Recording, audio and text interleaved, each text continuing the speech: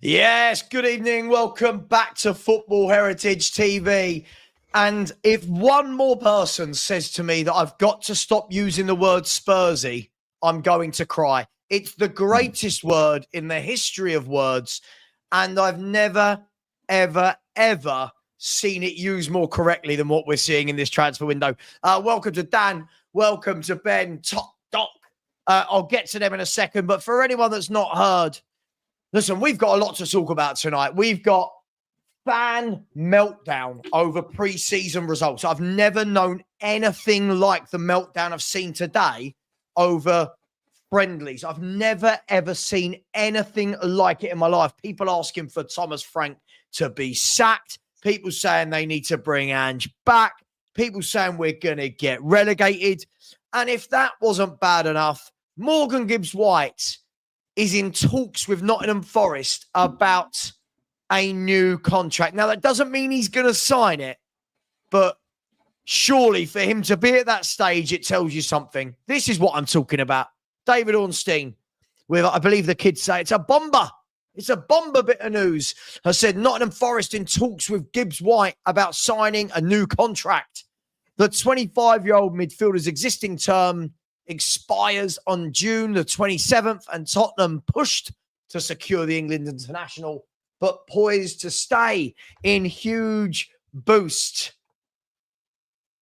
to Nottingham Forest. I mean, guys, this everything that surrounds Tottenham, I don't even think we're saying over dramatic. I don't think we are. I don't think I'm being over dramatic. The guys, this sums up Tottenham brilliantly, doesn't it? We'll start with that. We'll go to the friendlies in a bit. Are you, Ben? Let me start with you. Are you even surprised at that news you've seen there from David Ornstein? Not really, mate. I ain't got too much to say on it, if I'm brutally honest with you. Yeah, it's a bit of a kick in the teeth. It's funny. We've been hearing some news today that it was going to get pushed along, and it was going to happen. I mean, we've all been told certain things. Medicals are complete, so on and so forth. A couple of YouTubers broke the story that he was definitely coming today, the next few days. Nothing surprises me with Spurs, mate. I've got nothing positive to say on the subject. If I'm honest with you, Sav, I don't even want to talk about Morgan Gibbs-White anymore. And that's me done if I say, go mic drop there. Well, I'm afraid we're going to have to. That's not how it works. It would be a very short show if that was the answer. Dan, we've said for 2 weeks, haven't we, that it needs some sort of a resolution. In your mind, can we now close the door on this as a football club, and can we actually now go and spend this money elsewhere? Is that where you're at with it? Unless we know for a fact that it's happening, we got that money to spend. Do you know what? Get on with it, mate. And we got to go and look somewhere else, because there is other players you can get out there for that price, if not a bit cheaper, that can quite possibly handle the Premier League to his standards. Yeah, it'd be a miss, but there's other players out there. What is the point? I mean, this shouldn't be holding us back. Surely we can be getting more than one job done at a time. I think one thing that is holding us back, though, is the fact that we can't seem to get rid of any players. Yeah. I think that's got a big say in what's going on as well. Because when do Spurs ever like to... how shall I put it? When do we ever like to buy the players, then get rid of the players? We like to always seem to try and do it in a bit of a balanced way, even though we never seem to get that right either. So what's going on in the background, I don't know. And like you say, that word Spursy will be with us forever. If we go and do a treble and then go and win the Champions League back-to-back 3 times, that one season where we get something wrong after, that name Spursy will still be there. Mudsticks. Yeah, I mean, it's all a bit crazy, isn't it? Like, as I said before, this for me isn't about that it's Morgan Gibbs-White. Like, I really like him as a footballer. I'm not going to be one of those fans that goes, "Oh, I didn't want him anyway." I'm not going to do that. I find that silly. But it just seems that then we have wasted now the last 15, 16 days on this. And Ben, we go on tour in 3 days. I think we go on tour in 3 days. We play Arsenal in 5 days. And then we're playing PSG in 18 days' time. Like, aren't we just the worst team ever in the transfer market? Like, I truly believe we are that bad in the market. I mean, look, listen, it's a hard thing to speak about because there are teams that have similar issues, but I just think for once it would be nice to identify targets and sort of pull the trigger. I mean, look at teams like Chelsea. You know, we're interested in a player. Bang, brought. You know, Arsenal, United is similar stories in the past. I just wish, you know, we could identify targets nice and early and pull the trigger. You know, so they've got, you know, an entirety of pre-season, and it would just be nice. But are we the worst at it in the league? Possibly. I don't know. But I can say this much. I think with the players that we've looked at thus far, you know, at least that's a breath of fresh air. At least we're not targeting the tens, the 20 million sort of players that could be, could not be. It's nice that we've gone after Kudu, landed him straight away. That's beautiful. And then Morgan Gibbs-White, yeah, it's unfortunate, but at least we're looking at that caliber of player. Because I feel like, and I don't know if you boys agree with me here, Morgan Gibbs-White and Kudus are the absolute level that we should be looking at. They're not world-class players, are they? They're not world-class players, but they're of a level where it's like, okay, these are Premier League proven players and they're real quality. You know, look, I called it a while ago. I felt like this Morgan Gibbs-White thing was really going to hold us back. I felt like we wasn't going to push forward until it was done. I wish I wasn't right, but it just seems to be like we can't, you know, get multiple deals on the go at once. And I have absolutely no idea why we're like that. I mean, do either of you two have some sort of suggestion as to why we're like that? Why we can't multi-buy? Mate, I have no idea. I mean, I truly believed that when we saw the Kudus deal, because do you remember everyone was saying, oh, this Kudus deal is miles away, it won't be done for weeks, you know, and then bang, it was like done. Do you remember? It was like, oh shit. Lovely. And then literally 24 hours later, we're like, Spurs have got Gibbs-White. And you're like, hang on, sorry, what are we? Is this really my Tottenham Hotspur doing this? And now that feeling compared to now is just chalk and cheese. I've never felt so flat. Deflated? Yeah. You know, we've had shit transfer windows before. We've had transfer windows where we didn't sign anyone. But at least in those transfer windows where we didn't sign anyone, we knew we had good players. Like, do you know what I mean? When we didn't sign anyone, at least we knew we had Kane, Son, Ali, Ericsson, Dembele, Wanya. Now I'm looking at this squad going, oh dear.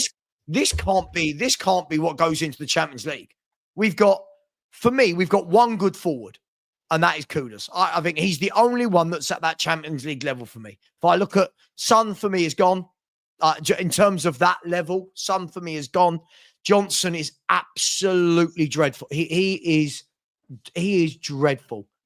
Can I just jump in there, mate? Really quick. I keep seeing this all over Twitter. I'm seeing people saying, "Oh, Johnson's awful."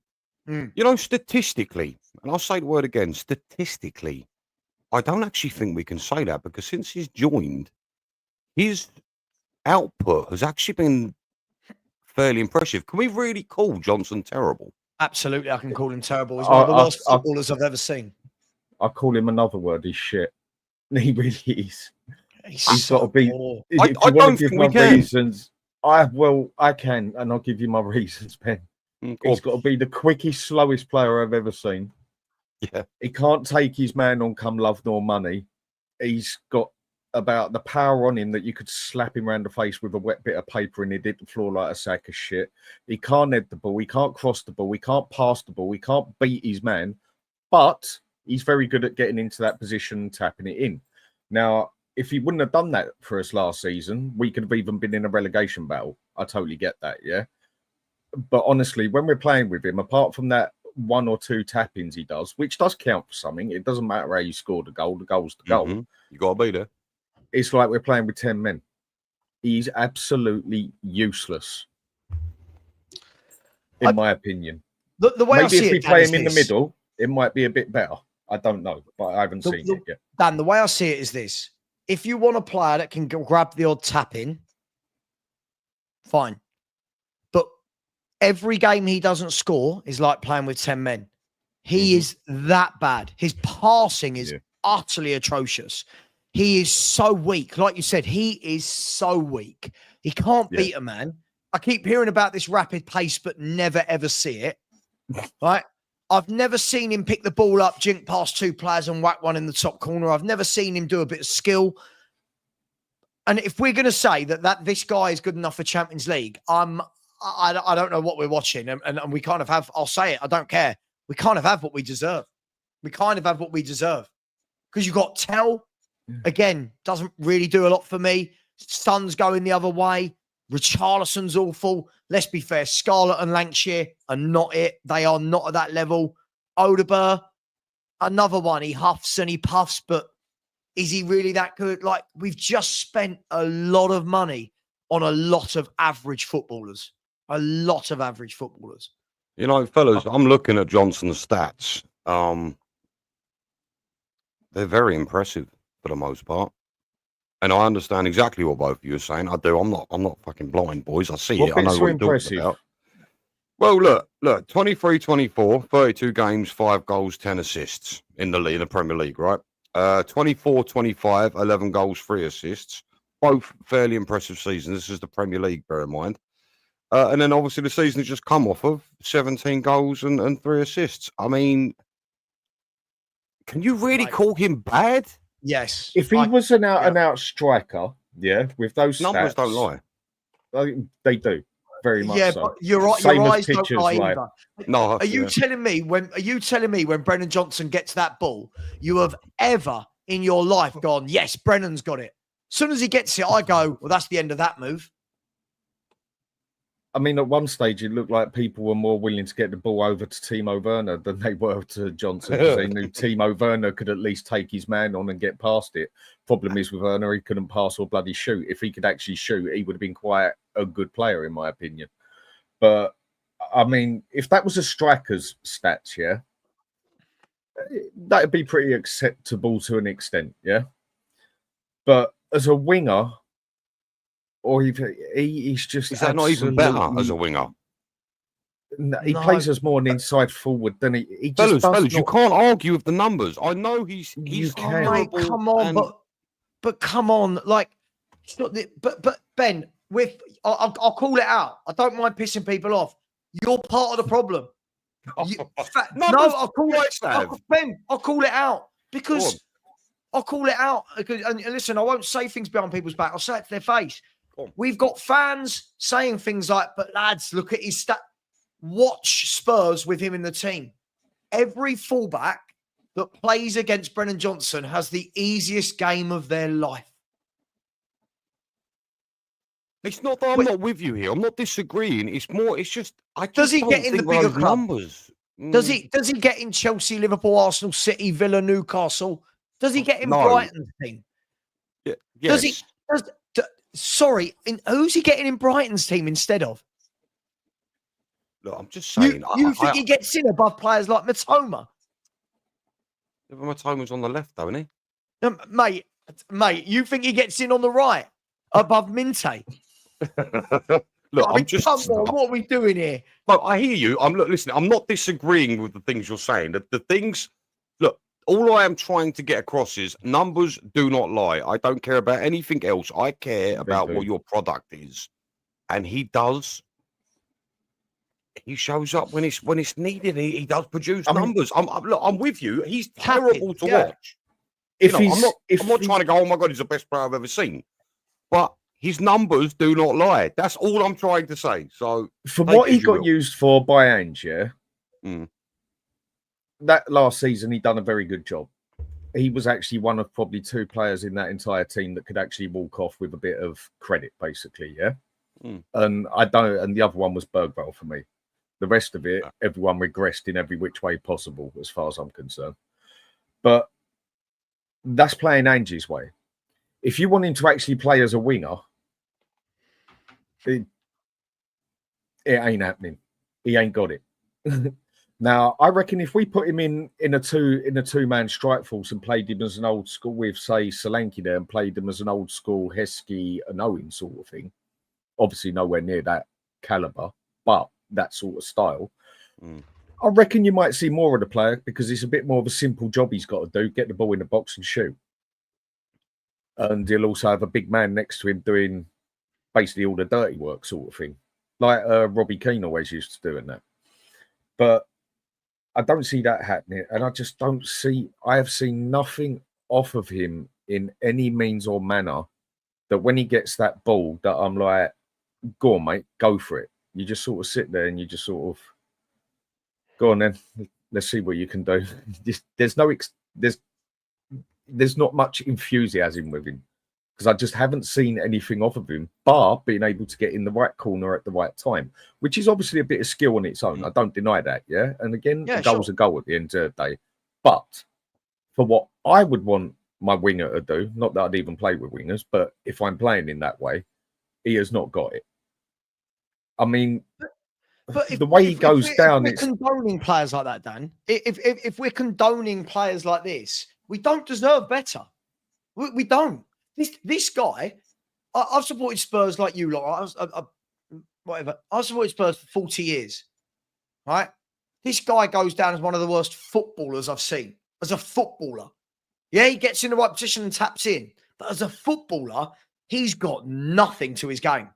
Like today, that fullback had the easiest game of his life because he knows that Brennan Johnson can't beat him.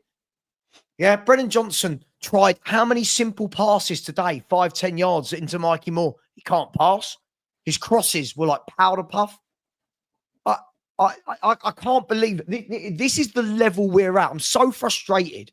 This is the level we're at. This is why we're shit. Because we've got Brennan Johnson. Right? We find a way to defend all these players. Brennan Johnsons, the Solankes, the Tells. Bergval's the greatest young player in the world. Bentancur's brilliant. Porro's amazing. We defend all these players that they're brilliant. But yet we lose so many games of football. But we look terrible. Why is that? If all these players are so good, why is that? When it comes to Johnson again, if his job is purely to just tap it in on the side of the net, then fine. He's good enough at it for me. But then you need to have another 10 on the pitch that are going to make up for that player missing for the rest of the game. Because he does go like a ghost, basically, taps it in and then disappears again. I think I've seen him play one game, maybe two, one game where for 80 minutes he was involved in that game. Literally every other game I've seen him play is 5 minutes here, 5 minutes there, a tap in, and then he evaporates. He's just not my sort of player. But if you're purely going to use him like Ange did, then he's a good player to have there. Hold on, boys. But I'm sorry, I expect more. If he did step overs and beat his man 2-3 times a game, would you consider him a good player then? If he could just beat his man, let alone a step over, for God's sake. If he could just run past him, he's meant to be quick. And ironically, he did do that today. He's the... Oh, mate. No, I'm not. Do you know what? The thing is as well, what I'd love to see, who are these goals against, by the way? I mean, it's all well and good getting tap-ins. It's all well and good being in the right place at the right time. But you need wingers. I don't care what we want to call them. Wide forwards, inside forwards, winger. I don't care. They're playing in that position, right? They've got to contribute. They've got to contribute in a game for 90 minutes. And you see today, when you look at a player like Kudus today, when he gets that ball, he's quick, he's strong, he can hold off players, he can take players out of the game. He was turning today, taking 3 players out of the game, laying someone else in so Spurs could start the attack. Whenever the ball goes to Brennan Johnson does. Yep. But hang on. What? If we're just gonna, does he not? Hang on. If we're just gonna, but this is what I say. You've got what you deserve, though. I'll say it. I don't mind. Ben, you've got what you deserve. If we've got Spurs fans that want Brennan Johnson in that team, right? If that's the caliber of player we want, how can we possibly have a go at Levy and Enoch, right? for this. We've gone and done it again with Matisse Tell. We've gone and done it again with Tell, another player who's meh. But we've gone and got him. Some fans have convinced themselves there's a good player. I see it, but never, ever looks like scoring a goal in any game of football he plays in. Yeah? Struggles to beat his man. Struggles to get across into the box. But we've convinced ourselves this is what a good player looks like. Yeah? Yang beat a player a few times today. Or he looks good, doesn't he? He looks pretty good, that little Yang. He was good at QPR and all. But again, what we're going to do is we're going to convince ourselves that this is the level we need. These footballers should not be what Tottenham Hotspur go after. This should not be the level of Tottenham Hotspur Football Club. We didn't used to sign players like this. And for the price we paid for him. Exactly. But again, if you just want him as your little tapping merchant on the side, then fine. I don't see that many better at it actually in the Premier League at the minute. But if you want anything else out of him, you might, like I say, you might as well just play with 10 men. But if that is solely his job, then he's capable.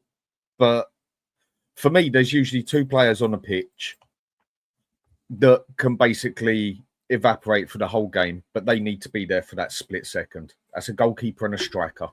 They can be a ghost that entire game. But when it comes to that split second, they got to do their job. Whereas the rest of the team, they have to be on it. And again, with Johnson playing, he's just, honestly, when I say a wet towel slap around his face, he probably goes home and his mum still bakes toast for him. You know what I mean? He just looks that. There's just no manliness about him at all. And look at that. Ronnie, I don't always agree with what Ronnie says. Look at this selection of players. Tell, Richie, Odegaard, Solanke, Johnson, right? Solomon's there, right? Mikey Moore, and we'll talk about him a bit later. Another one that everyone thinks they know that he's great. Nowhere near ready, right? This is the selection of players we're going into a Champions League season with for our forwards. The only one that's not on there is Kudus. This is the selection we've got to pick from. Now look at Chelsea's. Now look at Liverpool's, City's. Even look at Aston Villa. Aston Villa have got players like Morgan Rogers, yeah, Ollie Watkins. Like they got goal threat. They got goal power. Look at us. Look at this. This is utter. This is tripe. This is what, I mean, other than, let's have a look. So all of those have been signed, if I'm not wrong, in the last 3 seasons. Mm-hmm. Right? Yep. All of those have been signed in the last 3 seasons. So Richarlison was just the year before Kane joined. Right? Tell this season, Solanke last season, Odegaard last season, Johnson 2 years ago. This is what Spurs, Tell was 45 million. Richie was 55 million. That's 100 million. Odegaard was 30. That's 130. Solanke was just shy of 60. That's 190 million. Johnson was just shy of 50.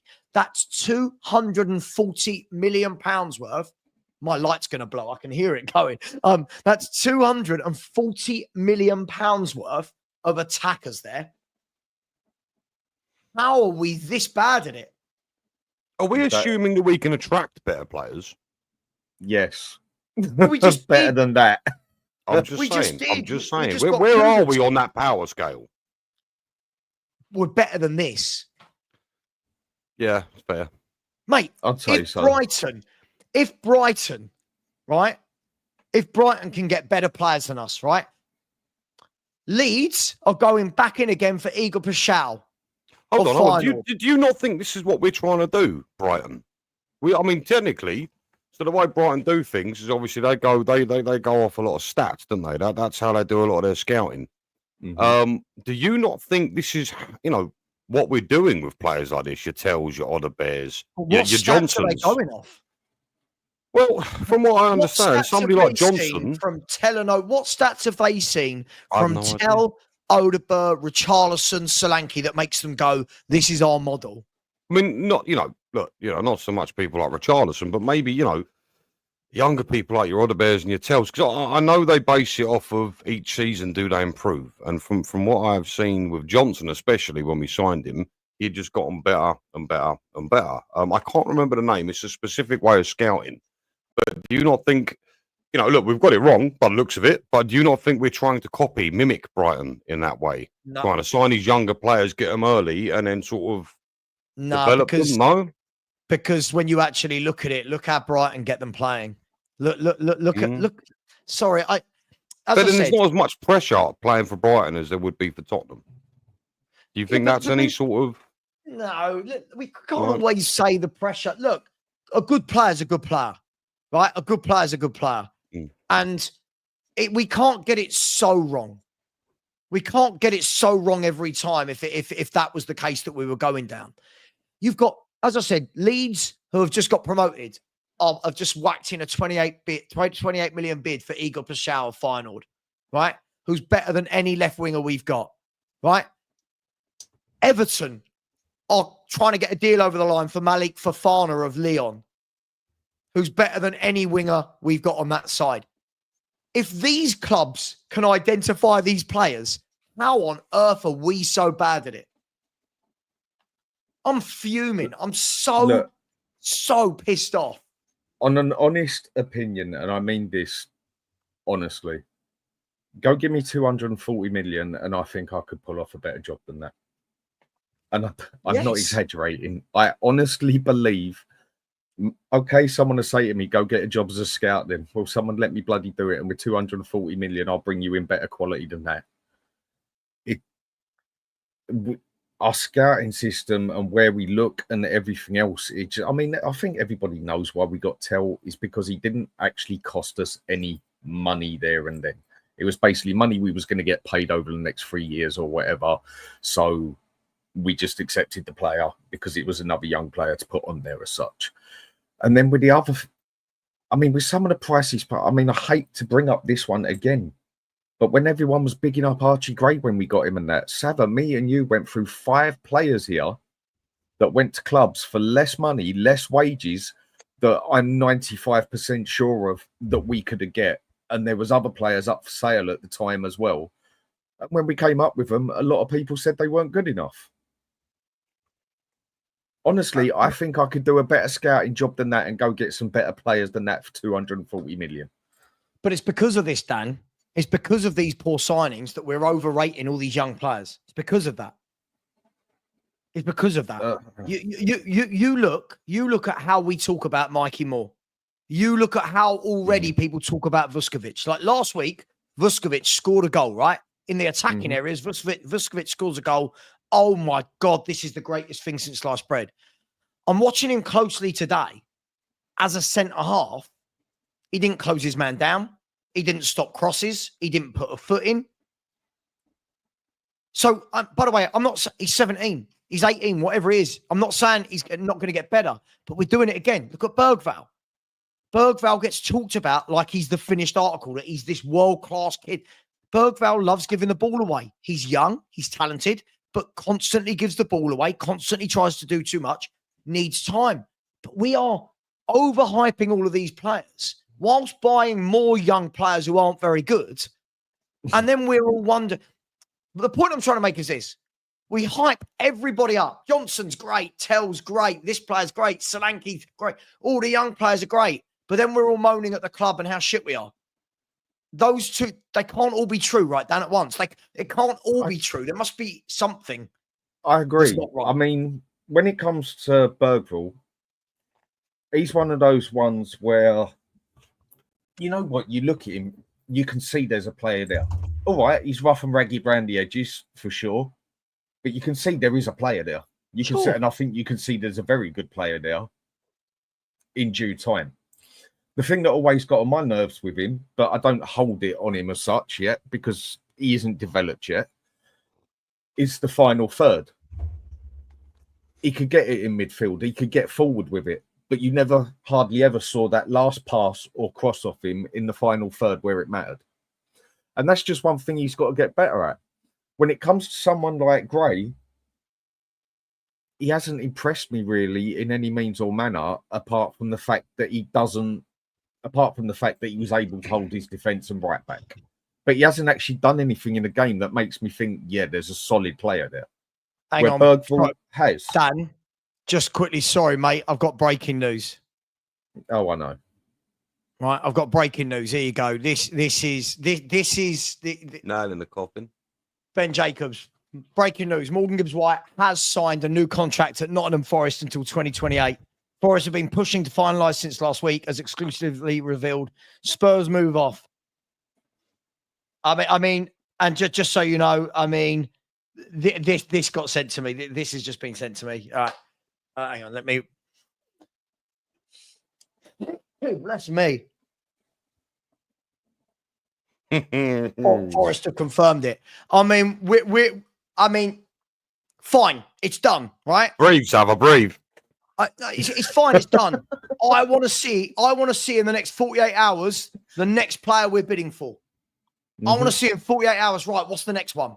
Because this now, we look really embarrassing now. We look really pathetic in this whole saga now, in my eyes. Is Xavi Simons done? Quick question. Is he done? Is he going to Chelsea? Is that a done deal? Going to Chelsea. He's going to Chelsea. It's now breaking on Sky Sports News as well. Utterly disgraceful. It's disheartening for sure in the aspect of that it was another thing. It looked like the job was done, basically. I was 99% sure we'd get him. I mean, the only other thing I can think of on here is, do you think he might have just signed up a new contract and they put a buyout clause for, say, 75 million on it? I think that's wishful thinking, mate. Maybe, but that's... What's that? Sorry, say that again. He's obviously got a buyout clause on his new contract. Well, I say obviously, you'd expect so. And have they put the buyout clause up to 75 million and doubled his wages, basically? But if someone comes in and puts that on, because it seemed like they was more interested in the money than losing the player as such. They was more bothered about getting that extra bit. I don't know. But by the look of it, it's time to drop it and go for the next man. More breaking news. Brian Daigle's just jumped off a bridge. Oh my God. He's going to be so upset.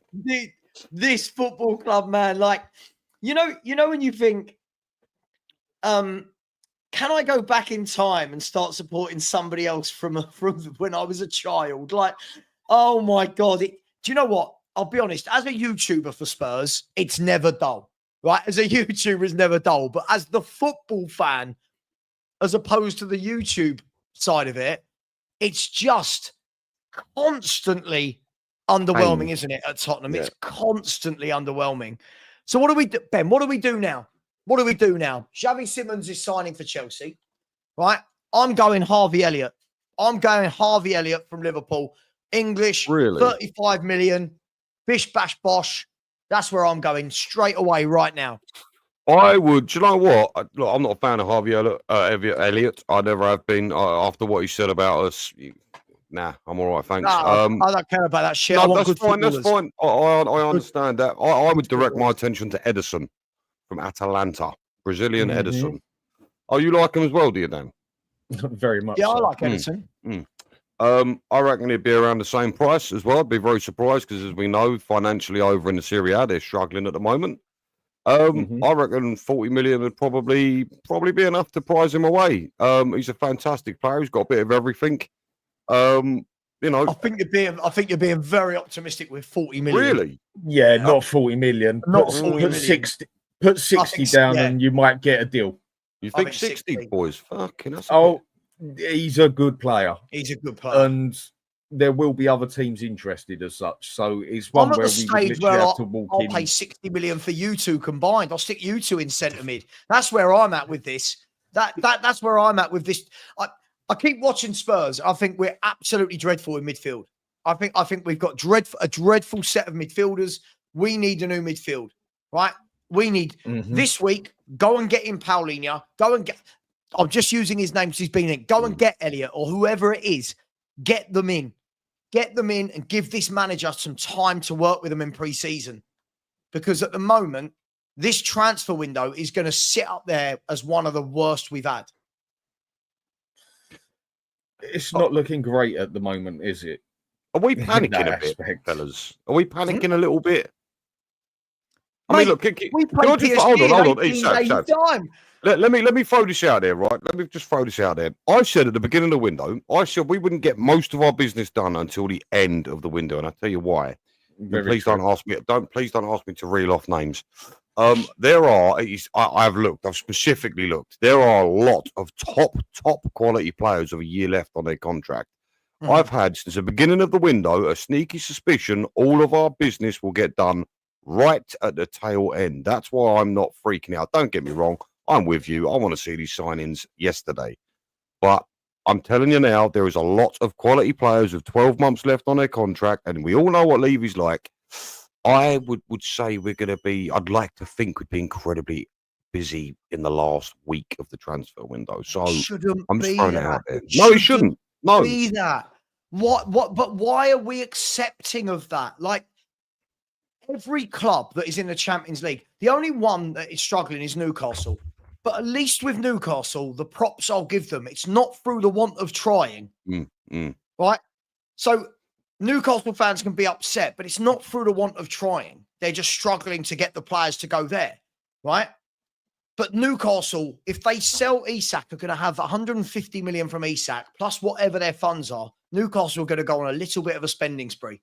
Right? We're sitting here. We've got no excuses. We've got no excuses. We've got Champions League football. You know, we've got all the revenues coming into our football club. What are we doing? With the 60 million we've got there as such, which it looks like we have got that there, yeah. Add another 60 million onto that. I know it's purely an opinion, yeah, but add another 60 million onto that, and you've got 3 players, in my opinion. With that 120 million, I think you can go get 2 players from Atalanta that I really like. That's Edison and Keteler. I can't pronounce his bloody name. De Keteler. The Belgian player. Yeah, the one who plays attacking midfield shadow and can also cover a striker, basically. Yeah, and I think there's a lot to come from him personally. Yeah, from when I have seen him play, and then you'll also get Paulinho on loan, or I reckon Munich are going to want to get rid of him that much to the point where you can even do a cheeky Spurs thing and get him for maybe 15, 20 million. There's 3 players there that I think we can sort out for 120 million. And if we haven't got that, I mean, with the players we can get rid of, I know some of them ain't going to be easy, but do you know what? Sometimes you just got to do what we did the other season, cut your losses, half the prices, and just get in what you can. Well, here, Dan, do you know what? Now, as soon as we're on that subject, Paulinho, and I know you've both seen this today. Spurs are looking at him. Something could be done in the next few weeks. It's just so slow, isn't it? But this is what I mean, right? Do you know what? Surely, be ruthless. Paulinho, do you want to come? Obviously, we'll speak to his camp. Do you want to come? Right? If the interest is there, go to Bayern. What number do you want? We want 30 million euros. Boom. Right?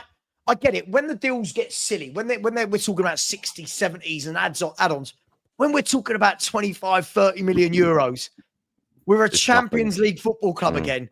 That should be the one where you go, right, we know Paulinho wants to join. Bayern, what do you want? Bayern will take the money because Bayern Munich are buying players again. They're spending money. They will want the money in. If it's not Paulinho, who's the next 5 on your list? You know what I mean? Ring up all of them. Ring up. But that's what this is what City do. This is what Chelsea do. This is what Liverpool are doing and Arsenal are doing. Who is on our list? Let's work on all of these deals. If we're bringing in 3 more lads, I'm sorry, I'm hyped up. I was really tired earlier. I'm hyped up now, right? Furious now. If we're bringing in, let's say 3 more footballers, who are your number 1 targets? Can we please start talking to their clubs? Yeah, and be ruthless. If it looks like the deal is not going to happen, walk away. Next one, right? But this is what I've always meant as well by when I say just put the bloody money on the table and stop piss balling about. You know you want that player. Okay, other teams might be looking at him. Instead of doing what Spurs do, which it looks like has happened with Morgan Gibbs-White, where we've dragged it on and on and on, and then it's basically fallen through as well, with obviously what they've done as well. Again, Spurs acting so slow that we give it time to fall to pieces, or for someone else to come in and do whatever. If you feel you can get that player, go slam the money on the table, get that deal done. We've done it with Kudus, which was also down to West Ham desperately needing to get rid of him at the same time as well, because they needed that money. Otherwise, things were going to screw up for them, basically. But go put the money on the table, pay it up, put the deal down that you know the other team wants, get the job done. Do it like Chelsea. But we don't do that. We just piss ball about all the time. I mean, maybe with Morgan Gibbs-White, if we wanted him that much, okay, stick another 8 million on the table. See what they say then. But also get the point of why should we have done that? Did we do anything wrong? Whatever. But when it lasts on for 14, 15 days, you should have already known after 7 days this was getting long. Do you know what? Let's go for our next man. Let's get a deal in there. So this is what Romano said. Breaking Morgan Gibbs-White signed a new deal at Forest.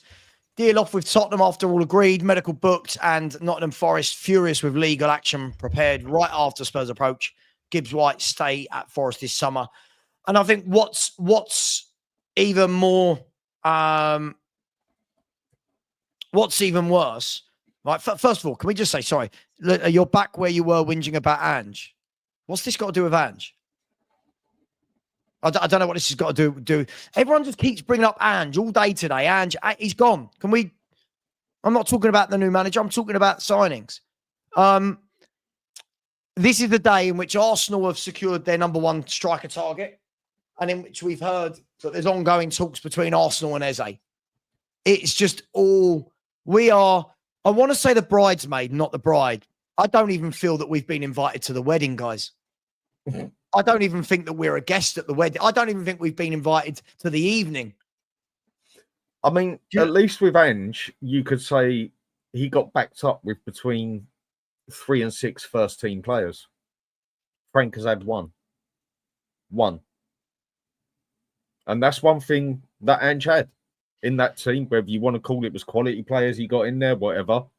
Between 3 and 6 players that got into that first team. At least 4 of the 6 got into that first team.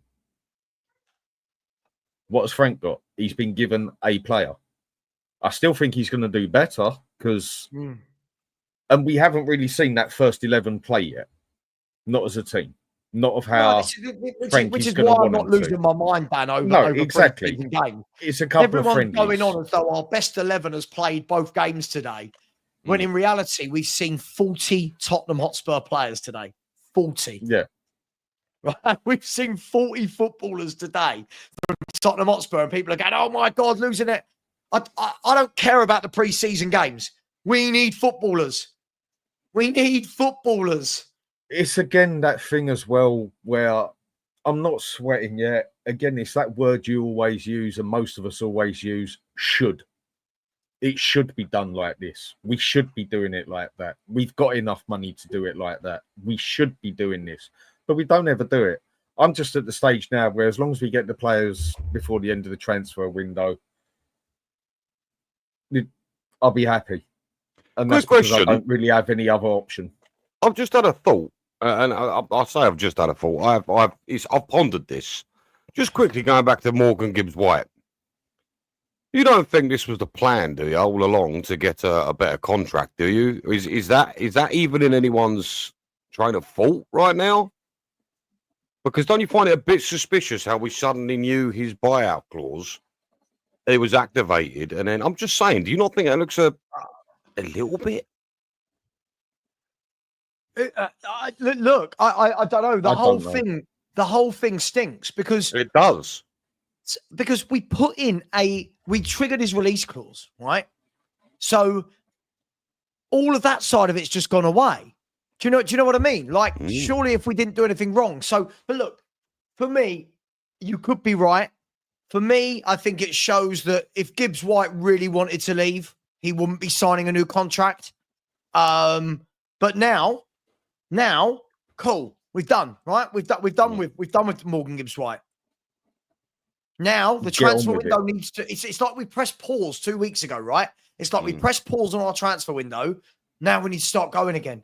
Yeah, we've really got to start going again, because from what we've seen is this squad will be able to do X amount, but we're in the Champions League. We don't have those Europa League games to fall back on midweek, guys. We're not going to be playing teams like Elfsborg. Do you know what I mean? We're not playing that caliber of team. We're going to be playing some of Europe's finest. And that's when people keep saying, oh, but you said this about the squad last year. This is this year. We're not in last year. We're in the Champions League. And we're the only club that don't seem to be acting like it. Oh,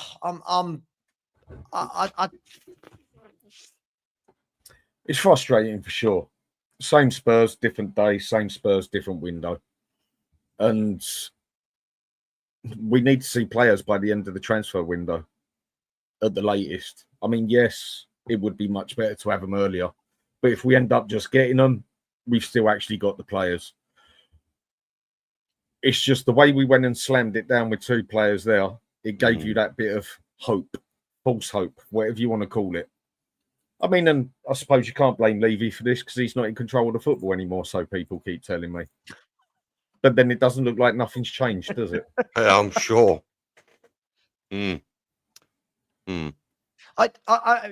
Spurs.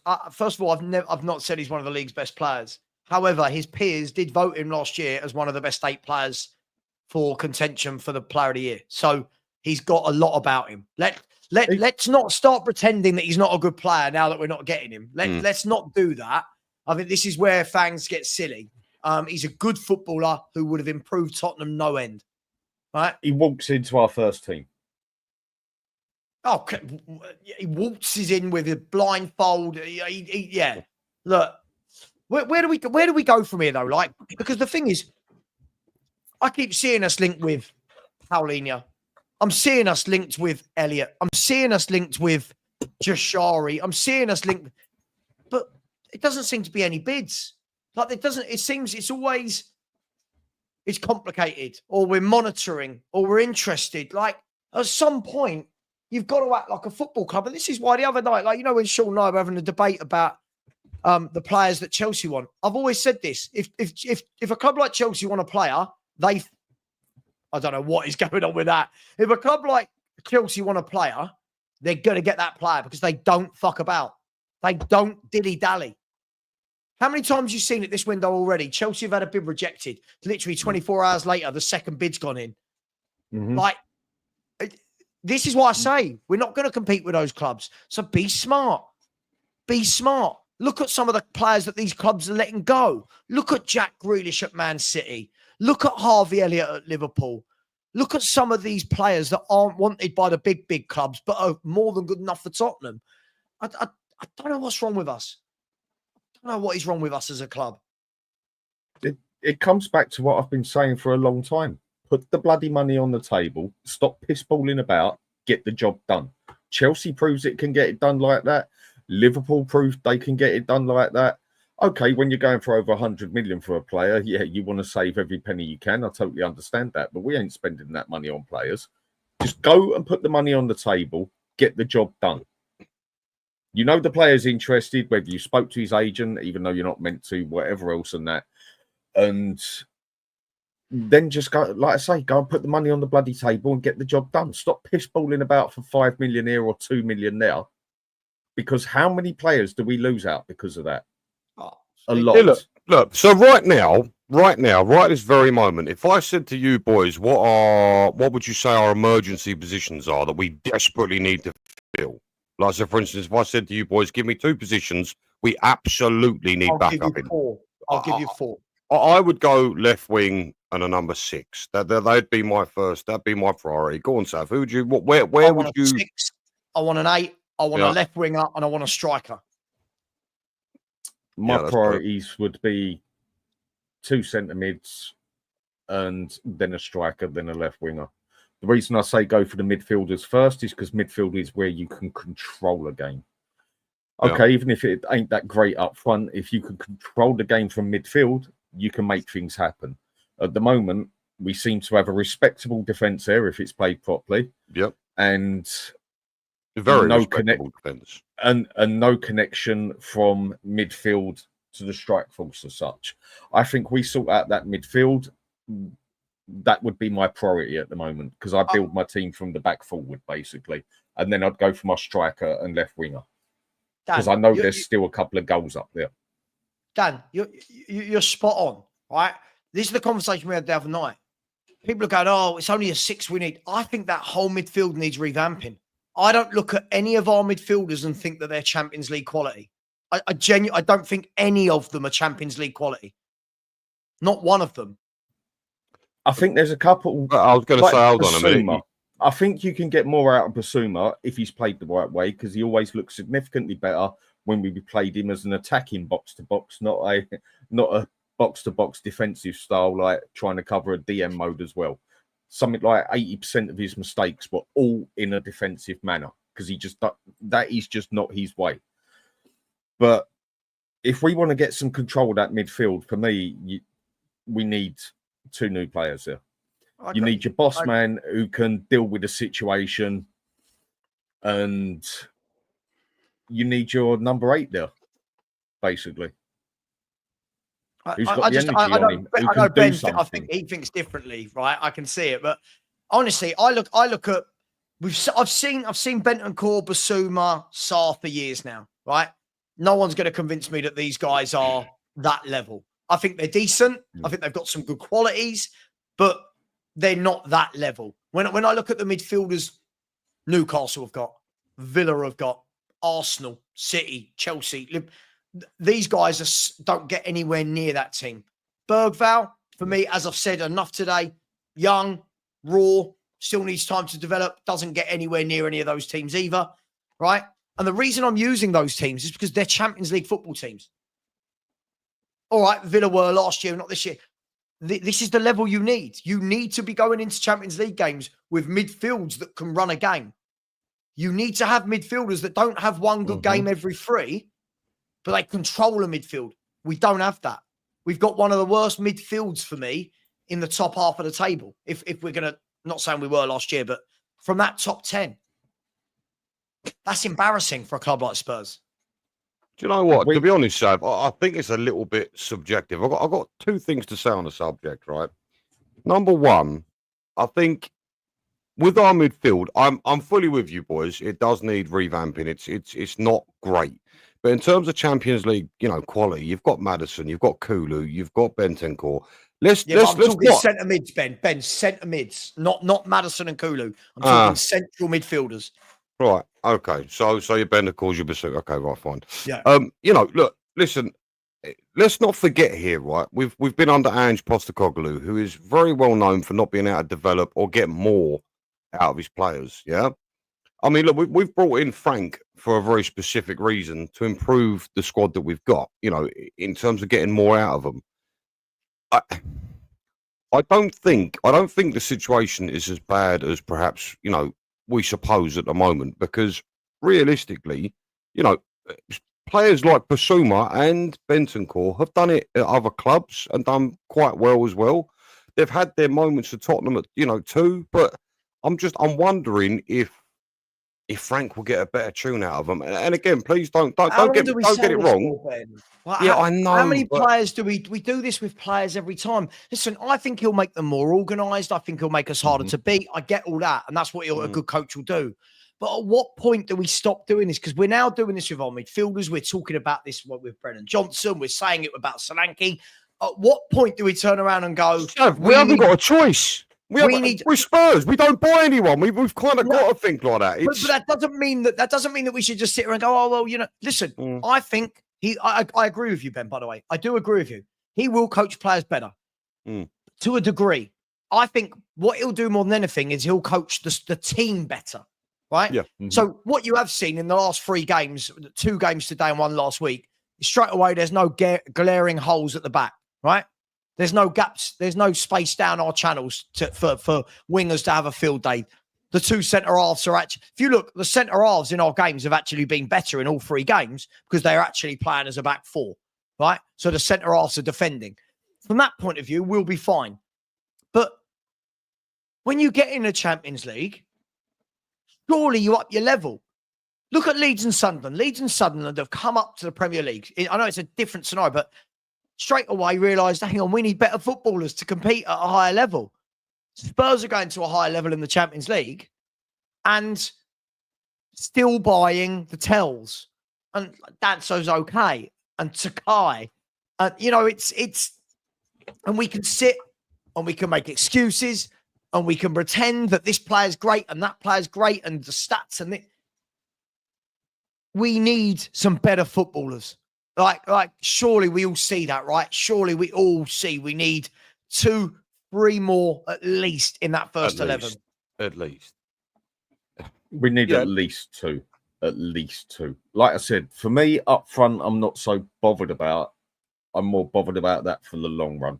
For me, you got to sort out that midfield. So there's a connection between defence to midfield, and you can boss a game from midfield. And we do have players up there that can score goals.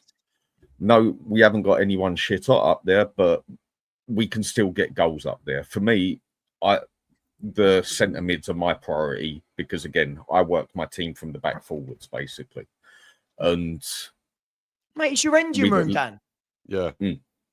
Everything goes through your midfield. To protecting the defence, to supporting the forwards, to running a game. You've got to have good midfielders. And for years now, I keep hearing Bentancur, Basuma, Star. And it's kind of like, oh my God, we've seen them for 3-4 years now. We've seen that we can't control games. We've seen that we can't do it. You've got to get 2 in there, Dan. You're 100. I've never been more aligned with you, Dan, ever than this point. You've got to. Yeah. And then focus on your left winger or your striker. Even if you have to wait till next season for it so you can put in the money and get someone good there, not just someone for the sake of the moment. But yeah, we got to sort that midfield out. There's no bollocks in it. There's no engine. Well, you can say there's an engine in it with Saar, but what else does he really do? Okay, he scored 2 goals, but bloody hell, look who he was playing against. He delivers once in a blue moon. I don't rate him very highly as a footballer overall, but I just think he's in the wrong sport. He should be into athletics. Do you want Papa Sarr? Can Papa Sarr pass a ball fluidly? Can he control a game? Can he sit in that midfield and dictate the flow? No. But has he got a great engine? Yes. We know. Yeah. For me, that's the guy you bring on. Yeah. When you're 3-2 up, you got 10 minutes to go, and you're thinking, "Oh, they're starting to get a bit of a foothold in the game. Let's bring on a player like that. Do the ugly stuff. Do the recovery tackles. Break up play. Get the energy in there." But this should not be a starting centre mid for Tottenham. That midfield 3 that started today, I'm not having a go at Abbott because he's a kid. I looked at that midfield 3 and went, that can't be a midfield that Tottenham put out in a Premier League game. And see, that can't be what we're doing. So let me throw this scenario out at you, mate. Personally, I think our biggest problem in midfield is obviously that number 6 role, but moreover, a deep lying playmaker. So out of curiosity, right now, here we go, Adam Wharton for 90 million. Would you be happy with that? I personally think he ticks a lot of boxes that we are missing as a club. Seriously. I listen, I love Adam Wharton. I just think at 90 million, Spurs would have to be the worst club at scouting players ever. I think for 90 million, you go and get 2 central midfielders and form a brand new partnership in midfield. I like Wharton. I like Wharton. But at 90 million, if Spurs went and dropped 90 million pounds on a player, that player's got to be so special. That's got to be a top striker. That's got to be a top playmaker. 90 million for what Wharton does. Look, it's not you my go money. Get Edison and it's what you're paying these days. I mean, look at Jack Grealish. He was never worth 100 million, but he still helped them do what they needed to do. But for 90 million, you go out there and you get Edison and Paulinho, or you go out there and get Edison and Locatelli. I don't know if Locatelli would be for sale anymore, or you go and get Edison and you can go and get. I don't think it's a deep lying playmaker we need, because we don't use our playmaking from the midfield. We use our playmaking from the number 10 position, which is Maddison's role. Yeah. That is why I say what we need more there is a box to box to push forward, and you could even say a box to box to come back a bit more. We need that boss man in midfield. We need that one who can control a game, who isn't scared to hold the ball on for a certain amount of time. Agreed. To then pass it out at the last moment, or that can get the ball and just get rid of it within a second, or gets the ball and knows where his man is close enough to him to just do a direct ball and let them get on with it. We need someone who can control that midfield, and we need someone who can push with that midfield. And for me, that's not a deep line playmaker. Deep line playmaker for me is when you play in more of a DM role, and that's where you do your playmaking from. We don't need that. We need a boss man there. I mean, we've already got someone who's played that way for many years. We just never played him like that, and that's Benton Core. Maybe you'll see a bit of a better player out of him playing that way. But he does ever since that injury, he hasn't lived up to it. But we do our playmaking from the number 10 position, and only from the number 10 position, because the minute that Maddison's not on there. But that's exactly why I think a deep line playmaker like Adam Walton would be so invaluable. I don't use it. I get what you're saying, but we just don't. Because I'm sick and tired. I mean, look how easy is that to shut down in a game? All right, there's their danger man for creation. Get him out of the game.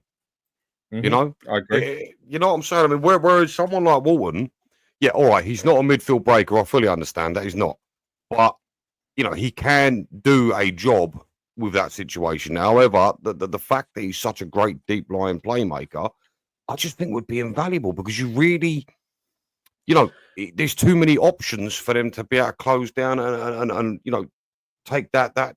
You're not taking two midfielders out of a game, basically. That's all I'm trying to say. But, you know, again, I just feel like I'm sick and tired of everything just going through Maddison. It's too easy to, you know, I get that. Shut down. But we do already have an option there as well, where you're going to see a bit of creativity, and that's Kudus on the right as well. Yeah. I think you're going to see a bit of creativity on that side as well. Obviously not the same as a number 10, but you're definitely going to see some creativity there. I don't really know many teams in the Premier League that use a deep line playmaker. Walton ain't a deep line playmaker. He can sort of do it, but he's more of a DM.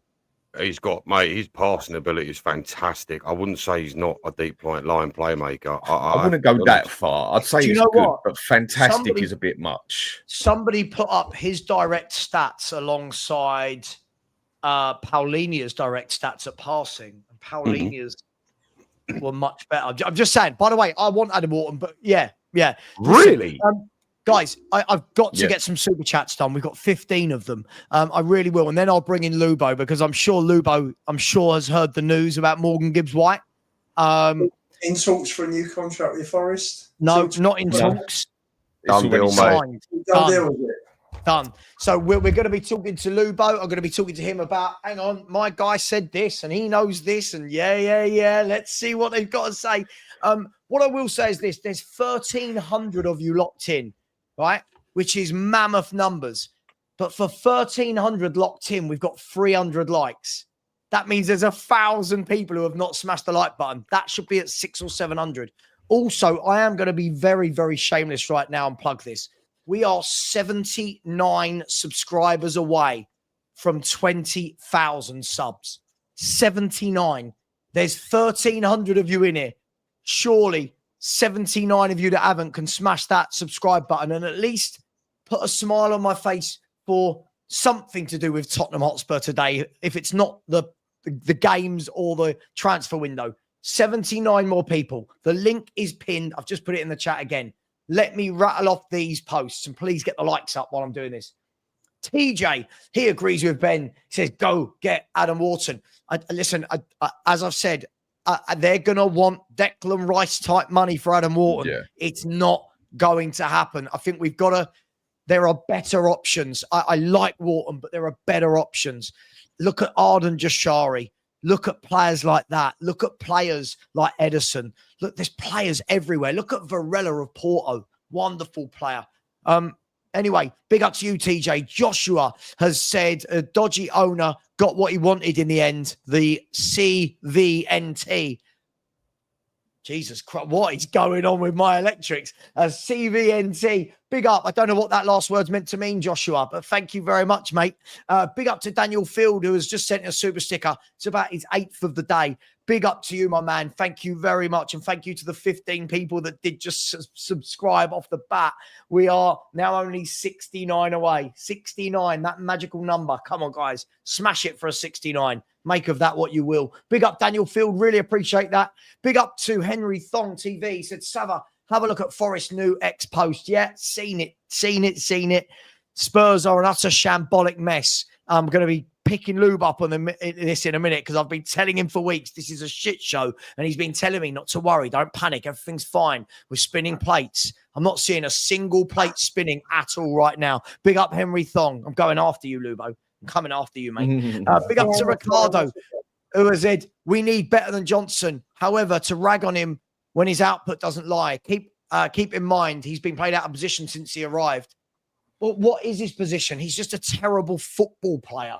Sorry, I'm not going to take it back. I will rag on whoever I want to rag on. But big up, Ricardo. Thank you very much. And as I said, if this is the type of player you want in your team, you've said it yourself. We need better than Johnson. Big up to Kobe. Thank you very much, Kobe. Really appreciate you. Said the whole Gibbs-White situation is because Levy was too cheap to add a couple of million to create subterfuge about knowing the release clause. In addition, he refuses to pay the wages to get the class players in. I'm not sure that's true on this deal, right? We'll talk about this in a minute. I'm not sure that's strictly true, Kobe, in this one. But now Lubo's here, I'm sure we're going to be hearing Daniel Levy's name a lot in the next minutes or so. Big up to you, Kobe. Really appreciate that. Andy Lester has come in and said, can't do it anymore. I can be positive about this club until they show me we are changing. We are a tin pot on and off the pitch. So disappointing. Done. Utterly embarrassing. We're going to be brutally honest. Big up to you, Andy. Really appreciate that. Really appreciate that. Kobe has come back in and said Levy points to the total transfer fee spent, but he can play accounting tricks to reduce yearly impact. Wages are less flexible and need to be paid. We're the only top club worried about wage spend. Kobe. Kobe's spending more than Levy, isn't he? Yeah, Kobe. Really appreciate you, my man. But listen, Levy is going to have a lot to answer for. But it's not Levy, it's Vinay, I'm being told. Big up to Emma Morton, chucking in a super sticker. Very generous, as always, Emma. Thank you very much for your support. Really appreciate that. Daniel Field again. Thank you, buddy. You've been way too generous today. Really appreciate that. Ricardo said it's official. We're Waffle FC. We're just so bad in this in transfer windows. We are absolutely dreadful, and they've got to show us something different. Thank you very much to you, Ricardo. I really appreciate that. Faz, big up to you, my man. I said, is a new injury list starting to build? A few already. We'll talk about that in a minute. We're an hour and 10 in, and we haven't even got to the games. We haven't even got to the games. There's so much to talk about. Big up to you, Faz. Really appreciate that. Dan Green, thank you, my man. I said, now every club knows we have 60 million to spend. Amateurs, complete amateurs. Yeah, I mean, look, I would think they'd know we've got money to spend anyway. We're not poor. I'm not worried about that side of things. But look, people are going to see us coming now. You are technically right. Yeah, let's see what we can do. Big up, Dan. Chop Cheese, big up to you. Has said, at this point, wish we had Sunderland's window. Yes, that's how bad our window's been. Sunderland are doing better than us. Leeds are buying better footballers than us. Right? That's where we're at. Everton are in talks with Malik Fofana, who's better than any left winger we've got. It's embarrassing at this stage. Big up Chop Cheese. Big up to Daniel Field. This time has said some words. Big up, Dan. Always with the super stickers, never many words. But he said, got the stadium, got the facilities, got the NFL, got the concerts. Let's get the football team. That should be the motto of our football club, shouldn't it? Instead of Order es for. Big up to you, Dan. Can't disagree on any of that. Big up to Jack, who said Paqueta has been cleared, available for 25, 30 million. I keep seeing people say this. I can't imagine that Spurs are going to go in for Paqueta. I think he's a good player, but I can't imagine we're going to go back to West Ham and take Paqueta as well. I think the fans might burn down the Olympic Stadium if they sold us two of their better players in one window. But big up to you. Big up to George. Said, evening, guys. Hope everyone's good. Really appreciate that. Thank you very much, George. We are good. I hope you're good. Thank you very much, buddy. And Rick Kane, I said, we are like the football version of Dad's Army. I love Dad's Army. Oh, I think we're worse than Dad's Army, mate. I think we're an absolute shambolic mess right now. Big up to you, Rick. Thank you very much. Really appreciate you all. Let's see. During that interval, we got 17 new subscribers. We are 65 away. 65 away. Come on, people. Smash that button. And on the likes front, we managed to get to 404, but there's 1,300 of you in here. Lubo, welcome to the show. How are you? Mate, I'm all right. Good. Few drinks worse off, but otherwise we've had a good night. And then I'm in the car, backseat of the car, because I wasn't driving, thankfully. Hence a few drinks. Read about Romano saying that the deal was done. The Athletic have said that he's in talks. You're telling me the deal's done. It's done. It's on the Forest website. It's done. Whoever has handled this should be sacked. Seriously, whoever it is. Well, it's not Daniel Levy, is it? This is a shamble. This is embarrassing. So the one that dealt with this is worse than Levy. If Vinay has dealt with this, he should go. You told me Vinay is the main man. Hold on, whoa. From a Spurs perspective, what are you talking about? We haven't done anything wrong.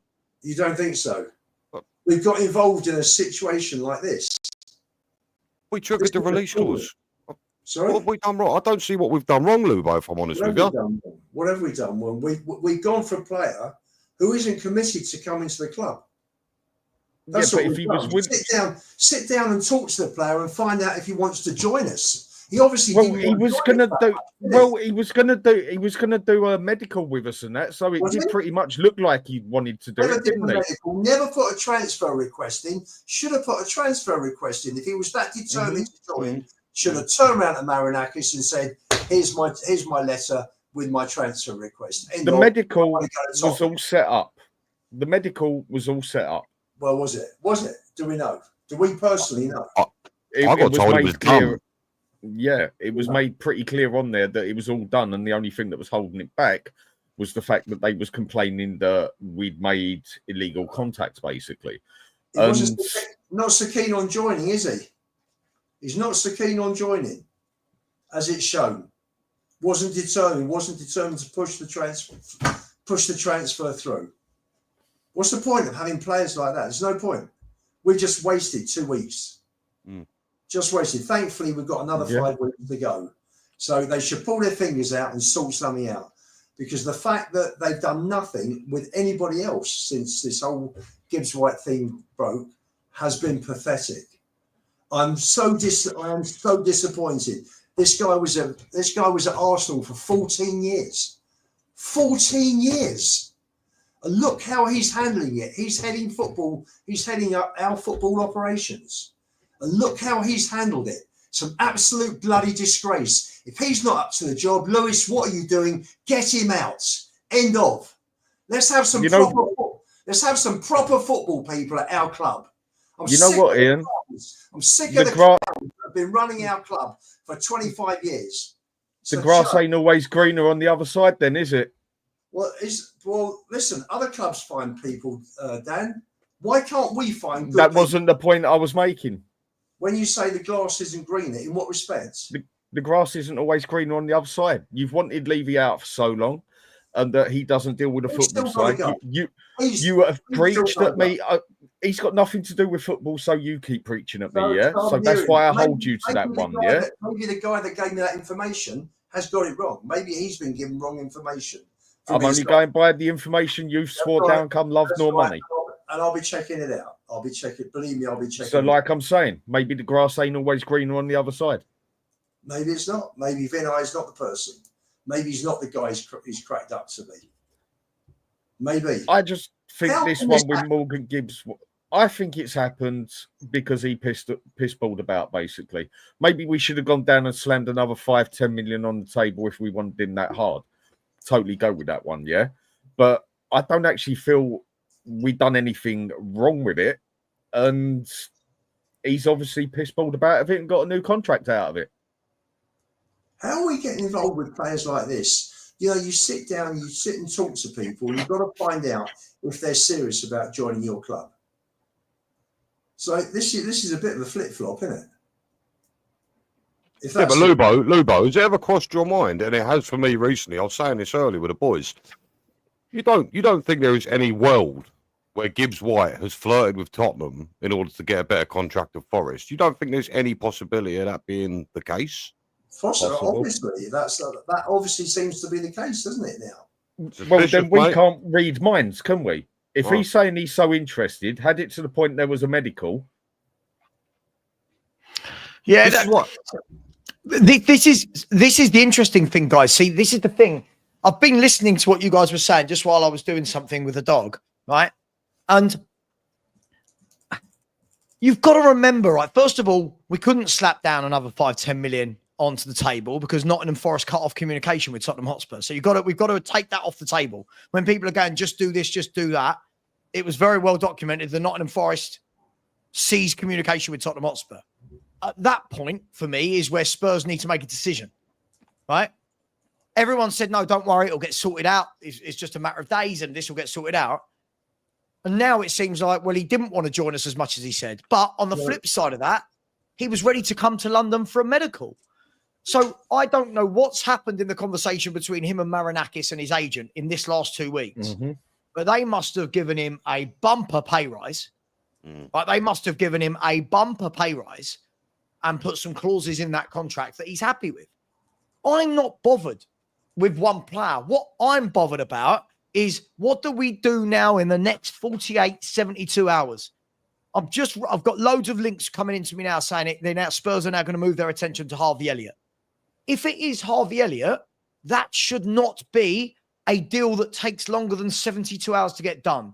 Liverpool will need to start recouping money, right? Harvey Elliott must be looking now and going, look at all the players we're buying, I'm not getting game time.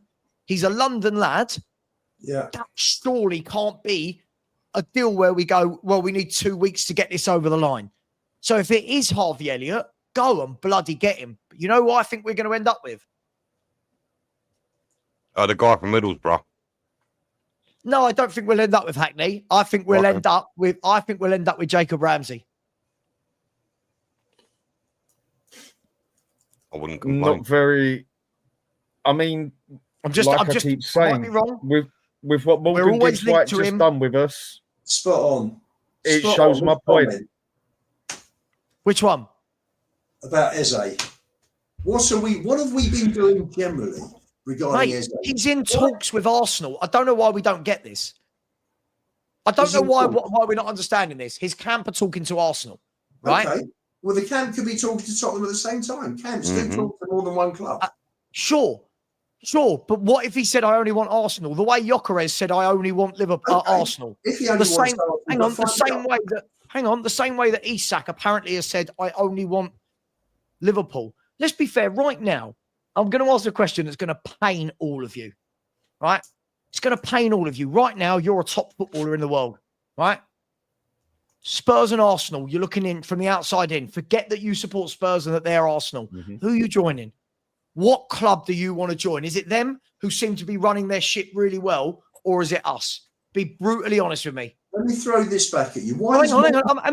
Ask the question. Hang on. You already know the answer, mate. All three of us will say it. But why does Gibbs-White want to stay at Forest rather than come to Tottenham? I mean, seriously?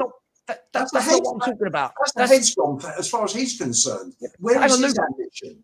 Yeah, but sorry, Lubo, hang on. You do realise how these shows work. Like, if I ask a question and you've gone straight back to a different point, I'm asking a question. If you're a top player and Arsenal and Tottenham ring up your camp right now, you're Eze, be brutally honest. Do you want to go and play with Zubimendi, Gyökeres and Saka? Or do you want to go and play with Brennan Johnson, Dominic Solanke, Berg? Be brutally honest with me, guys. Where is your head at as a player? Well, you think Arsenal, but you would have thought Gibbs-White would have wanted Tottenham ahead of Forest, wouldn't you? So it doesn't always work that way, Sam. Sure, no, I understand that, but the Lubo, but the difference I'm making is Gibbs-White's already at Forest. I'm talking about a player that gets 2 offers, right? And has got to make a decision between one of 2 new clubs. Listen, if we went out and got Eze, I'd be over the bloody moon, right? Mhm. But there must be a reason why we have not gone in for Eze, right? For all we know, he has told our camp, I only want Arsenal. Now, if that doesn't materialise with Arsenal towards the end of the window, and because Arsenal now do need to sell players, right? They've spent a lot of money, right? But if that doesn't materialise, go and get him. But right now, every noise you hear from Ornstein, Romano, all the reputable ones, they all say he wants Arsenal. He wants Arsenal. He did a video 3 weeks ago where he was talking about Arsenal. Like, I don't know. I'm just trying to apply some logic here, like rather than just go and get Eze. I don't. I'll answer your question, Sav. Arsenal. Thank you. He's Arsenal, isn't it? Why haven't they got him already, though? Seriously, why haven't they bought him already? I don't know if you've noticed, Lubo. They've signed about 7 footballers this window. They've got a lot going on. If he wants Arsenal, sure, how long does it take? You can do multiple offers, multiple deals at the same time. It doesn't have to be one piecemeal, one deal, one deal. But that's not what Arsenal have been doing, is it? Have you seen the reports about him to Arsenal tonight from the likes of Romano and Ornstein? I haven't. Right, so they've all said the same thing. Now Arsenal turn their attention to Eze. Crystal Palace know that if the clause is met, that he has to go. We know it's 60 plus 8, right? Like I said, Arsenal might test the waters with a lower bid to start the ball rolling, get the player, get his head turned, all that kind of stuff. And Arsenal, in the meantime, are going to try selling some players to raise some funds. So interesting how all the players that we were meant to be looking at the start of the window, Semenyo, Eze, who was the other one? There was 1, 2, Semenyo, Eze, there were 3 on there. The one who went Man U. Mbumo, those 3 were like, that they were the 3 we were looking at. Gone. Gibbs-White, gone. Semenyo signed that contract, didn't he? That's right. He signed the contract. It's just so the damage that Ange has done outweighs the Spurs winning the Europa League and going into the Champions League next year. I don't know that I can blame. I don't know that I can listen. You know me, I'm not a fan of Ange. I don't know that I can put this transfer window on Ange. For me, but perception is important with players. Perception is important. Sure, but the problem is, Lupo. Look how many good footballers are out there. As I said to you, look who Leeds are bidding for right now. He is better than to get any of these players. We just don't see. But that's my point. That's nothing to do with Ange and perception. If Leeds can go for Pachal, I believe it's pronounced like that. Somebody will tell me if I'm saying it wrong. If Leeds can go for him and get him interested in them, he's picking Spurs, right? If Malik Fofana is in talks with Everton and Spurs rock up and go, hey, come and be our left winger, he's picking Tottenham. So the question is, what are Lange and his team doing? That is the right question. What are they doing? That is the right question. What are they doing? What are they doing now? Because we are now 8 weeks into the window. 8 weeks into the window now, aren't we? Yeah, there's like 30. Give or take a week. 6 days left.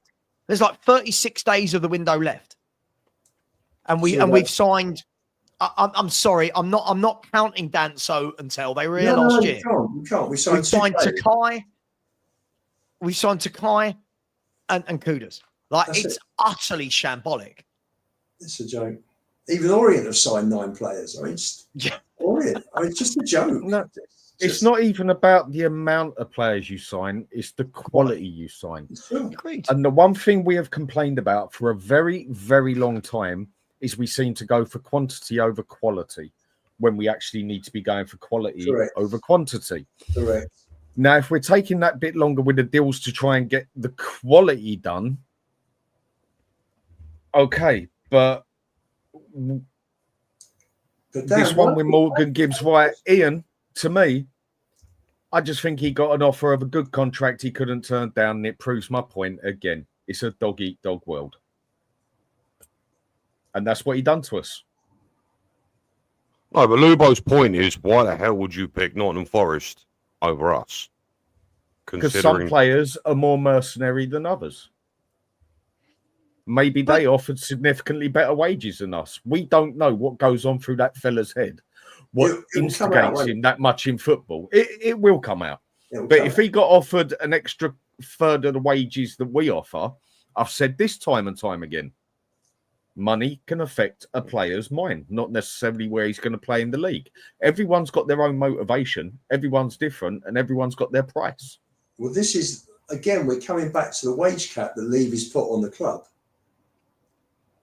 Yeah, but we don't. Yeah, but sure, but we don't know that it's anything to do with wages. For all we know, again, just hypotheticals. For all we know, they might have turned around and gone, "Tell you what, sign this, 80 million release clause, but you can talk to X, Y, Z club if they come in for 75 million." We don't. Do you know what I mean? We don't know. He might have a clause that says if a Champions League team, if a City, if a Liverpool, I don't know. We can't automatically assume it's wages because we can pay his wages. He was comfortably coming to Tottenham, pay the wages. Something is not right here. This leads me to believe that we might have done something wrong. Because if we haven't done anything wrong, why has no one stepped in? If we've not done anything wrong, why haven't Spurs reported it to the Premier League and gone, hang on, this bloke that signed a new contract, we hit his release clause. It leads me to believe we might have done something wrong. Or the fact that it was just taking that long that he turned around and just said, you know what, bollocks to it. They've offered me a third more of the money than Spurs would, and I'm going to go where the money is. The odds are, Dan, that this offer does trump Spurs' offer. There is so many ways you can look at this and what has happened. Or matched it. Like, he's only signed till 2028. Right? So it's only... If I'm not wrong, hang on. If I'm not wrong, he's signed till 2028.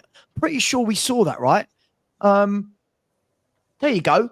Until 2028. So now, if we use our logic here, right, gentlemen, he's not signed a bumper 6-year deal. He was there anyway till 2027. All they've done is add a year onto his contract. And change the release clause. Sure. Change the release. Tells me there's added something into his contract that says, okay, you can go, but we want it 80 million. I'm making it up, right? 80 million is the release clause. And if Man City, Liverpool, Arsenal, whoever come in, you can talk to them if they pay X, Y, Z. Because why is it not a 5-year contract? If he really wants to stay there, why is it not a contract until 2030 or 2031? He's using it as a stepping stone. He's been offered more money. And maybe he has got pissed off with the situation. Just, do you know what? I can't be bothered anymore. I'll stay here, put an extra year on my contract, and I've doubled my wages. He's right. This comment's spot on. It could be a few things. I believe he would have thought it through. See, the only thing I disagree with this is I think the issue with this is not with the player. I've got no problem with Morgan Gibbs-White, by the way. I don't think the issue here, I think everyone knows the issue here is with Marinakis. I think everyone knows that the issue here is with Marinakis. Do we believe that if Morgan Gibbs-White had handed in a transfer request or anything, do we think that would have made Marinakis go, oh, go on then? I genuinely don't think. I genuinely don't think he would have. He's too stubborn. He's too stubborn. It would have showed intent on Gibbs-White's part, wouldn't it? And this way, there's no intent. It looks, and we're interpreting, and everything's open to interpretation. Of course. But one of the reasons that was brought up a few minutes ago was maybe he just used Spurs to get a better deal. But very risky. But hang on, Lou. But that would be a massively risky strategy considering he was about to leave to come to London for a medical. Well, maybe it's a win-win because the money he was going to get from Spurs was higher than what he's on at Forest.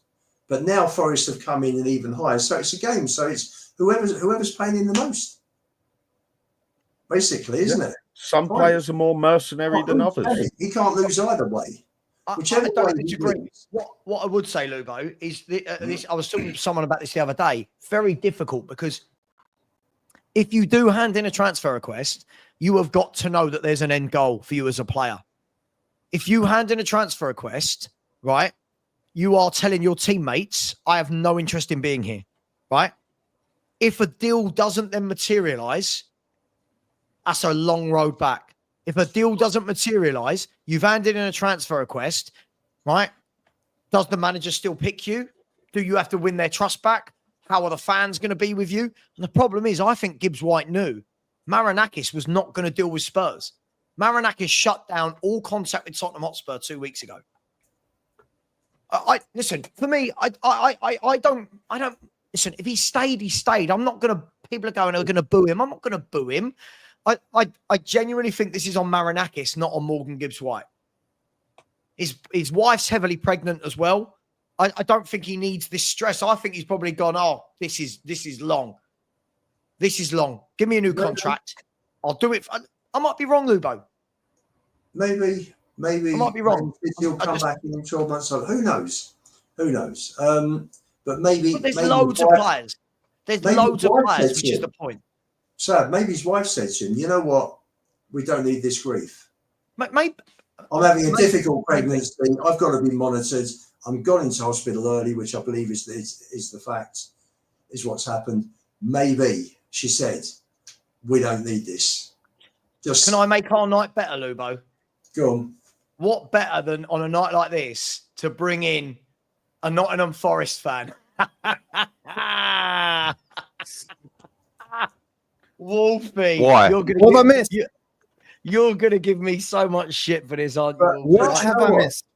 But the thing is that I'm sure Wolfie would admit that if players that Forest want to buy are seeing this sort of shit going on and this nonsense going on, they're going to look at it and think, do you know what? This Marinakis is an absolute complete. He's just off the wall. He's not like a normal chairman. Do I need this shit? If I join Forest, it doesn't work out, or I do well. Or they see that their chairman tooth and nail to keep one of their best players. Lubo, you worry about what's going on in your own house right now, bro, because you lot have some serious issues, right? I'll take care of what's going on in my ends. That's okay. You look after yours, bro, right? You worry about the Europa League this year, okay?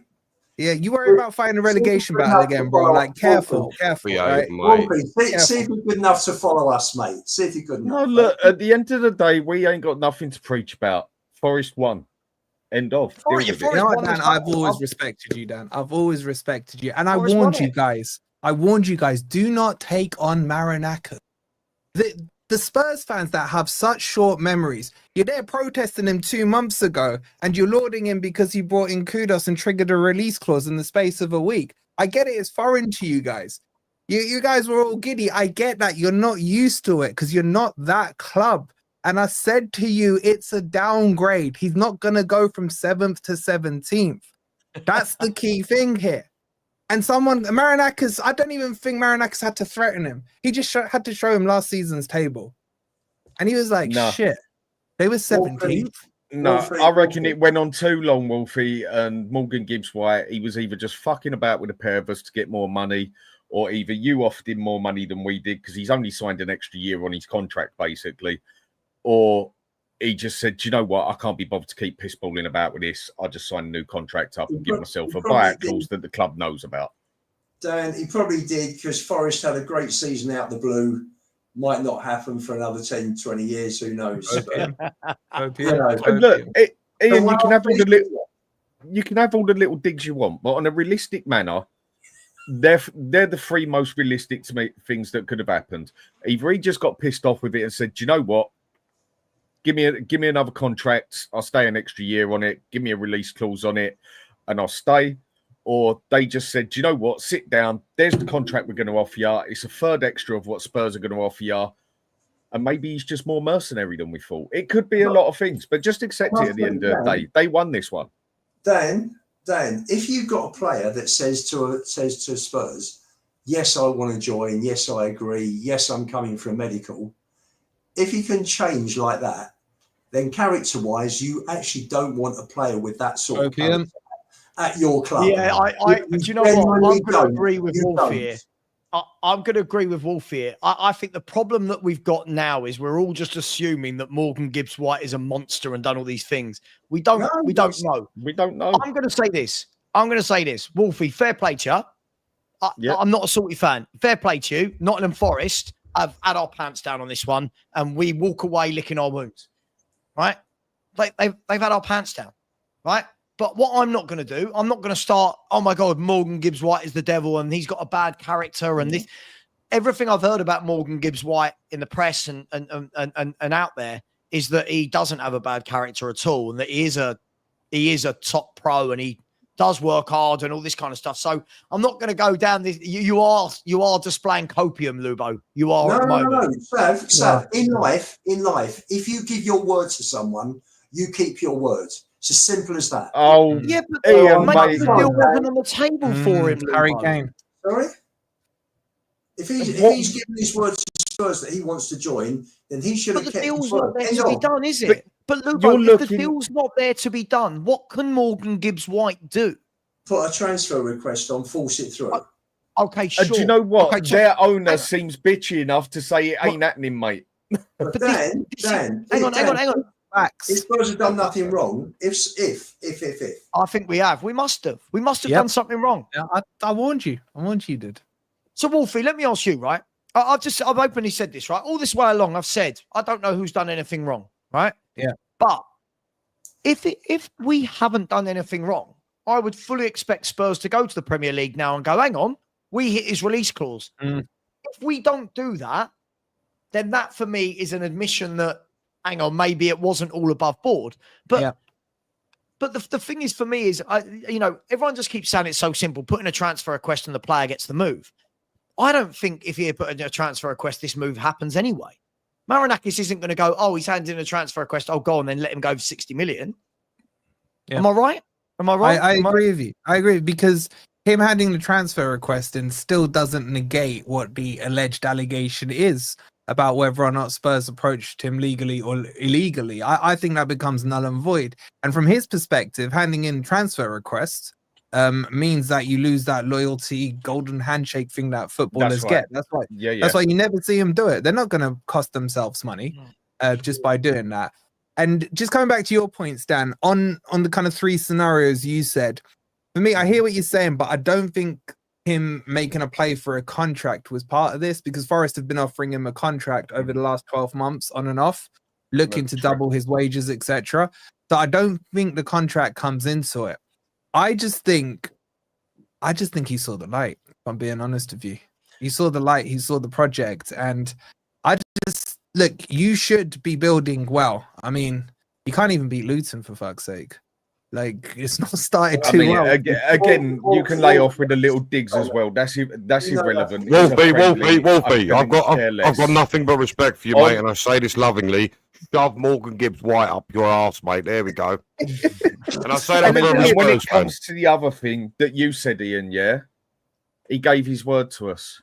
And fucking what? Yep. So what? Now, I'm a person personally that one thing that actually means to me morally is I stick to my word. But when you look at it from the business side of things, when the serious money gets involved, I repeat myself again, it's a dog-eat-dog world. And that is exactly what he's gone and done. Wolf, can I ask you a quick question, mate? Life. Of course you can, bro. Wolf, can I ask you a real quick one? We sort of danced with the idea that maybe Gibbs-White did this to get a bigger contract. Do you think there is even remotely a possibility that was there's any truth to it? It just doesn't make logical sense to me, bro, just because the conversations have been happening. Look, for me, if I'm being, joking aside and everything aside, I think there's guilt on both sides. I think there's guilt on his party and Spurs. This is my assumption, is what I'm saying. Because if he had greenlit his agent to tell Spurs the release clause and stuff, he's fucking himself up as well because he's breaching the contract. So I don't know if that's come into it or played a part in it or what have you. That's the key thing here because the length of the contract's only gone up by a year. It's not a big contract. For me, what's crystal clear is that release clause has gone up or has been removed. And that's all Forest wanted to do. Now, is there a chance that they've put in, say, an £80 million release clause and he could still go in this window? Because we saw that with Cunha in January. Cunha signed a new contract for Wolves. They put the 62.5 in. And a couple of months later, he signed for United. Yeah. I wouldn't be surprised if that happens. So I don't still see this as a commitment from Gibbs-White into the future. But I think what he's done is that there must have been an agreement between him and the club to say, look, we've given you this platform. We've put you in the spotlight. You've got your England call-ups while playing at Forest, which, you know, it's hard to do outside of a Big Six club. Respect the club. Let us get the money that we think you're worth. If you are good enough, you should be worth the valuation. If you think you're as good as you think you are, then you should be worth the valuation we've put on your head. I think that's more to it than him saying, I've changed my mind. I'm fully committed to Forest. I, love the badge. I sleep with the 2 stars on my pillow and everything else. I don't think he's that kind of guy. And he has a track record of this. When he left Wolves to Forest, they didn't leave on good terms. So he has a track record of this. So I'm not naive enough to sit here and think he's changed his mind, because every report said he wanted to join Spurs. That's the thing. That can't be forgotten. That can't be forgotten. Do you know what? But his intent is still to probably leave, but now he will leave for the right price even. Now, Well, what is the right price in your mind? On another 60 side, was fine for me, bro. I'm not gonna lie to you. On another side for this year, at the end of the day, I don't see where Spurs have done anything wrong. In the aspect of what we would have done something wrong is go speak to the agent. Yeah, you're not allowed to do that. But at the end of the day, the one who's done wrong is either Gibbs-White or the agent, because they gave us the information. Yeah, we asked, they could have easily said fuck off. So to me, it looks like, is this a possibility that it's all come out in the background that his agent did pissball about, or Morgan White did pissball about? And do you know what? He's just gone and signed the contract, so everything gets dropped. Yeah, but by you acting on the let's say the agent told Spurs, right? By you acting on the information, that makes you guilty, in my opinion. Like the example I've been using is, if that isn't in the rule book. The rule book is we are not meant to go to an agent. Right. The rule book is the club is not allowed to go to the agent and speak about his contract or details. The most he can really ask him is, would he be interested? Yeah. And you're not even really meant to do that. Right. That's not true. Information. That's not true. You can ask about any contract details. This is different because it was a secret NDA release clause. Yeah. Most contracts... I'm going by what an agent said on. I'm going by what the agent said on Thingy. Oh, not that guy on Talk Sport. Oh, not Sky. Yeah. Dan. When he is an agent, so I'm just going by what he said. Dan, look at every Either single way, they gave us the information. Yeah, they gave us something. Dan, Sav, can I answer and they're not meant to, are they? Can I answer this one? Sky Andrews' most famous client was Sol Campbell. Customer of mine saw stuff. Now, Sol Campbell shouldn't have been talking to any English clubs, I don't think, till his contract was finished.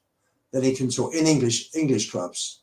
European clubs he could have talked to from January the 1st, but not English clubs.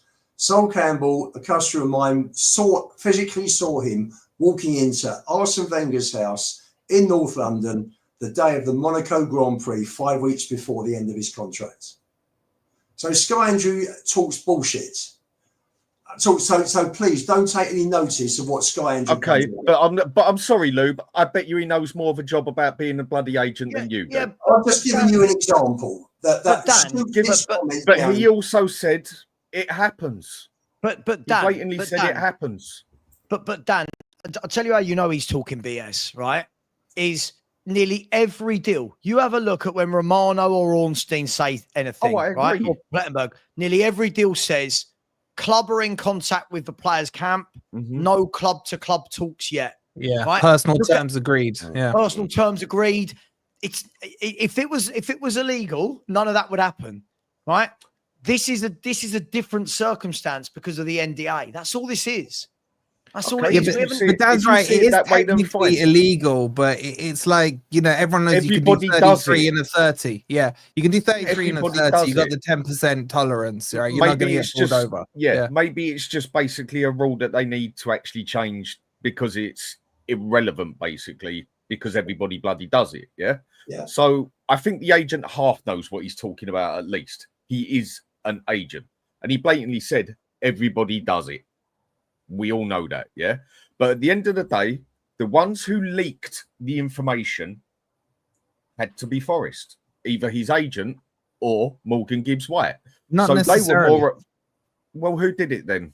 One we're speculating, but I just see it now that it's drawn out that he stayed, that there is something Spurs have done. Now, the scenario I will present to you that I think Spurs could have had their finger caught in the cookie jar is if they went to the agent and said, how much has Gibbs-White got a release clause? And he goes, yeah. And then they say, how much is it? The agent says, I can't tell you. It's under NDA. They're like, just tell us on the sly. Yeah. At that stage, Spurs are guilty. That's the thing. Spurs have then committed the act to make it illegal. Bollocks. And the other thing I'd say, even if what I was saying to you earlier, if the agent presented it, I still think there's guilt by association. If I had a mate who worked on the stock market and he came to me and said, listen, I know this company is about to pop tomorrow. I know their CEO and what have you. You go and put money on. So, you know, by proxy, I go and put money on. Am I guilty? I didn't speak to the CEO about it. Right. I just got some inside information. I agree with what you say, yeah? If we went and speak to him about that and maybe put a little bit of money in his back pocket to do it, whatever, and that, we are a sort of guilty one. But at the end of the day, the one who leaks the information is the one who does the most bird. In every situation, it's always been. Especially if you want to go to things like in the army and stuff like that, it's the one who actually leaks the information that either died or nobody ever saw him again because he got locked up for so long. Letting the information go is worse than asking for the information. The only way you could say it was worse for us asking for the information is if we had him hanging off the ceiling by his feet, poking him with an electric knife. And we didn't have that, did we? They let the information Can you bring go. up DJ's comment? Because this is something I've actually not thought about. He said, if the agent is the one who gave it to you, why didn't he give it to Man City when they were sniffing around looking at about 75, 80 million? That's a very good point. That is an absolute cracking point. I know. Because Man City came in June. Came knocking in June. Okay, then who gave us the information then? It might not have been activated at that point. Maybe Spurs did nothing wrong and just actually guessed it and put it down then. Someone must have leaked that information. Yeah, well, someone must have leaked it then. With the payment process plan as well. Right, someone must have leaked the information then. Because if it's too convenient that we guess that, then someone must have leaked the information. And it is always the one who leaks the information that gets shot in the back of the head first. Sure, Wolfie, Spurs don't know that. Spurs don't know his. But at the end of the day, it's done and dusted. Let's get on with it. Yeah. You won. Yeah. But we've also screwed up your transfer window, boys. Your momentum's all gone. You had momentum that week. We screwed it up. Wolfie, because we stuck by it. We don't need to sit tight. You're on mute, sir. Wait for Gibbs-White. Spurs have done that themselves for whatever reason. Yeah, we've screwed it up. They may well have been talking to people and been getting knockbacks. We don't know. Nobody knows. All we can look at and actually say with any certainty is whether players have signed for us or haven't signed for us. And that's that. Looking at it, that's all we can say. We don't know the ins and outs of what's going on inside the club. If they have held off for some reason waiting for Gibbs-White, then that's their mistake, the club, because they shouldn't have been doing that. I'm sure there are other players in other positions that they're looking at, and they should have been going after those players while this was in limbo. So well, I think if we've done nothing wrong, we'll go to to the Premier League. Is that fair? If we've done nothing wrong, we'll go to the Premier League and we'll say, sorry, this guy's just signed a new contract. We hit the release clause. But for me, I hope Spurs don't do that. I feel like this situation now. I'm almost a bit relieved. I'm angry that we've dragged this on for 2 weeks, but I'm almost a bit relieved that we can now go right. Yeah, me too. Morgan Gibbs-White is now no longer we can't do anything because of Morgan Gibbs-White. If it is Elliot you want, if it is whoever, go and bloody get them. Go and get them. Yeah. It's true. And I think what Isaac's saying in the chat is spot on. Like, was it Isaac, I think that said it there? Like, why didn't you just go 65? If you'd just gone in at 65, Forest would have had to accept the offer because it's above the release clause, and there would have been no suspicion about what the release clause was and what have you, and you'd have had him 2 weeks ago because he would have joined you. And I Regarding think that, that's where the questions need to be asked. Like, why did you go so tight on the release? Forget legality or not. Even if you assume Spurs found it illegally, if you came in at, say, 65, no one would have been any the wiser because it's nowhere near the release clause. Wolfie, I think it was The Athletic who actually confirmed that the release clause was 61,125,000. And Tottenham, and allegedly, according to, I think they offered exactly that amount. Crazy, man. It's crazy. And I think that would be the question I want answered as a Spurs fan. Forget the legalities and the legalities of it. Just put the extra money up. Yeah, had your player. This has probably cost you on some targets that may have gone elsewhere by now in the 2.5 weeks that we've been back and forth over this. I agree with Savva. I've been sick and tired of talking about this. Yeah. I'm still happy for him to go. I don't mind if another club that isn't Spurs or Man U want him. You can have him. But like, it's just gone on. And, you know, joking aside, I know I'm bantering you saying we've messed up your transfer window, but this has slowed down ours as well. We've done nothing in the last 2 weeks. We've done nothing. I mean, Sav, we've been messaging back and forth. Both our clubs need to do business because I'm sorry, the league starts in less than 3 weeks. We just took an L to Fulham. You guys drew 2 games today. And we're meant to all sit here and pretend we're happy about what's going on in the transfer window. I think we can all agree we're having a stinker of a transfer window on both parties. Oh, for sure. See, straight away, what did I say about Jacob Ramsey? The reports are all coming out now that Spurs are turning their attention to Harvey Elliott and Jacob Ramsey. Now, reports, right? By the way, Chelsea are so bloody good at business, aren't they? They're about to receive apparently £50 million for Yao Felix from Al Nassr, who are hijacking the deal. So that's Xavi Simons paid for, isn't it? They are so good at it. They're so good at it. As much as we banter them, they are bloody good at it. But yeah, listen, Wolfie, that's an interesting point you make there about your window as well, because you've tried to go in for who's the winger that you've tried to get? Ndoye? Is it? You've been trying to get Ndoye. Apparently, Harvey Elliott was possibly there for you guys as a kind of Ramsey as well. I've heard Ramsey's very strong with Forest right now. But their price is crazy. I think they want 50 or something. Villa said. All these prices are ridiculous now, aren't they? English players just go for ridiculous amounts. That's why when people are saying like they want like 35 million for a player like Harvey Elliott, I'm all over that. That's in this day and age. That's a deal. In this day and age, that's a deal. Is a very good player. He would have been the one I would have taken as the MGW replacement if he had gone to you. I'd have taken Harvey Elliott. I think there's plenty of potential there. Yeah. I actually think his ceiling's probably higher than Gibbs-White's, if I'm being honest with you. So in a way, I'm disappointed. If you were to say to me, all right, let him go for 60 mil, bring Harvey Elliott in for 30, 35 mil, I'm happy to do that deal. But I don't know where this transfer window goes, boys. There's just too many talks and links, and the buzzwords are pissing me off. You know, you see Romano tweeting, so Forest appreciate this player. Spurs are keeping tabs on this player. Deals are closer than close. They're monitoring the situation, preparing a bid. It takes a week to prepare a bid. Get my head in, man. Well, you won. You listen. You're not gonna. You know what I'm like, Wolfie. Fair play. You boys. You kept your man. You did well. And Deji's in trouble. I can let you slide, Savva, because you've been quite level-headed about it. But Deji, I see. Oh yeah, look, listen. But this is why I don't do the whole. This is why I don't do the whole. Got a lot of receipts to answer for, man. Oh. Yeah, mind you, Sean doing the show early on, 100% he's coming to us. I think he's got something to answer. Oh, did he? Mate, yeah. Me and Sean need words as well, do we?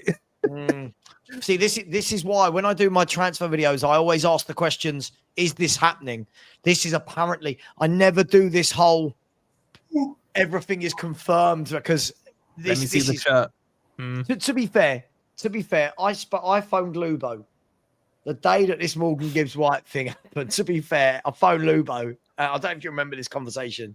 I was like, look at this, Morgan Gibbs-White.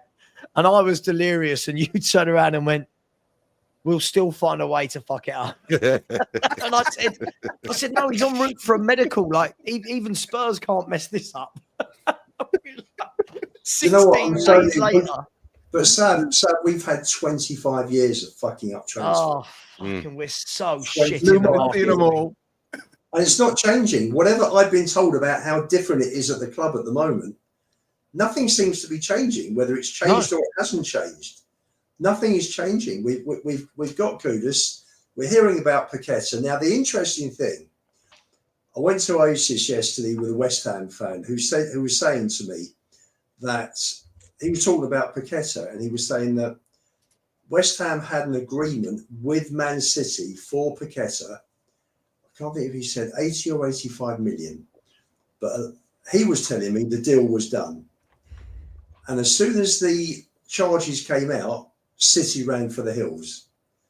So he actually thinks that his club are going to take, if the Premier League find Paqueta, or have they found him not guilty?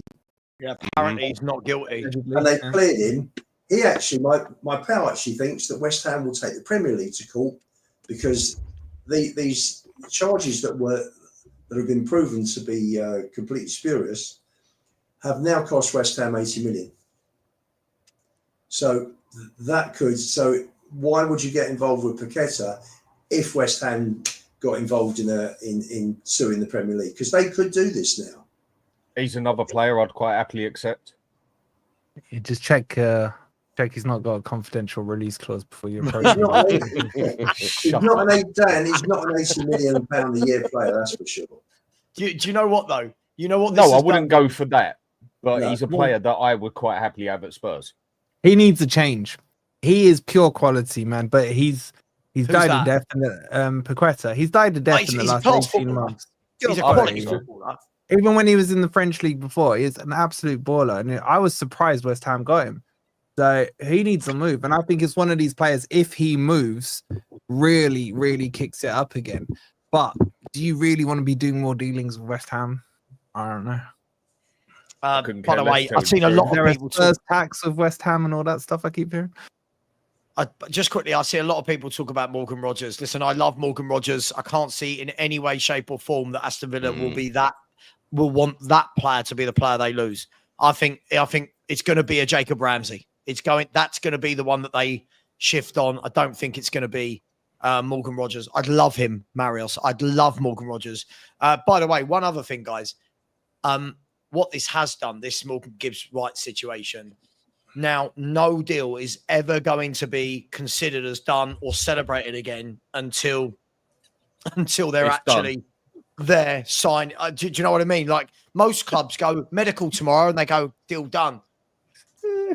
We're so butthurt, aren't we? We're so scarred. Wait, Sam, are you the only team to ever trigger a release clause and not no? Chelsea did it with Elise. You're okay. Chelsea did it with Elise, didn't they? I got to jump off because I got TikTok Spurs fans to cook as well. Yeah, I'm sure you have. Thanks for coming on, mate. And no doubt we'll catch up. And you know what, Sav? We're going to be talking Forest versus Spurs for Ramsey over the next 2 weeks. I can tell you that because I've got a feeling Spurs are going to get round. I said it. I'm not saying.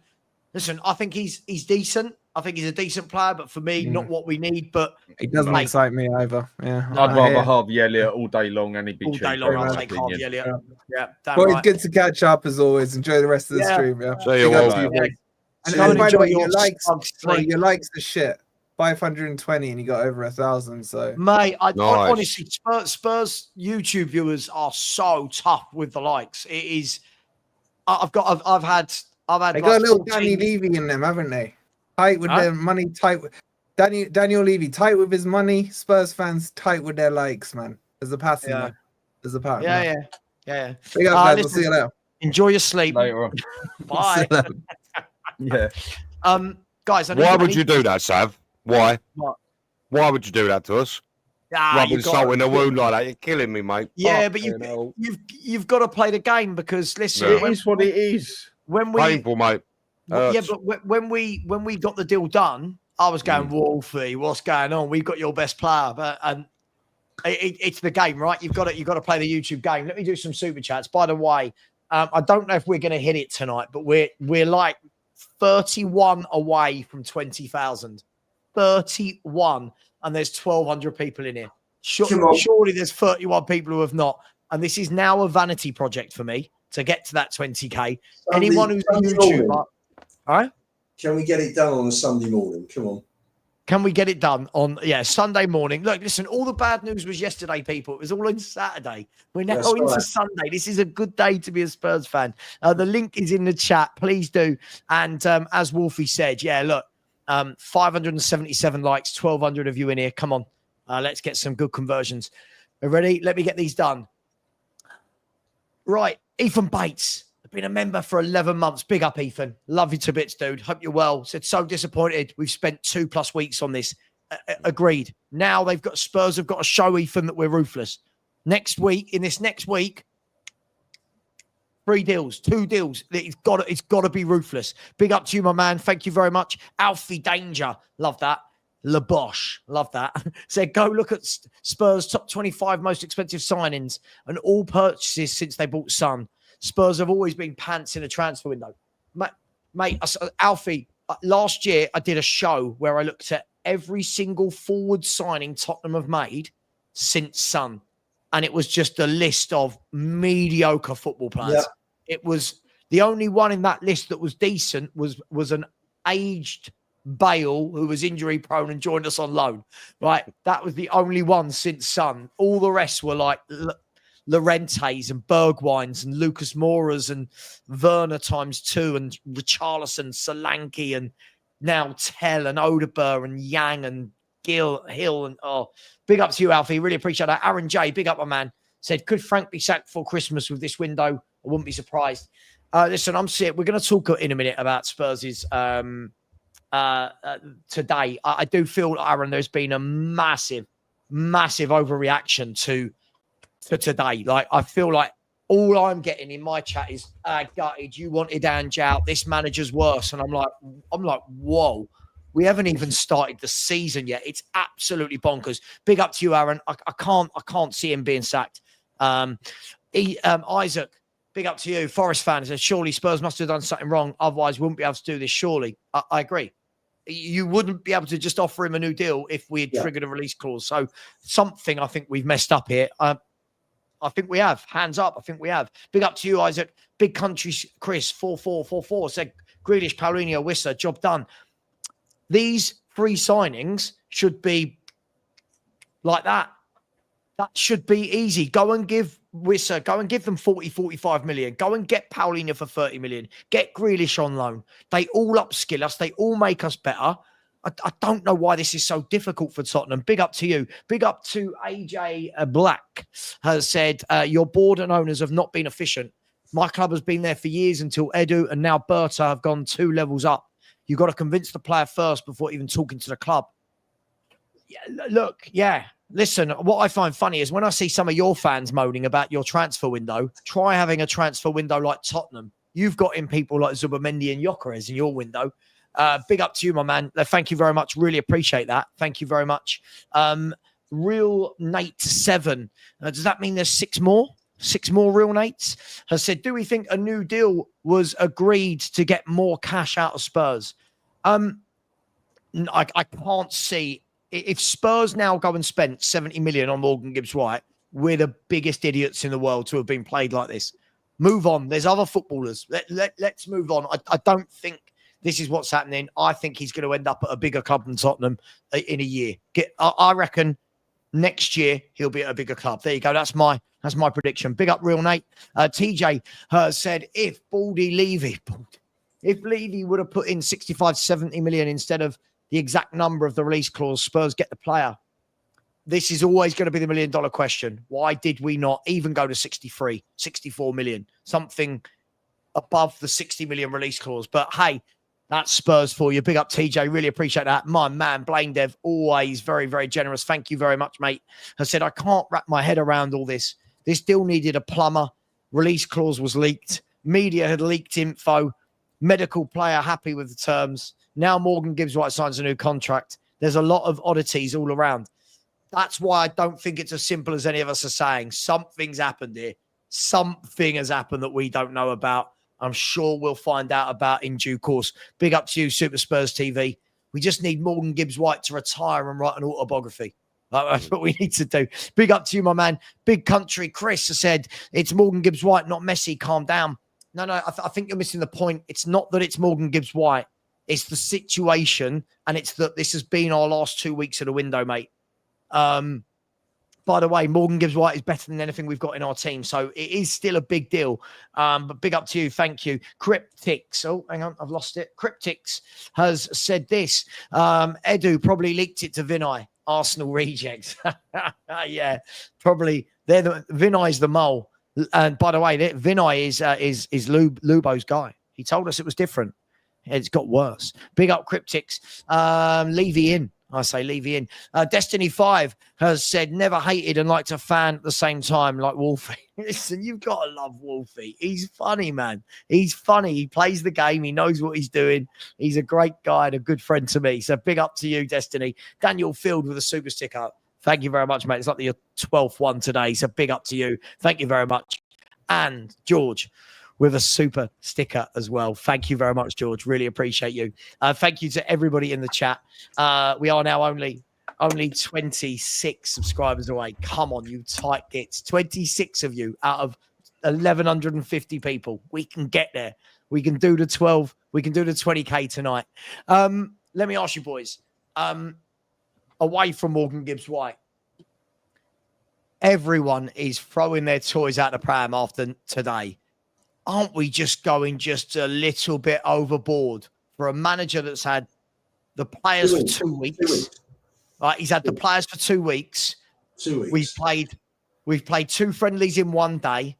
40 Tottenham players have been seen today. 40, right? And everyone bring back Ange, Frank shit. We've got YouTubers all doing stuff now, completely mugging off Frank in their posts. Guys, this has gone a little bit OTT for a couple of friendly games, isn't it? I think it's madness. It's so madness. Childish. You know, Ange just ripped apart the whole coaching thing at Spurs. These players, it was like playing, I used to describe it as under 11s football. Just ridiculous.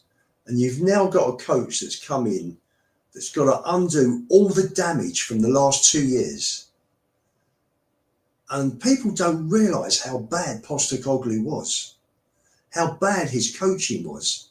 And Frank's got to come in and undo all of that, lift up players, get players now playing in a proper system. This isn't under 11 joke football that Spurs have been playing and lost 33 or 34 out of 66 league games. We've now got a proper coach who's now got to drill what he wants into the players. Now, exactly. Today is going to be today's a big day for Frank, not for Daigle, for Frank, because he would have seen all the players. He'll get more of an idea of what they're like on the ball in a match, in match conditions, which are completely different to training, and he'll be that much wiser, that much better off with the knowledge of what players can do and how they're adapting, whether they're actually listening to him, whether they're playing the way he wants them to play, whether they're able to play the way he wants them to play. And today you've got to take it as a positive. Results are irrelevant. We know the football, the build-up was far too slow in both games. I don't know what we didn't have any of our creative players out there. Nothing. And Lubo, we've seen 40 footballers across 2 games. How do people think you're going to have any cohesion, partnerships? And have you seen Frank's interview after the game? After the Luton game. Frank spoke really well. He said, look, there's positives. And the positives are that I've got 75 minutes into a lot of players' legs. But he said, partnerships we need to build on. He said, we need to be more intense. We need to do this better. We need to do that better. But he's had them for like 10 days on the training pitch. This is That's right. this You is know, players the get meltdown is mental. You know, they've had 2 years of playing the same way, playing with no structure, no cohesion, nothing. It's been like a circus. And I've got to say, just staying with the circus theme, that Frank is not a magician. He can't just suddenly conjure up in 2 weeks and get rid of 2 years of absolute shite on that training pitch and the way we played. So he's got to be given a chance. You know, you can't expect anybody to come into any business and turn everything around in 2 weeks, particularly the way we played. And it was, you know, you look at the first 19 games under Ange, 36 points, the next 19, 30, the next 19, 24, and the next 19, 14. So it was going down.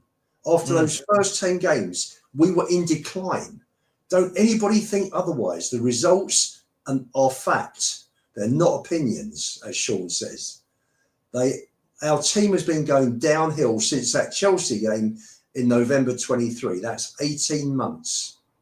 And yes, he went against a lifetime of his principles to win that Europa League. That must have actually, I'm sure he was very, very happy he won the league, won the Europa League. But I'm sure he was gutted that he had to change after saying, this is who we are, mate. That was what a load of bollocks. It was the complete opposite to win that cup. So people don't realise the damage that Ange has done to our club in the last 2 years. But the problem is, Lubo, everyone's just seeing the trophy rather than the 2 years of damage on the football pitch. This is where the trophy argument, let me bring Ben in. This is where the trophy argument for me is, it's all about winning a trophy.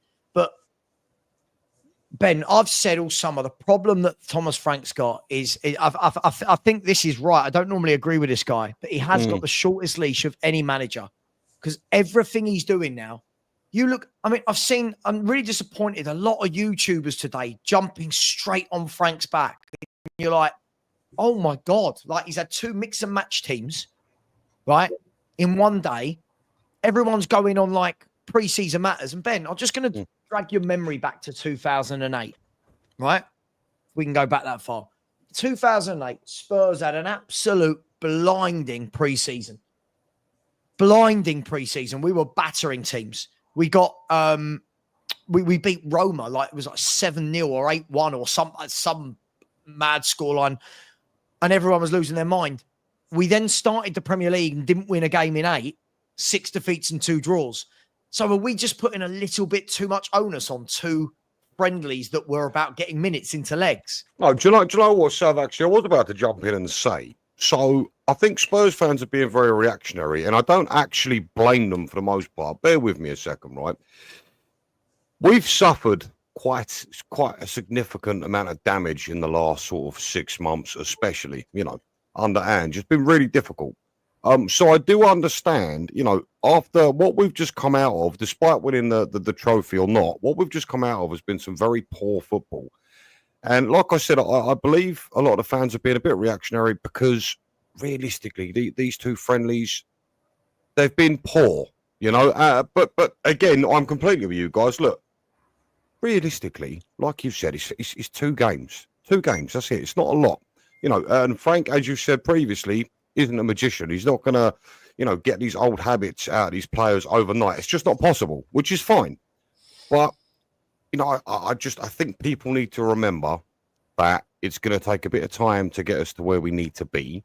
And I think the last couple of games have just been a case of, okay, let's see what these players have got.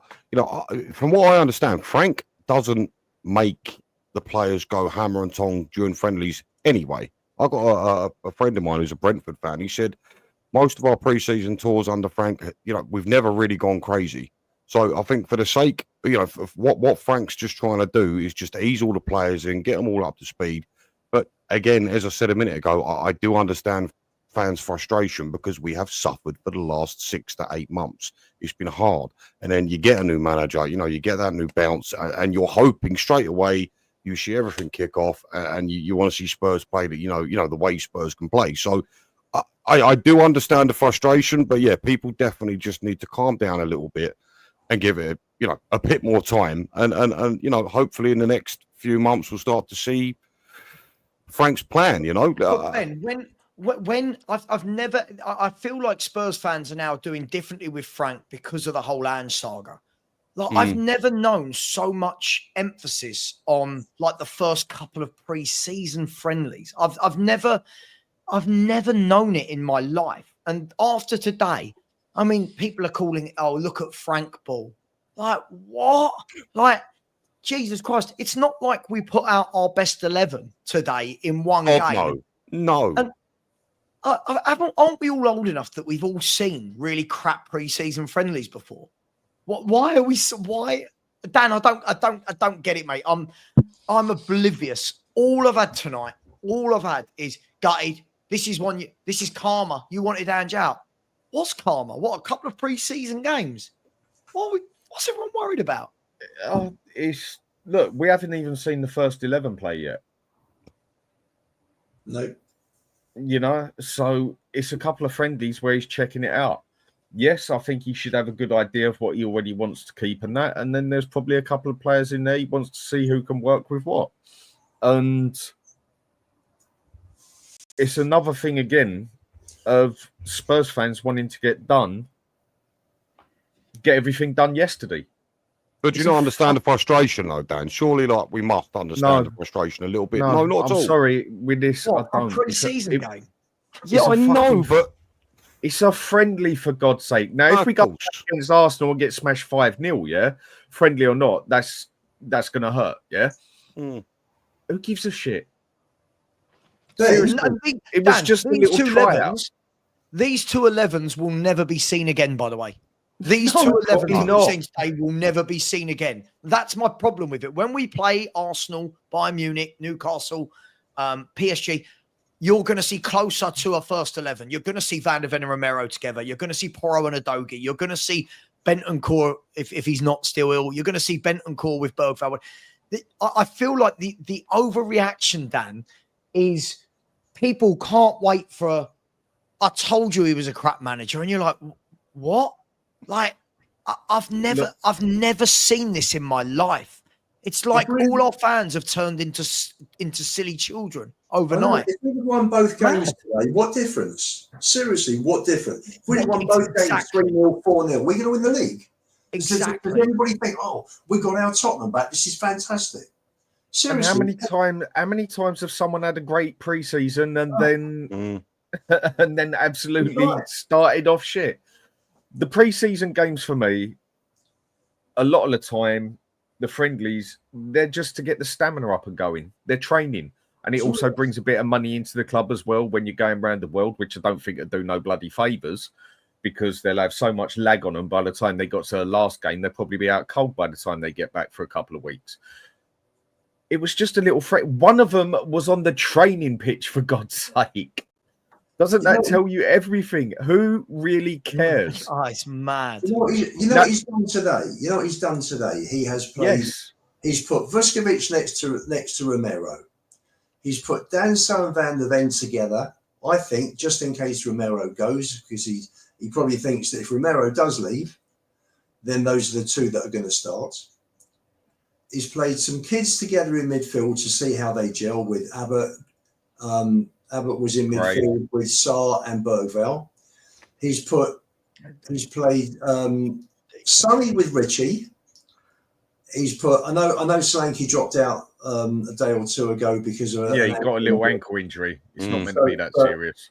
But he's seen a front three with Kudus and Johnson-White. He's just tested his stuff. That's all he's gone and done. And we knew he was going to do that. Like I said, he should already know 75% of what he wants and what he doesn't want. Yeah, but he's just gone and tested it. What they've done, Dan, is that him and his coaching team have looked at all the players and they've said, right, what players playing together do we want to see in these two games? Let's put the teams together, I think, based on that. Exactly. So that's all it was today. That's why I only watched the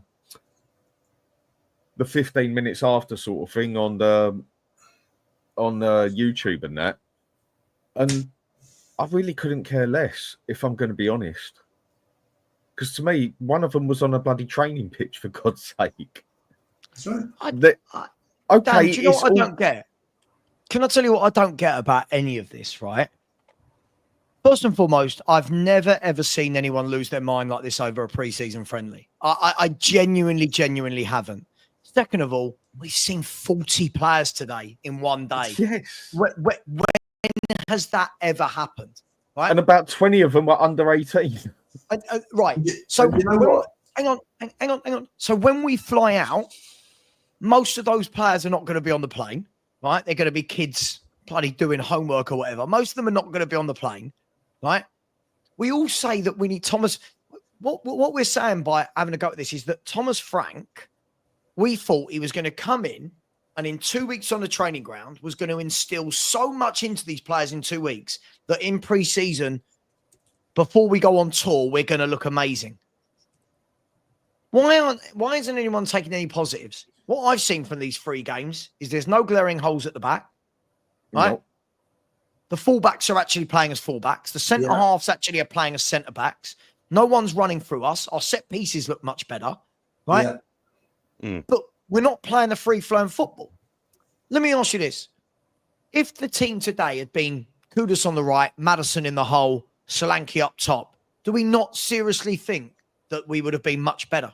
Do we really not think if those players had all played together at the same time, do we not think we would have been much better? But yes, but Significantly.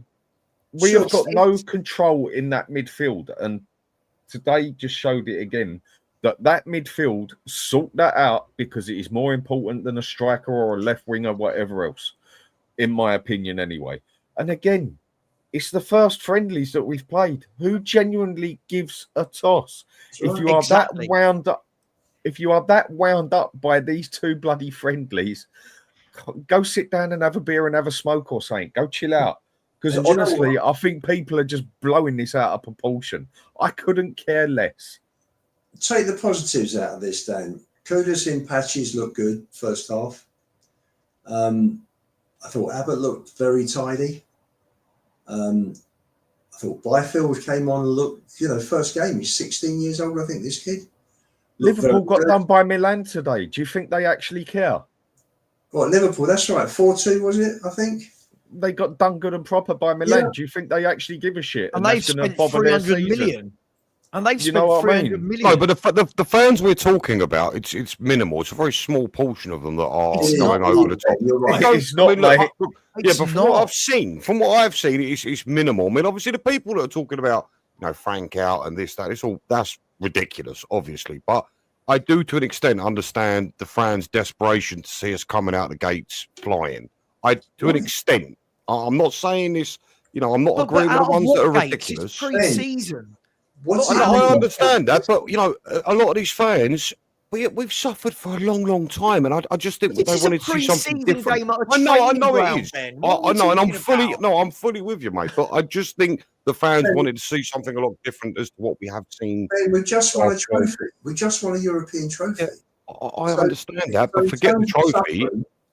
We lost 22 games. All I'm trying to say is I understand the desperation to see something more than what we've been shown the last 8 months. I'm not. Yeah, but that doesn't happen in 2 weeks, does it? No, it doesn't. It doesn't. But I do. All I'm trying to get across is I can understand the desperation to see something more than what we've been shown. When did common sense go out the window in life? I get it. I'm not saying you, but I'm saying when did common sense go out the window that some people would look and say, right, he's had them for 2 weeks. He's only had 1 new first team starter. We've had a mix and match team in both games, right? Why can't anybody decompartmentalize all of these things and say it's not a big deal? For me, if we play like that against PSG and then against Burnley on the first game of the season, yeah, I'm annoyed. But this is 2 friendlies back to back. One that Dan hit the nail on the head. One was at our training ground. One was at our training ground that was organised earlier in the week. Neither of those 2 11s that we saw today are going to be anywhere near an 11 that starts for Tottenham this season. Nowhere near the 11 that starts for Tottenham. No. So what are we? What is it that what are we frustrated about? Did we want to see tick-a-tack of football? Did we want to see 5-0? Did we want what are we worried about? We all said he's going to want to see the players. Lubo's right. Today might be a blessing in disguise. He has seen a lot of these players now in a game situation. And I think a lot of these players he's going to be looking at and thinking, you're not good enough. You can't play there. Right? I genuinely think we've got to calm down a little bit. And by the way, just quickly, this was the 2008 pre-season, right? So what we won, 8-0, 4-2, drew 1, 5-1 v Norwich, 5-1 Orient, 2-0 Celtic, 3-0 Borussia Dortmund, 5-0 Roma, and then didn't win a single one of our first 8 league games. Did he not remember that? He sold Berbatov and sold 1 or 2 others, didn't he, in the interim from the pre-season games to the end of August? Sure, but it goes to show that there's moving parts, right? Like there's moving parts. I don't think anybody's surprised. I can understand what you're talking about there, Savva, but at the end of the day, I'm with Ben. I don't even know why you lot are surprised, because this is exactly how the fan base was going to react. Exactly how no one's surprised, Alex. No one's surprised. I'm disappointed. I don't think there needs to be any disappointment here, because the fan base have been like this for a long time, and unfortunately, right, I think it's going to get worse over the next couple of weeks. If I'm honest with you, I agree. I think it's going to get worse. I think it's going to absolutely get worse. And like I said, this is why I said what I say. I have logic to what I say, because I know what the fan base are like all day, every single day, right? Okay, they've still got a can for the previous manager. Right, regardless of how bad he was, you know what I mean, because he won the trophy, right? He's going to be compared to, because unfortunately, when Ange came in, I'm sorry for mentioning him, he got us ticking straight away in pre-season, right? Which again, pre-season games don't matter. I see the logic of what he said he's doing, Thomas Frank, because he needs to see all the players, right? But I do think he still should have done more with trying to wheedle out some players that he don't need. Still. God, not this again. Not no, this again, Alex. I'm with you, box office. I know exactly what you're saying, mate. No, I'm sticking. No, I'm not going to stop it, Liam. No, I'm not going to stop please, it. Please, Alex, I'm asking you, stop it. This is ridiculous. No, because it's a point of view. It's a point of view at the end of the day, Savva. It's a point of view. Yeah, but it's Alex, and the thing is, it's though, it's the point of view of someone who it's the point of view of someone who doesn't understand how a football club works. No, I don't. No, that's not fair. That's not fair at all. Alex, no, that's not fair at all. Because the thing is, Alex, though, you think in 2 weeks. I don't think that at all. No, that's not. That's not. Alex, he certainly understands the fans, is what he's trying to say. No, that's not the case at all. I think you're not understanding my argument here.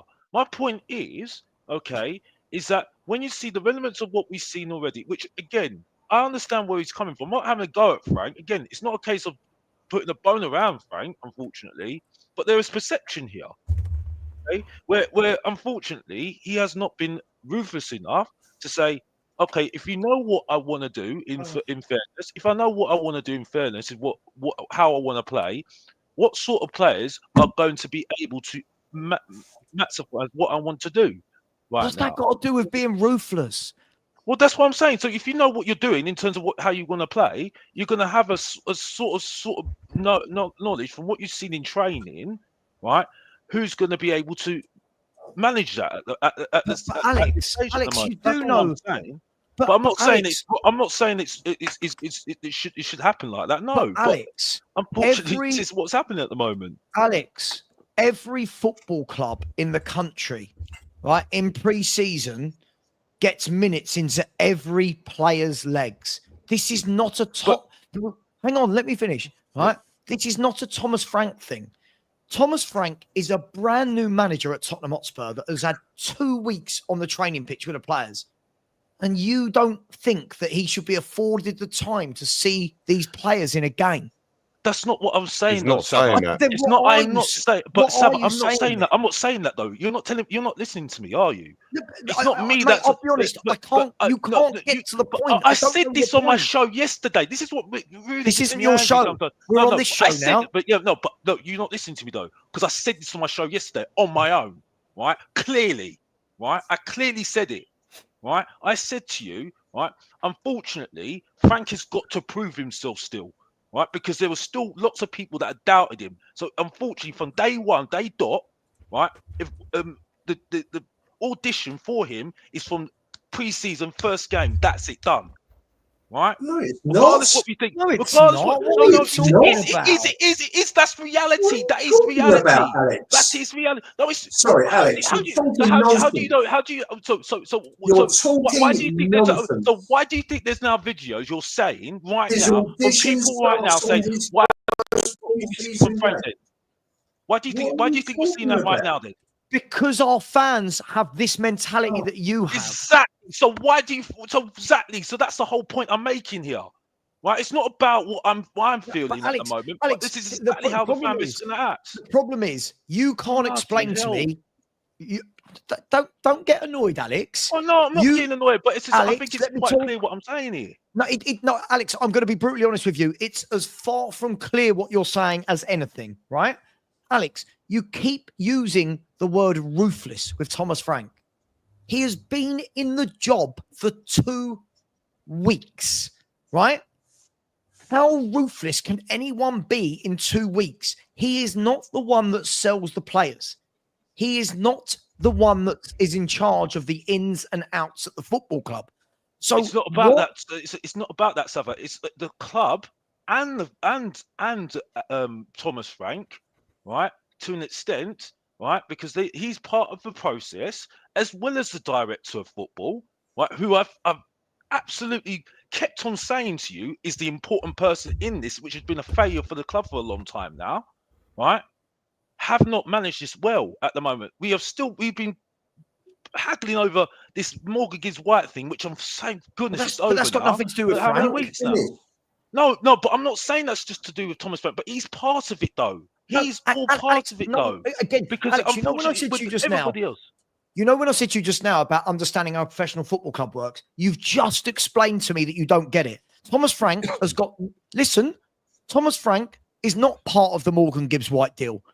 Once that deal is being dealt with by the clubs, that's got nothing to do with Frank. Frank is not negotiating. Frank is not putting the contract in front of him, right? You keep saying ruthless, but can't tell me what you mean. I'm asking you a direct question right now.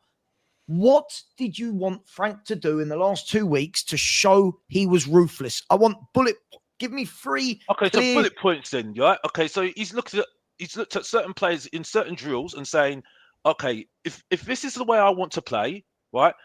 Are you able to do that in certain scenarios, right? Right. Okay. If he can't do that, probably he's not right for what I want to do in the first part of the season. That's what I think he could have done. I'm not saying that's a possibility. So I can understand your point correctly. So what we're saying here is that in the 2 weeks that Thomas Frank has had he the could players, have done that. That's all I'm saying. He could have done that. Right? That's a scenario. Hang on. First of all, he couldn't have done that. That's not how football clubs work. This is ridiculous, right? You're saying that in the 2 weeks that he's had these players, he was meant to make a decision as to a list of players over here that are going to get no game time in pre-season because they're not part of his plans for the future. Is that what you're saying? Well, he could have done that. That's what I'm saying. He could have done that. So Alex, which managers do that? Well, top managers have done that in the past. Who? Pep Guardiola. After 2 weeks. Okay. So what? Sorry, Pep Guardiola did what? Well, Pep Guardiola's quite ruthless, isn't he? With his stance on certain players that can't do certain things that he can't do. Alex, but what we're saying is you want a new manager to come in to a new group of players, right? And you want their first act to be to alienate a group of footballers that need to be galvanized. I wasn't expecting it, Savva. I'm just saying that it could have been a bit more. It could have been a bit ruthless. That's all I'm saying. That he could have been more ruthless of who he wants. I'm still not understanding how. What do you mean? He could have established from what he's seen in training, what certain things he could have done in certain certain drills or certain things he could have done. He could have done that. I'm not saying that Stamping his mark on a team a bit more is what you mean, yeah? That's what I'm saying. Stamping a mark on the team. That's it. How can you stamp And, your mark on a team in 2 weeks? Take your hand off your head like I'm saying anything absolutely stupid. I'm just I'm listening to you, Alex. I'm not saying I'll be honest, stupid mate. here, I'm am I? baffled by what you're saying. I'm not saying something it's stupid. The way you're going like that is just ridiculous, for goodness sake. This is what gets me so annoyed sometimes. Because, Alex, the point you're making, no football club does. No football club does what you're asking. Unfortunately, you're seeing the overreaction from the players from the fan base at the moment, saying, "What are we seeing at the moment?" Now, I don't think that's fair on Frank at the moment, because at the end of the day, he hasn't had that much time. He's explained why, right? He's explained why he's doing it. I think there's also pressure as well, because he might have to use most of this squad. Might have to use most of this squad because he might get the money, might not get the actual players that he wants, right? To improve this squad. Unfortunately, it's this basic. It's this basic, right? Thomas Frank, just so you know, Alex, how this will work. Thomas Frank right now will know which players he's 100% keeping and which players he wouldn't mind listening to offers to. He will know that. Thomas Frank, though, is also not silly. Thomas Frank is a seasoned pro that will realise, I need to galvanise this team, right? I need to galvanise this group of players. I need feel-good factor. So do you know what? I'm going to coach them, I'm going to train them, and then I'm going to give them all an opportunity in pre-season. That's what every football manager does at every club. If you look today, look at Nottingham Forest. Nottingham Forest played tonight. Right? Their first 11 that they started with was a complete B team. And then they brought all their A team on in the second half. A Forest fan's going to sit there and go, oh, Nuno's not being ruthless enough. Why is he playing him? Why is he playing him? You can't just go into a football club, Alex, and alienate players immediately. That's not ruthless. That's silly. Right? But Nottingham Forest fans haven't just gone through what we've gone through. Look, I don't think Alex is trying to disagree with you. What does that matter?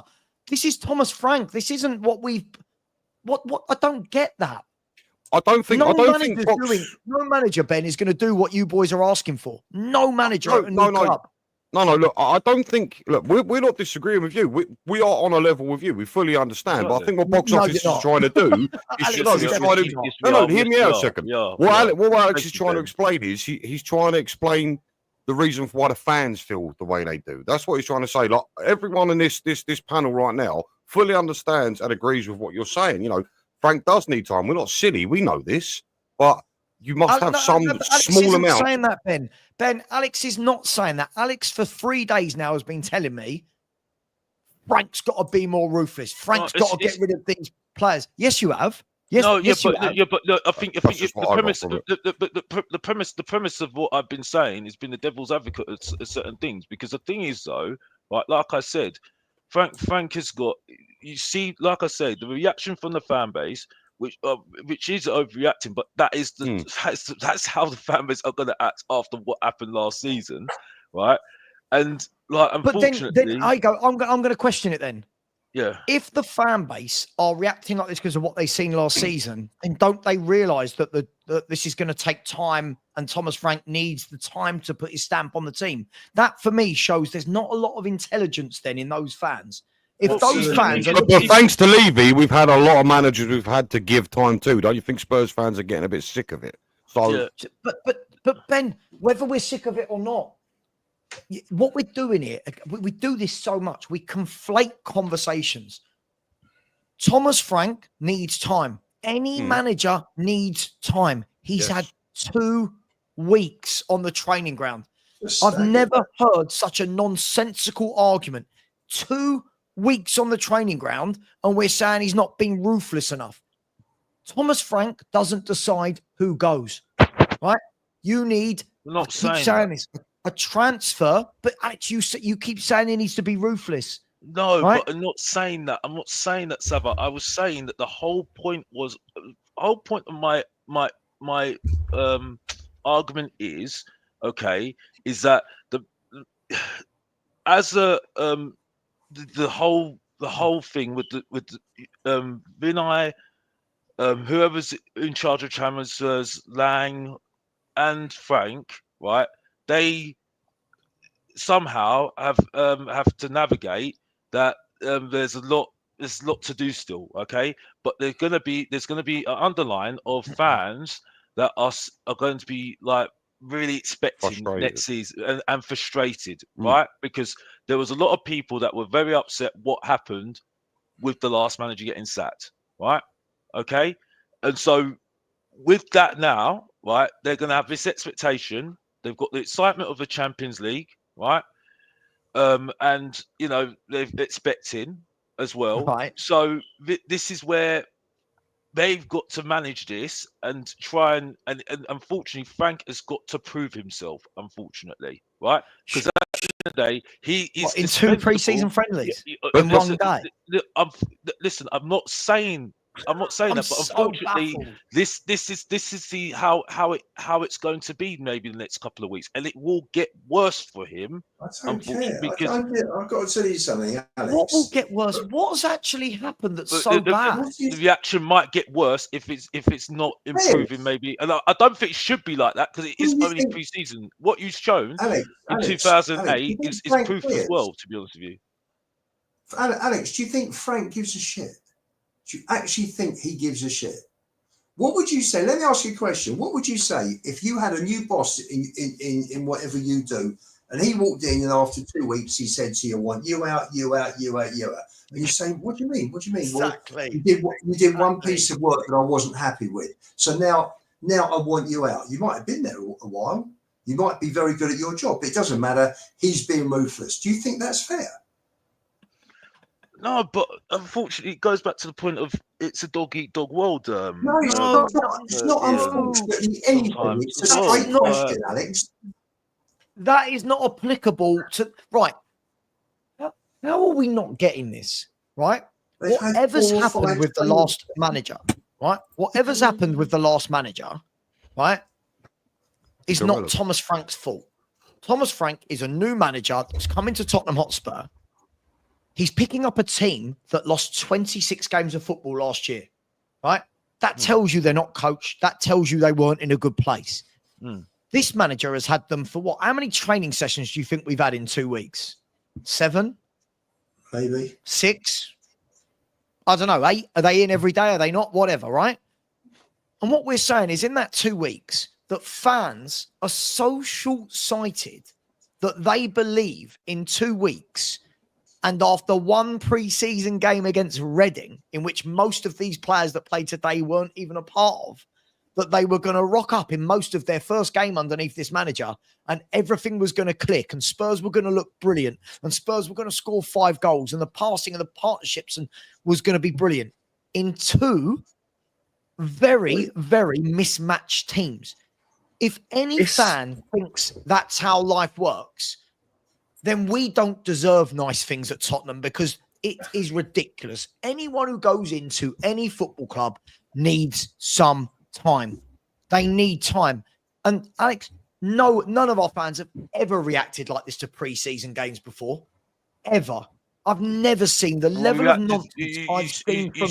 You saw how they reacted for the first couple of games of Postecoglou's pre-season when you saw beautiful football then, didn't you? So I mean, that was a you few can weeks, see beautiful wasn't it? football. But Alex, if those fans you saw that, didn't you? you? Sure. But what happened to that beautiful football that you saw in pre-season? No, I'm not saying that. But I'm saying we've seen many examples in the past before. You see what I'm saying? I'm only going on what I've seen in the past before. You know what I mean? So this is nothing new to me. For me, I think this conversation. Okay, we'll see whether I'm right next week or next couple of weeks or right about what? Whether it's going to get the reaction is going to get worse in the next couple of weeks. That's all I'll say. It will get worse because what our fans are failing to understand, which is what Lubo's saying, is that this is a football club that have lost so many games of football in the last 2 years. We've lost. This is a team that's not been well organised. Well, no, I'm not saying you are. This manager needs some time. So you guys can come at it with, oh, yeah, but what the fans have been through. Then let the manager work. Let the manager work. Let the manager see the footballers. Listen, Most of these footballers under this manager have had about 75 minutes of football across 3 games.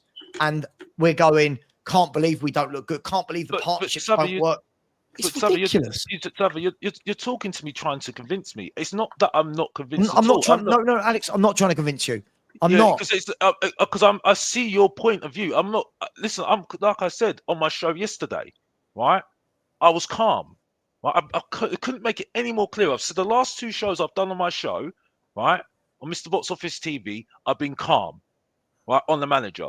People think you said something completely wrong yesterday, right? Which you were wrong. That you've never heard me say something bad. If you watch my show a couple of weeks, last couple of shows, I've said nothing really bad. I've just said I've got to look at the other side of things as well, right? Because if we're going to do balance here, I need to look at the other side of things as well, what other fans are thinking as well. Yeah. Right. So that's why I'm saying what I'm saying at the moment, and I'm not surprised by what I've seen at the moment. So if the next, first 10 games or first 5 games and the next few weeks as well, we'll see what happens and whether I'm right or wrong on what I'm saying, right? But this is not a surprise Alex, to me whatsoever. That's not the bit that I'm pulling you up on. Alex, when you're saying you'll see if you're right or wrong, I agree. Our fans are going to lose their mind. We said this a couple of weeks ago. We said this on the show a couple of weeks ago. Anytime Frank does not win a game, the fans are going to be out in force. The same fans that backed Ange, even though he lost 22 league games, but this manager, by the way, who's not lost anything yet, he's not lost a single game yet. This manager in pre-season, in games which are designed for fitness more than anything at this stage, is being bemoaned after what? Like 1 week of being the manager of Tottenham Hotspur managing games, right? Do you know what's bad? Our fan base have got no critical thinking as to how a football club runs. It's so embarrassing. It's unreal. We it's have embarrassing. How can fans be this entitled?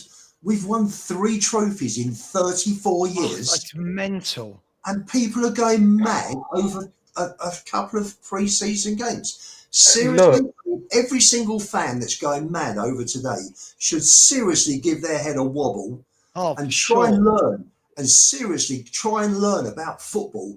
If they can't see, I mean, I probably watched, we had 101 games of Ange.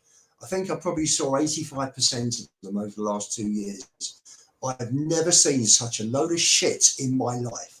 I've never seen our team so open, unstructured, no cohesion, apart from the first 10 games when we caught everybody cold, then everybody realised what Ange Ball was about. And they worked it out accordingly. And he didn't change. He was intransigent, and we just lost and lost and lost. And as I said to you, first 19 games, 36, went down to 14 points from his last 19.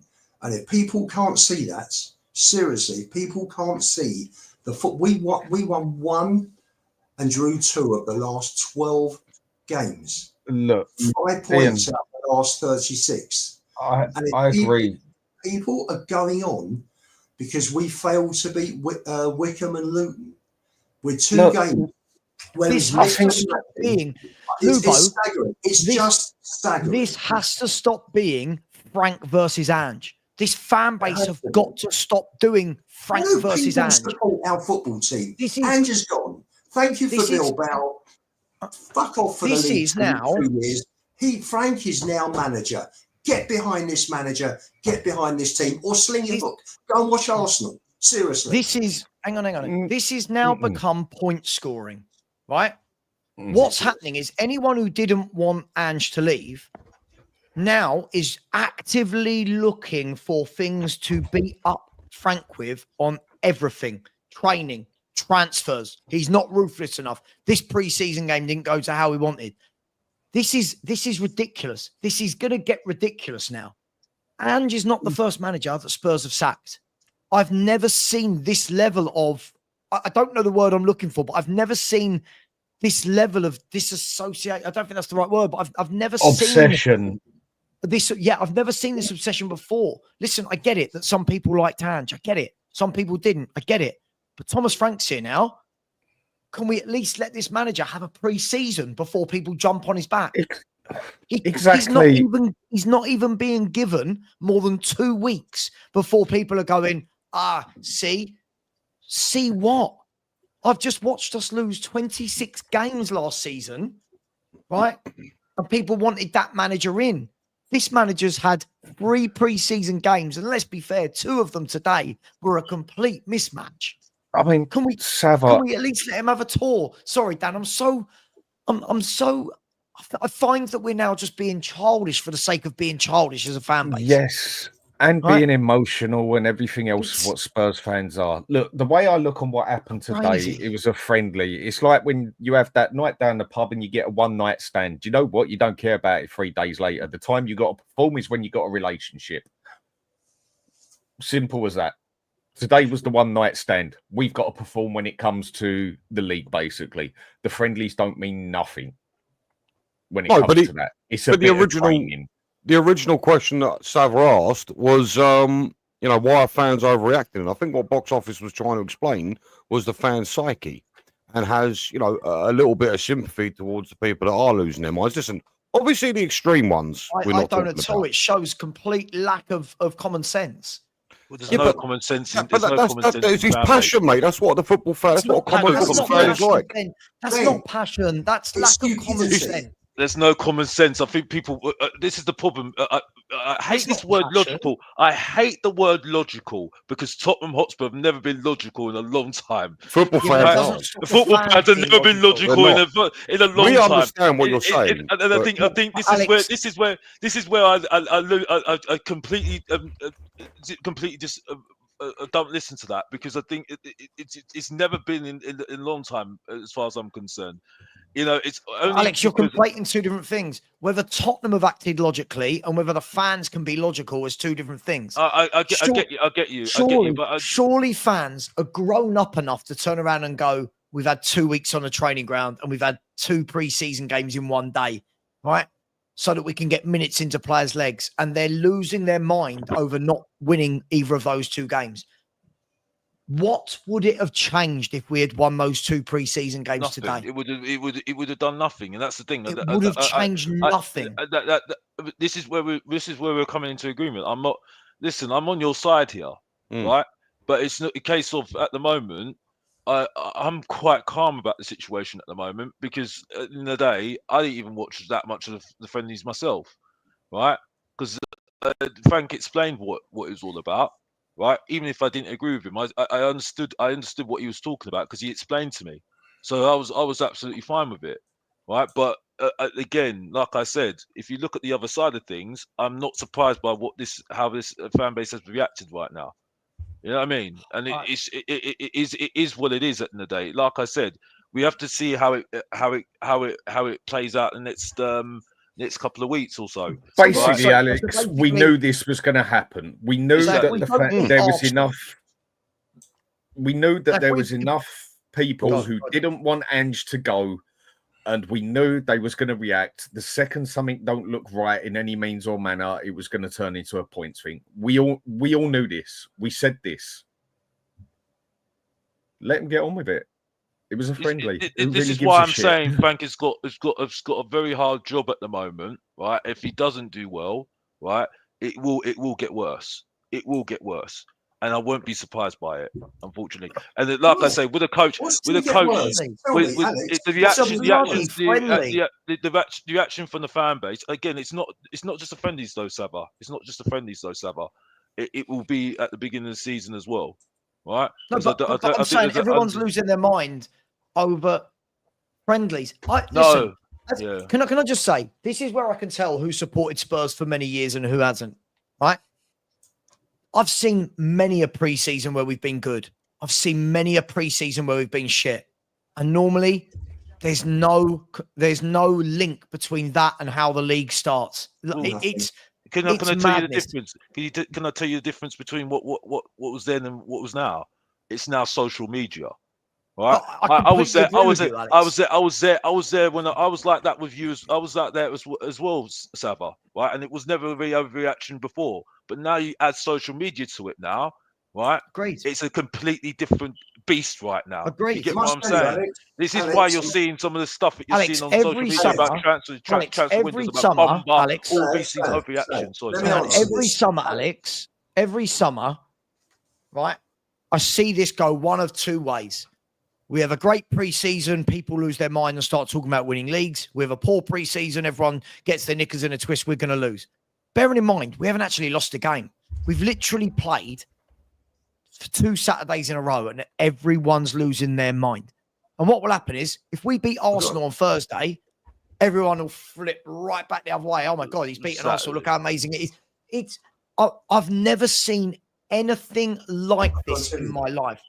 This fan base is full of fans that I can tell have not supported Spurs for many Social years. media fans. Social Yes, media fans. That's The the fans point at the I'm ground- making. The fans at the ground gave Frank a fantastic reception I this bet they afternoon. did. When he walked past the away ends, he got a great reception, let me tell you. So this is all bullshit. All these few people that are coming on, keyboard warriors sat behind their computer, who have probably hardly seen a game of football in their life, that just want to create havoc. I mean, they're just talking shite, absolute shite. Sorry. Or Lubo, just Lubo, maybe- it is the game. It is as I've said to you before, right? This is now about. I saw this a little bit, but not as much when Conte went. When Conte went, people wouldn't give Ange Postecoglou a chance, right? When Conte went, because they wanted Conte. But this is next level. This is next level now, that people won't see anything positive in Frank if they wanted Ange. Not everyone, but I can see all the people that were tooth and nail for Ange in are all the people I can see in my comments, making videos on YouTube, that are all the ones getting on Frank's back after 2 pre-season games in one day. Like, this is utterly, utterly crazy. What happened to common sense of taking a step back and going, yeah, the games weren't good, but these games were about getting minutes in the legs, right? These games were about getting minutes in the legs. These 2 teams won't be seen again. Does anyone believe that the 11 we saw in either game will start another game this summer? They wouldn't even play that team against bloody Charlton, for God's sake. And mate, exactly. So the why other is everyone losing their mind? The Who only thing cares? I've seen of this level of just going off on one is what Man U done with their new manager, basically after a month. They turned on him, and basically a lot of them were saying they wanted him out, basically, because he didn't step in and start winning on the day. That's Look, the point. We knew this was coming. We course. spoke about it. We spoke about it online and offline. Let him get the fuck on with it, because you're not going to satisfy. But this is coming off the back of 26 losses, and I think that's something Conte didn't have, which is why fans are expecting a much faster improvement. That's all it is down to. That's the Surely thing. you do know we have not played a competitive game yet. No, of course. Listen, again, I am with you fully. I'm just trying to explain how I feel like the fans are thinking. We are with you. We're not here sitting here saying, you know what I mean? We're not here saying the opposite here. We see your point here. We're not stupid. It's ludicrous to think otherwise. It's ludicrous. This is the thing. And another chat are going to say, oh, get him off, because he's talking deluded and he's waffling. But it's like, not that I care anyway, because I'm Mr. Bots off. I don't care. But point is, though, it's like, I just get to a point where it's just like, well, let's see how it rises up, because at the end of the day, it's going to get chaotic. It will get chaotic, right? And there's going to be people coming for you, Savva. There will be people coming for you, because this is what they do. Alex, this is what they do. The moment the Luton game finished, all my comments gutted. You wanted Ange out, and I'm like, gee, I was like, God, are you guys going to give this? Are we ever going to have a break from this? We've got a new manager. We've got a new set of coaches, right? We all know the bigger problem at play here isn't the results today. Can we be brutally honest? The bigger issue for everyone here is that the club hasn't moved properly in the transfer window. Agreed. That's agreed there. That's the bigger issue that everyone's annoyed about. This is the thing. This is the point I make. the Frank versus Ange thing is so boring, and we're only in pre-season. Every game we lose in the Premier League, people will go, "Oh, we lost today 1-0. Frank beat Ange beat that team 2-1." Or, "Oh, we wouldn't have lost that game if Ange was." We've got to move on. We've got to move on. And you know what? I'm not a hypocrite. When Thomas Frank leaves the club, because he will at some point, guys, unless he's here until I die, right? When Thomas Frank moves on, he's moved on. You've got the next manager. This is not the first manager who's left the club. I don't understand. I don't understand. What are people actually upset about? Is it that it wasn't free-flowing football? I think it What- is. the I think next- that's the thing what as are we well. upset The next about? thing that'll happen, the next thing that's going to happen is, I do say when, because I honestly just can't picture it any other way. Call it negative if you want. When we go and get torn a new one by PSG, people are going to rip into him, into Frank again and say, "Well, Ange won the cup." And just like, seriously, just try and have a bit of realism with it. There is two sides to everything. I do get that, but this one, it was two fucking friendlies today, and one of them was on a training pitch. Two teams you are never ever probably going to see together again, bar maybe a player here and there, where maybe Vuskovic gets a game and Gray gets a game on there. I just don't see why people are having such a meltdown over it and everything. But some of them are just there to score points. I am gobsmacked at the stupidity from our fans. I thought Tottenham fans were more educated, more knowledgeable. Seriously? Ian, Ian, you really don't know. You Sorry, really don't Alex. know social media Sorry, fans. Alex. There's no excuse for Yeah, this. but you No you excuse. really We're don't know. in pre-season. Sorry. You really don't know social media fans. Like I said, I've done this too long. I've been done this The too social long. media fans. Way too Thank long God, to not know Alex. this already, and this is why now I sit there and laugh at when what you're saying right now. I just laugh because I sit there and think, if you don't know this already, I don't know what else to say. And Social media fans don't represent the fan base from what I saw at Luton today. because I go to say to him, I absolutely agree with you, Ian. To be honest with you, because it's not as crazy when you're there.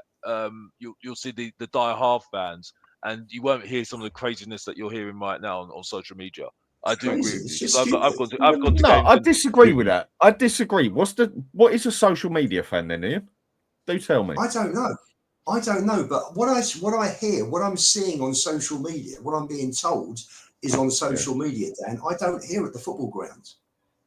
I go home and away. Do you talk to I everyone don't at hear the this football nonsense. ground? Sorry? Do you talk to 65,000 people at that No, game? no, but the No, people I but do Dan, you talk get the to, feeling in the crowd. You come on, you know the feeling in the crowd. If they're upset, you feel it. If they're happy, you feel it. Come on. I sort of get where you're coming from, but just because people are at the ground, it doesn't make them that much more of a logical fan or a better fan than someone who ain't at the ground.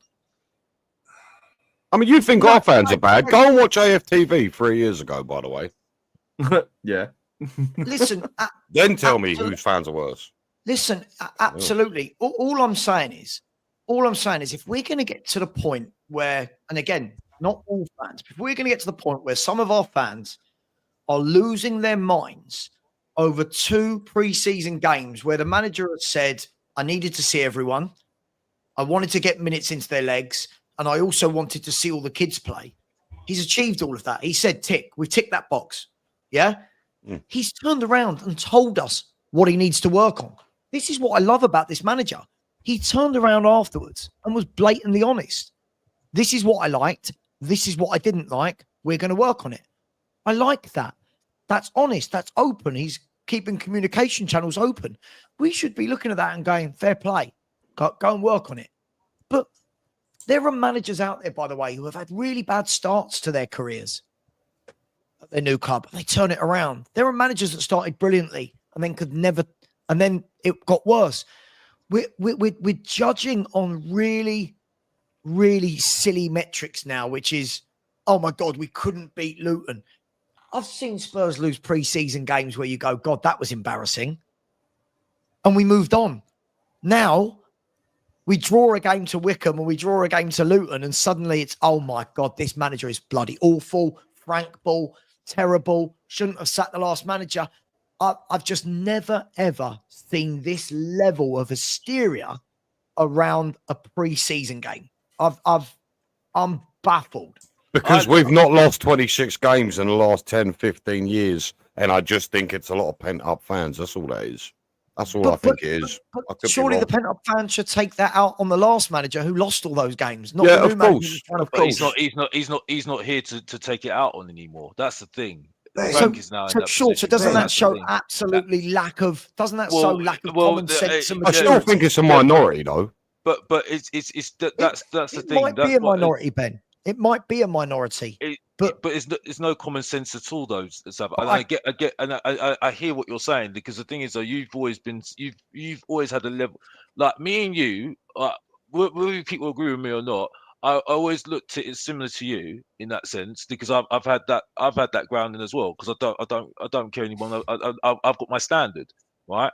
But it's just, unfortunately, it's just what it is. I saw that interview with Frank, and I understood what he was saying as well. That's why he don't annoy me as much as what I saw with the other manager, because he explains things. So when I don't understand something, he explains it, and I think, oh, I see what you're saying. I understand your logic. You see what I'm saying? So but unfortunately, it's just going to.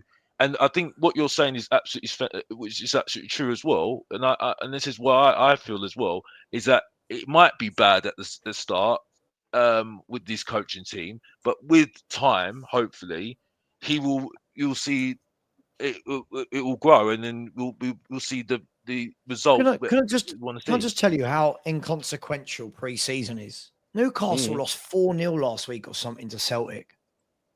Right? Like, by the way, it's just been sent to me that this was Angie's first pre-season, right? We beat Lions, City Sailors, and Shakhtar Donetsk, right? We lost to West Ham, we lost to Barcelona, and we drew with Newcastle, right? And then what happened? We won 8 of the first 10. Who's saying we're winning 8 out of the first 10 off the back of those results? It doesn't have a relevance. This is about a new manager trying to get his ideas across, see people. Now, what I think is going to happen, which is the obvious step, is as we build towards the PSG game, you're going to start to see the best 11 be put out there in friendlies. I'm not saying every one of the next 3 games against Bayern, Arsenal, and Newcastle is going to be our best 11, but you're going to start seeing more and more it morph into that, which is what most clubs do in pre-season, right? They morph into that. And then just as we're getting to the gate, you go, right, there's our best 11, go. I think everyone's worrying so much that 2 very mismatched teams haven't won a game. I've never, ever seen anything like this. I'm just a bit dumbfounded, to be honest, by how we're getting. And this isn't like the rest of you. This isn't our first rodeo at pre-seasons. We've all seen good ones. We've seen shit ones. And I learned years ago, what's the point in worrying about the results of pre-season? Really, what is the point? The result is not the key thing.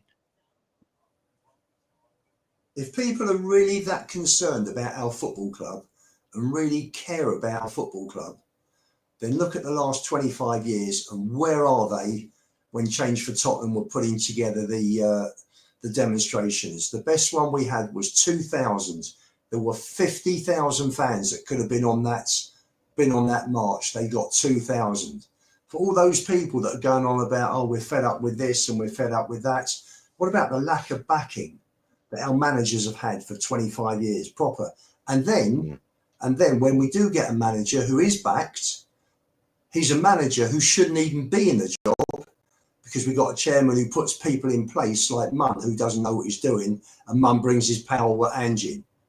People should be complaining about that, not about Spurs not winning 2 pre-season friendlies 3 weeks before and 5 friendlies before the beginning of a season.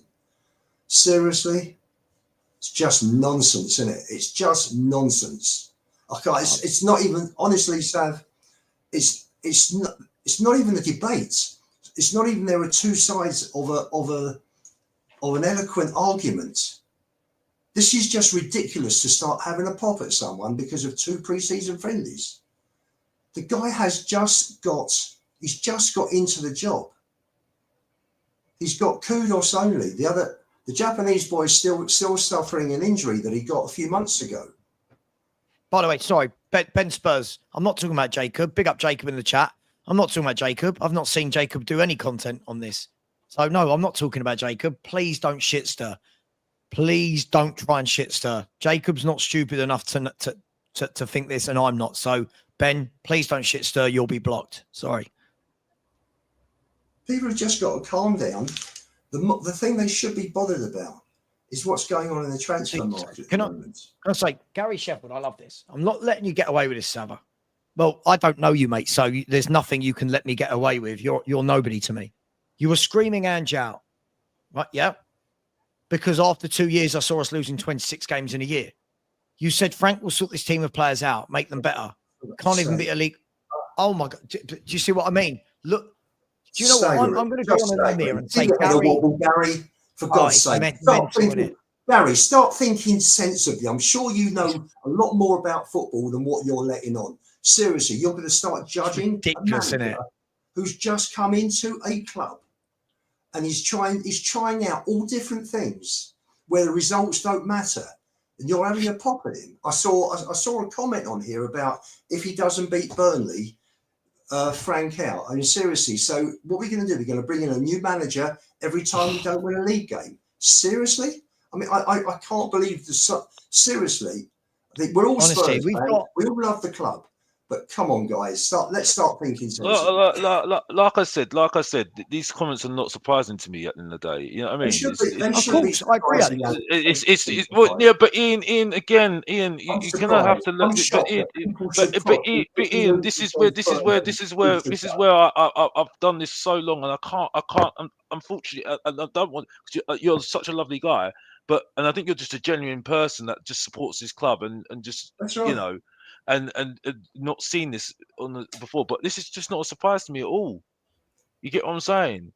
And it was always going to happen. And again, like I say, I think you just have to see how it goes in the next couple of weeks, because I think like I say, coaches, when a team needs to be coached, and you know, and this is where I agree with you, Ian.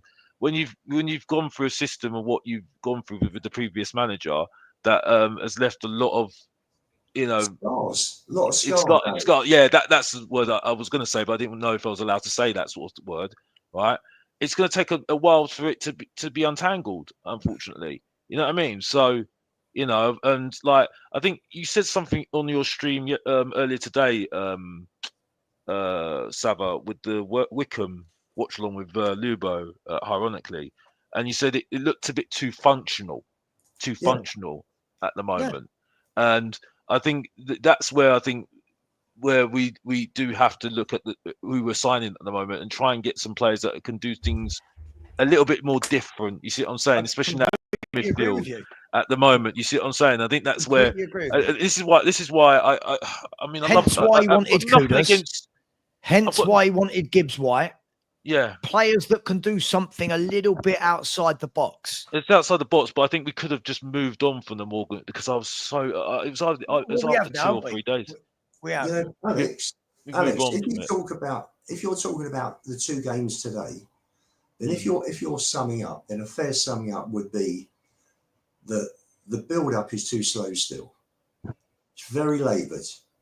You know, we're passing it around. There are too many passes. There are not enough incisive forward passes. We're giving defences time to set up and get themselves organised. We're not hitting teams quickly on the break. But you know what? They're 2 weeks in to working with Frank. So, you know, let's judge him. Let's maybe go back at the end of the season and have a look at how Spurs have done over the season. Because we haven't even seen a best 11 in any of the 3 games, Lubo. We haven't. And it's never how you start. You mentioned, Alex, his audition starts with his first game. It didn't start with his first game. The audition starts probably with the first league game. But it's not how you start, it's how you finish. No, I agree with you. But unfortunately, I think for the fan base, it would have been from the first game of pre-season. But it's never been seriously. And unfortunately, because there was lots of anticipation, us playing, and I think that's just a clamour of Tottenham. Alex, Just what fans want to see Tottenham play, because they haven't seen football since the last time. The last time they've seen football was the Europa League, wasn't it? Europa League game, wasn't it, that we won in the final? Just quickly, Swanex, when you say nowadays the Premier League is about instant results, this isn't the Premier League. It's a pre-season friendly. This isn't. We're not sitting here discussing that we failed to beat Burnley at home in the opening game of the season. We're sitting discussing two mismatched teams. It's not about supporting the club differently, Swanex. But again, I'll chuck you in as part of the problem if you want. I don't mind. I'll say it. I'll say it. I'll say it to your face when you come on my show. Times haven't changed. Football fans can say times have changed. Nothing's changed. Managers have always needed pre-season. Managers have always needed to get minutes into players' legs. New managers have always needed time to implement their style and philosophy. None of that has changed. Am I right? Or am I going, none of that's changed? No. Football fans and their now mentality, that's changed. That's silly. You've got a new manager, right? We've got a new manager that needs time. There's a reason we've got a new manager, because the people that matter didn't like what they were seeing from the old one, right? So the new manager at any club comes in, needs some time. He hasn't even got into his pre-season tour and people are ripping him apart. It is insanity. It is absolute insanity, Swanex. So yes, I will judge those fans, because if we're going to do that, what are they saying then? What? Sack Frank because we didn't win a friendly? It's a Newcastle, I said, lost 4-0 the other week to Celtic. Sunderland, I think, have just lost 3-0 to Hearts today. Like, what are they going to do? Oh, manager out. We've lost 3-0 to Hearts. Like, what are we doing here? It's pre-season for a reason. It's not even the end of pre-season. These are the opening pre-season games. Jordan, behave in the chat, bruv, man. Behave in the chat. Bloody hell, you better than that, Jordan. Anyway, moving on. He's all right, but he said a comment that was bang out of order. But anyway, moving on. Mate, but Gary, hang on. Gary, the hypocrisy.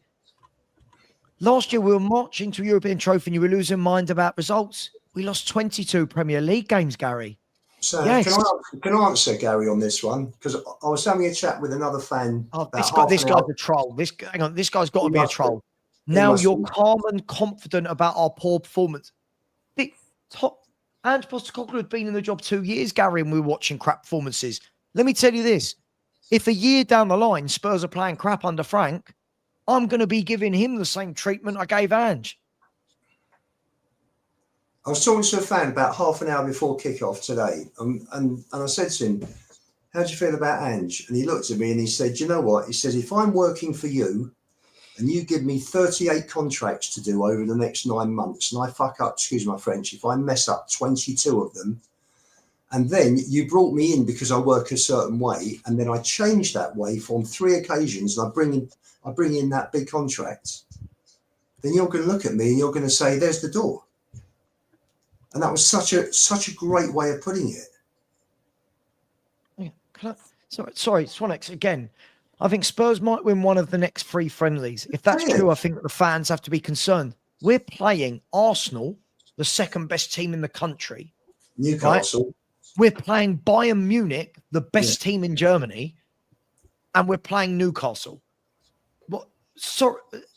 Why? This is what I mean. This is what we're dealing with. So what if we don't beat Arsenal, Newcastle, and Bayern Munich? Suddenly, pre-season's crap, and what are we doing here, guys? What are we doing? Swanex, which of these 3? You tell me who should we be beating in the next 3? I'm not saying we can't, by the way, but we don't know what opposition team they're going to put out. Arsenal could put out a full 11, and I fancy their full 11 to beat ours, don't you? Arsenal might put out loads of kids and we might go strong. I fancy us to win. How can you? It's pre-season. Doesn't matter. You don't get points for winning games in pre-season. What are we doing? I'm so infuriated with fans like this.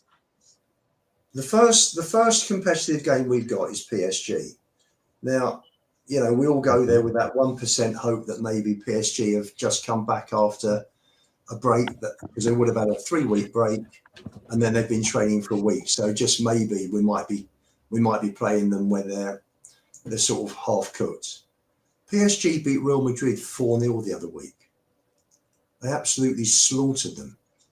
Apart from the Chelsea game, which is maybe one game too far, because it was a long season, remember? You know, PSG have been fantastic. Their football's been amazing. You know, I laugh. We got fans behind the goal today singing Champions of Europe, we know who we are. And we're not champions of Europe. I can't stand that song. PSG are champions of Europe.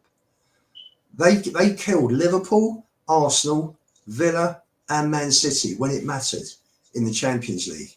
We are nowhere near those 4 teams. So I'm not expecting anything from PSG. The team, Frank has got to get the team ready and his team that play his way ready for the Burnley game on August the 16th.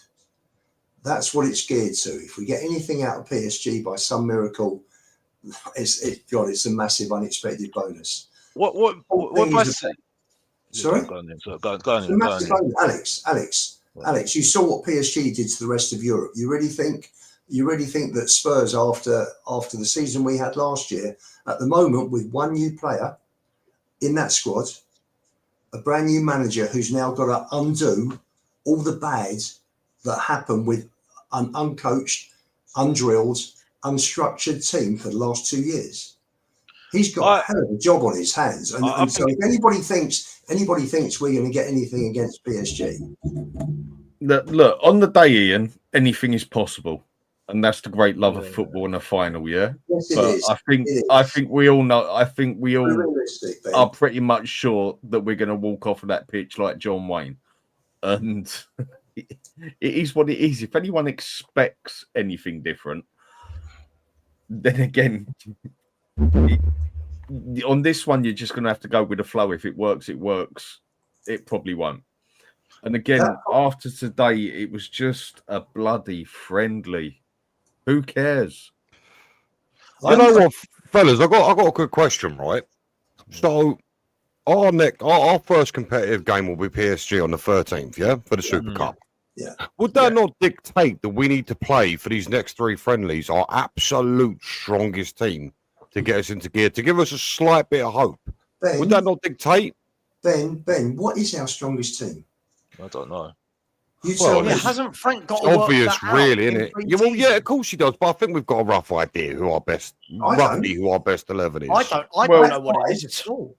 Bar one of the centre mids and the left, the rest of it is very, very predictable. Look, yeah, I was going to say, for me, the back 5, I don't even need to spit that out. I think we know what that is. I think you got to have Maddison in the middle of the park, maybe a Bentancur or Basuma next to him, and then up front, I guess you go Kudus, Som, and Solanke. I think that's all you can realistically do. For me, it's only one of the centre mids and one of the left that really isn't. Yeah. The rest of it is pretty predictable. I just feel like Frank doesn't have time now to fuck around with getting the entire squad fit. I think, given the fact that we've got this Super Cup, I really think that does dictate that we need to play our strongest our strongest 11 from now onwards. But the problem is again, we've got pre-season isn't for that. Pre-season, you've got to get minutes into all the players. Absolutely, but we've never had a Super Cup before. Well, but no, we haven't. Okay, Right, then we haven't. Hang on, but whether we've got the Super Cup or not, just swap the Super Cup for the first Premier League game of the season that you've got to be ready for. It doesn't matter. Pre-seasons are the same. You've got to get minutes in the players' legs. Thomas Frank would be a very ridiculous manager if he only played his best 11 now in every game and none of the other players got any minutes in their legs. Because then now he's going into a season where only the first 11 are fit. This is why pre-season happens. This is why they play so many games. Normally, absolutely, I'm with you, but considering the circumstances, I'm not so sure. There is no circumstance. It's just one game. It's just a normal game. It's just a normal game that's free. Ben, it's 3 days before the Premier League starts. It's no different to normal. I think the momentum that would give getting that fucking trophy, and good lord. Sure, but Ben, you could play your best 11 between now and PSG could still batter the shit out of us. PSG are the best team in world football. Oh, yeah, right? I'm aware of this. Guys, this is where, again, sorry, but what you're doing there is it's the immediate need versus the bigger picture. The bigger picture is we're going into a season, right? The PSG game doesn't dictate the season. The PSG game is a bonus trophy to be won, right? Frank's job as manager is to see the players. Frank's job as manager is to get minutes into their legs. Frank's job is to find out what his best 11 is. Now, we all sit here and go, barring one or two, this is the best 11. That was under Ange. It's a different manager. This is a different manager. I don't think. He might see things differently. We might all sit here and go, our best midfield two is boom and boom. He might turn around and go, actually, my best midfield is Basuma, Bentancur. Some people might go, it's Bergvall. And this. Some people will go, this is my best 11. This is the guy I want starting on the left. Frank, this is the guy I want. He might want Spence as one of the. Just, he's got to be able to see these players. He's got to see them. But I don't think fans think like that, though, Savva. I think they think. Of course, they don't. They think the way that you said the other scenario, though. You just mentioned it. They think about now. That's the thing. I think that's what they do because I think they're worried because I think, unfortunately, that European trophy and being European Europa League Cup winners, that neck is holding a lot of weight on us at the moment. Right, because it's going to go into next season, and we're like a scout next season, right? So when Burnley rock up to the White Hart Lane, to the Tottenham Hotspur Stadium, they're playing the Europa League champions. So they're looking at it and thinking, "Oh, we could do a scalp here." You know what I mean? Everyone's thinking that now. You know what I mean? Every team's thinking like that now. So that even though it's great and it's made me calmer, to be fair, right? About my football team at the moment. That Europa League sort of thing now is hanging on our necks right now. You see what I'm saying? This is where Frank has got a bit of a harder job. I think it would have been I think you said it yourself, Dan, before the cup final. You know what I mean? Us winning that cup, it does us a lot of wonders, but it gives a lot of pressure as well, doesn't it? You know what I mean? If it was Man United, I think Man United would have done. It would have not been too much for them. But Tottenham, they've done it, got the storybook. Exactly. Winning that cup. We're not. We're not. And this is the thing, and this is why I'm seeing what I'm seeing at the moment. You see, winning that cup was just wallpaper over the cracks on the wall. Exactly. And this is the thing, and so this is why I'm, this is why I'm not surprised what I'm seeing at the moment. You see what I'm saying? It will get worse. I mean, this is what it is. This is how it is. You know what I mean? This is the wonders of why I sometimes don't pay attention. Do you know what else is what it is? Yeah. We are 7 subscribers away from 20,000. Well, I haven't done that much. That's what it is, what it is. And I resigned myself about half an hour ago to the fact that it's not going to happen tonight or this morning. I'm sorry, Savva. It must be because of me. Because of me. People hate me. Since you came on, there's been an uptick in subs. Guys, I'm putting the link in the chat. Surely we can get 7. And please subscribe to Mr. Box Office. Please subscribe to Hotspur Hood. Please follow Benji on Top Doc on Insta, Twitter, all of that. Yeah. Just Twitter, mate. That's all I got at the moment. Please follow Lubo and in doing so myself on the Spurs 5. And 7 of you.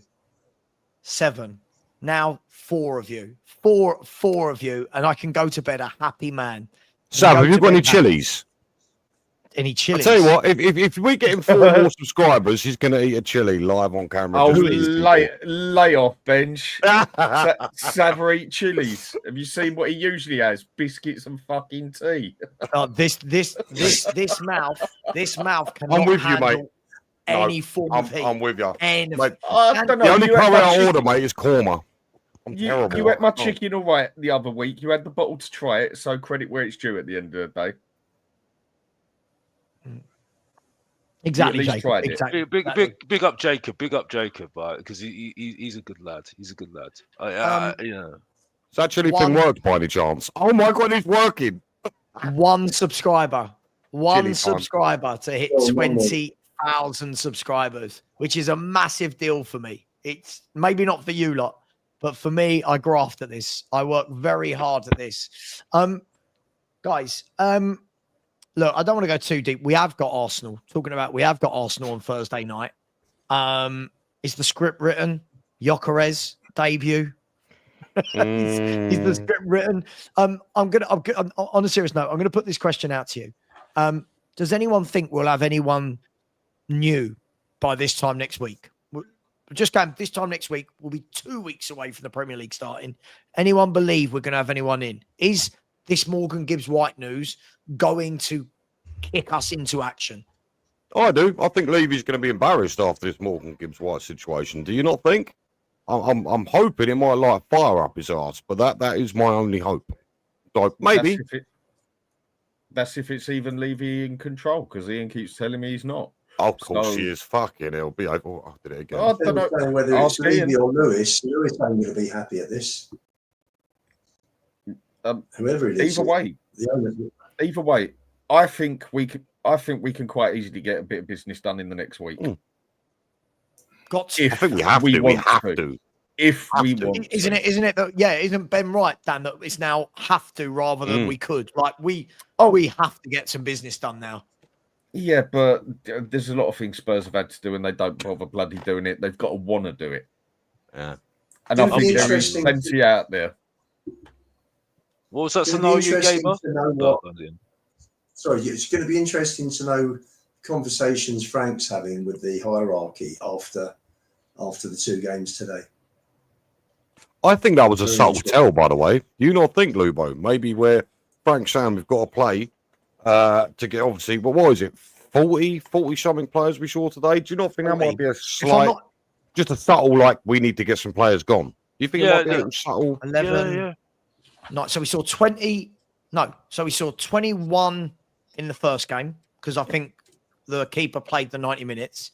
Oh. And then in the second game, I think the only one that played the 90 was Donnelly. So if I'm not wrong, and Ulasesi played a bit in both. So if I'm not wrong, we've seen 41 players, yeah. 41 footballers in one day, and people are losing their mind. I think 41. it was done by design because he, like I said, I think he realised that he needs to see all these players. He needs to make a decision on them very, very quickly. By watching look at these friendlies. Well, I do think the friendly was for minutes as well, but I do think it was just really a case of I might have to just see what I've got here. Because if I do have to use some of these players, I do, and I think that's why he added the extra friendly. I think that was the case, you know. But Alex, does Frank not have a responsibility to the owners to look at all the players that are on the staff? That's his responsibility to see who he's got. Surely he's got to see who he's got before he starts saying, okay. That's why I think the friendlies. And I think it's one thing training, but training's completely different to playing matches. Totally different, and you can only judge players on match day conditions. So I think he knows that it's going to be hard if he doesn't do that, and that's why I think the tour is something that he can use to try and bond some of the players as well. You know what I mean? And that's why I think it would have been annoying to him that he hasn't got certain players in at that time, so he can cajole some of the players. Alex, he's come in. He's changed things at the training ground. All the first team and all the under 21s are all eating together now. It's not split.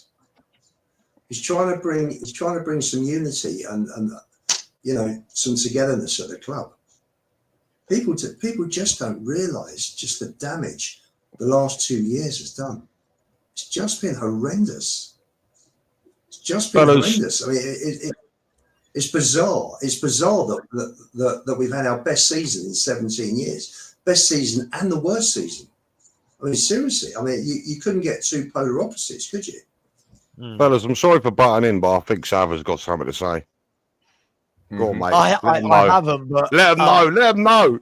I haven't, but thank you very much, because everybody has just flown past 20k, which is amazing. Right on, mate. It's a big deal for me. I get it. Other people don't understand why it's a big deal, but when you do YouTube, it is a slog. It is a graft. And yeah, thank you, everyone. Thank you very much. And here's to the next 20k. I guess the next milestone is 50k, right? But hey, that's a while off. But thank you, everyone. I really appreciate that. Perchy will be annoyed at me. He wanted the 20k to happen during our what are we doing here podcast. So I was saying I hope it happens before that. But listen, appreciate every single one of you. Thank you. I know. Listen, when all is said and done, it is just football. We do row like cats and dogs. But when all is said and done, it is football, right? It is that's what this is. When we're rowing and everyone's so mean to each other, it is football. But thank you very much. Big up to you all. Thank you. Thanks to you lot as well for helping me. Obviously, the shows only work with guests, so really appreciate it. And Spursy say, get your shirt out in celebration. Yeah, the FHTV, the Football Heritage TV. Who actually did that for you? Chris. Oh, really? Wow. 82. Just reminding the world of what year I was born. Right, yeah, but thank you very much. That was 100 years. That was 100 years after Tottenham were founded. There you go. There you go. I was born in dedication to the 100 years of no, that's all. Yeah, Lee. Yeah, it was because of you, Lee, that we got there. It's because of the stream we done earlier. Listen, I don't want to go forever, guys. Don't want to go forever, but we've got to, right, going back to that conversation. I really think now they owe the fans now, don't they? At this point, we saw the Vinite and Levy video is looking more and more ridiculous by the day, isn't it? It's, they sat there smugly and said, we're not happy unless we're winning everything. We want to win the Champions League. We want to win the Premier League. Yeah. I don't like losing. Everything I do is for the good of the club. Fast forward, what was that, 4 weeks ago? Fast forward 4 weeks, we signed Kudus. Do you know what I mean? Like they've got to, guys. They've got to. People that understand what Enoch have done for our club or not done for our club football-wise, nobody was taken in by that. Everyone saw that was just a PR stunt to try and keep the fans quiet. It's just a nonsense. Just a nonsense. And you can see it. You can see, look at the top clubs, how they've torn into the transfer market. Look at the players they've gone after and made sure they closed those deals. No messing about for 5 million, 10 million, it's just a joke the way we do our business, because they're more interested in the profit than they are in buying players. Palhinha should have been the way we done it with Kudus and Morgan Gibbs-White at the time, because we was expecting that to go through. They've shown they can do it. They've shown they're willing to do it. Yeah. Right. That bit went wrong. Go and fucking do it. Let's see. I hope I'm wrong. I'm starting to get bad vibes about this transfer window. Just starting. It's just the way. It's only just kicked in for you, is it? The bad vibes. Hope that kills you, isn't it? No. Do you know what? It's the hope. Every season you start off, and you just hope. Transfer window starts. You think, please God, can Spurs get it right just this time? Can we have a good year? And it is the hope that kills you. I've never really felt hope anymore with transfer windows. I've gone through too many times. I never do. Dead Was there not inside, a that's what bit we of are. hope, Alex? Alex, when we got Kudus and then the Morgan Gibbs-White news 24 hours later, was there not a bit of hope that we've gone, oh my God, two £60 million players in 24 hours? Was there not a bit of hope that we changed? I was thinking, my eyebrows lifted up a little bit. Yeah, it did. But then I think the next couple of days after that, I was like, okay, let's just, okay, cool. You know what I mean? I must tell you, Alex, I'll go back to I think it was 70-71 season. And we went to Chelsea in November and we scored 2 goals in injury time. And I think we went second. And we were playing Newcastle the following Saturday. And if we'd have won, we'd have gone top.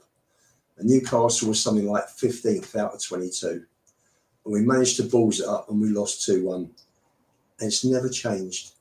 From that moment, it's never changed. It's 54 years. Whenever you think we're getting somewhere, another win will push us up, we blow it. The only time that hasn't happened was maybe a couple of years with Pochettino. You know, we had 7 out of 10. We were in with a chance for the 85 League Championship that Everton won. We had 7 games out, the last 10 at home. Unfortunately, Gary Stevens got injured with that horrendous Vinnie Jones tackle. And we managed to blow the 7, and we ended up finishing 3rd behind Everton and Liverpool.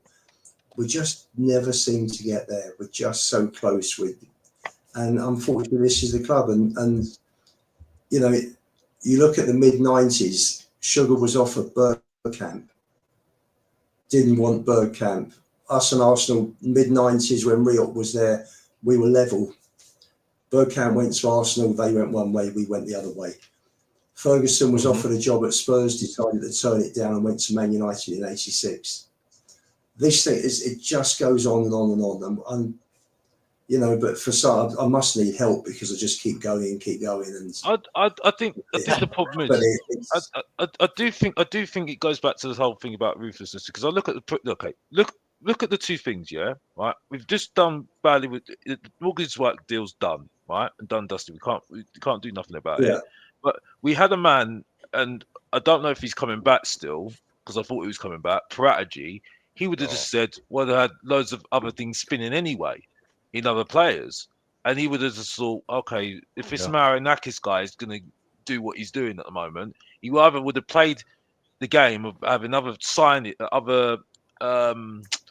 players that he's looking at, right, and saying, well, I'll play against it. You see what I'm saying? And I think this is where Tottenham needs to just put their head back in the game again. You see what I'm saying? Because I've got to be honest.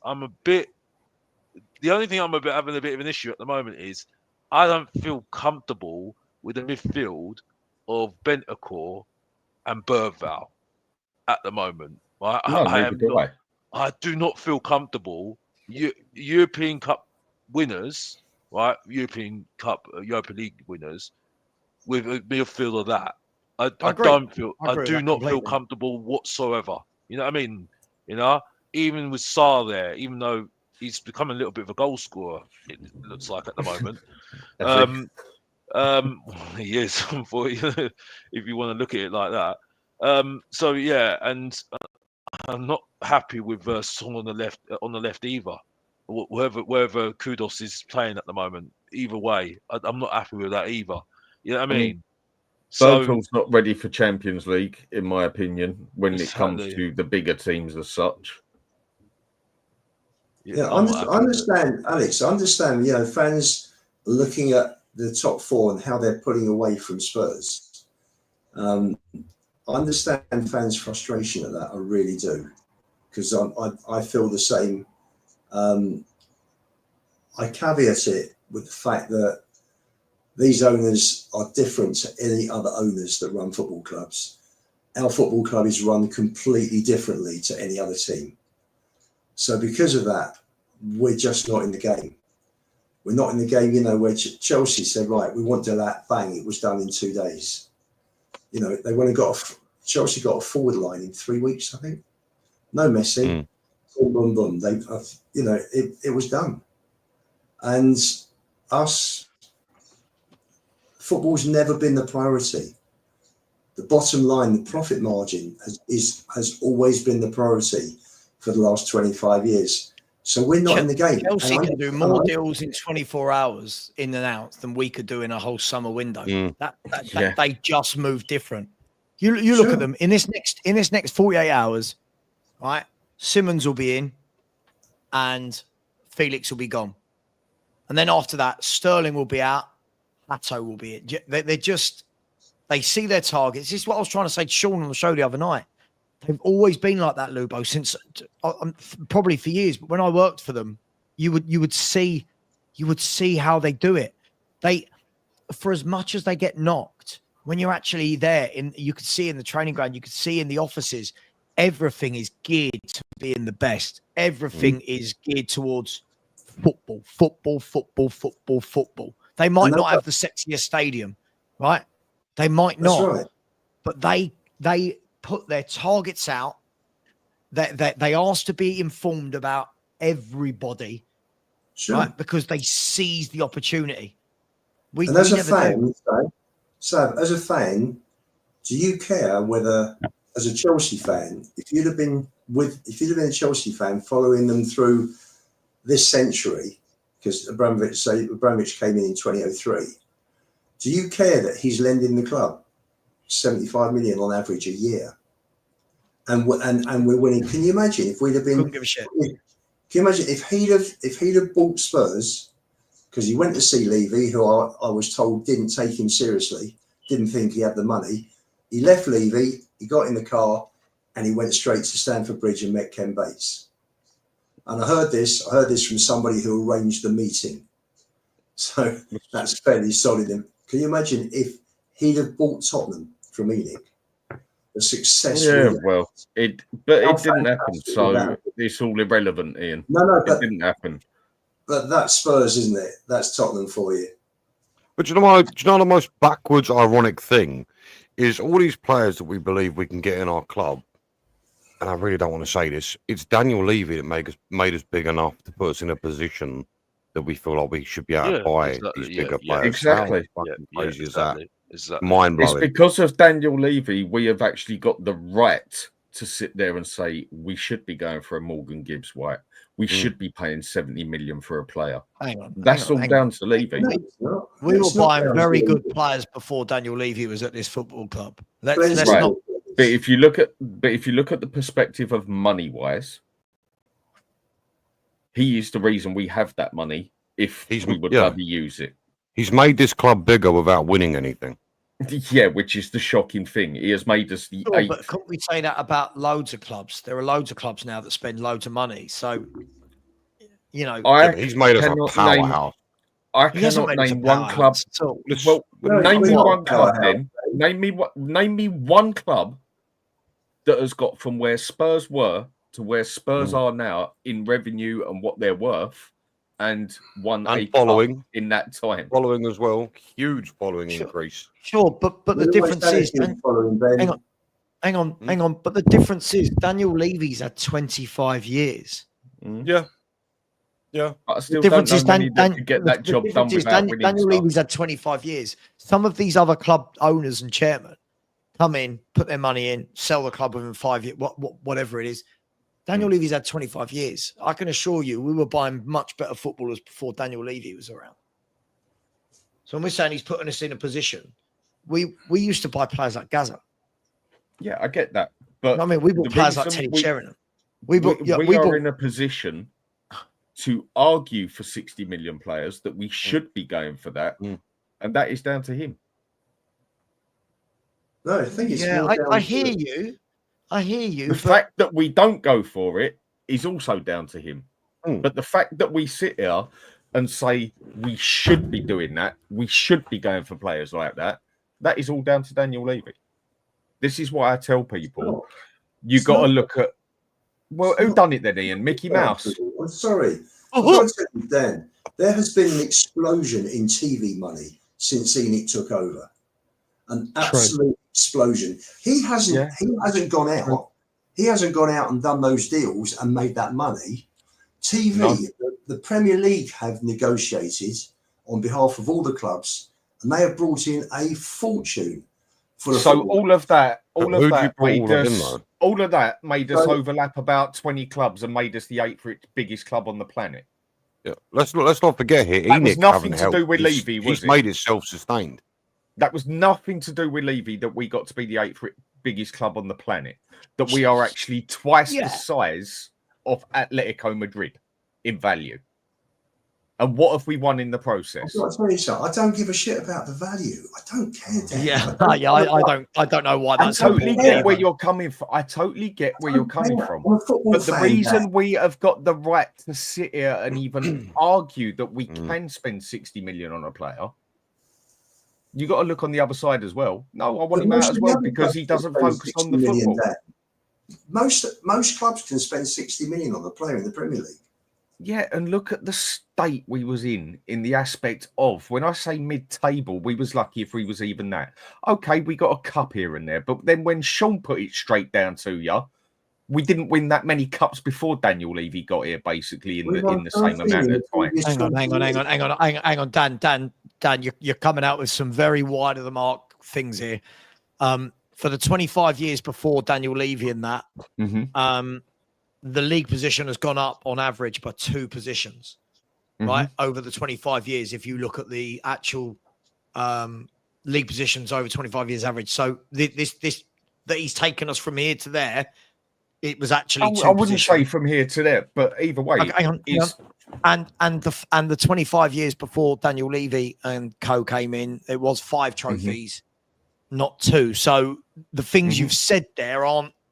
I think we're making it out like he's come in and we were bottom every year, and now suddenly we're winning league titles. Right, we were put it the wrong way. averaging. I think we were averaging something like 7th or 8th for the 25 years before, and now we're averaging something like, well, that average has gone down massively, by the way, since last in the past 15 years, how many times have we been in Europe? Yeah, sure. Loads. Which we never probably used about to 13. do. Yeah, and we never used to do it.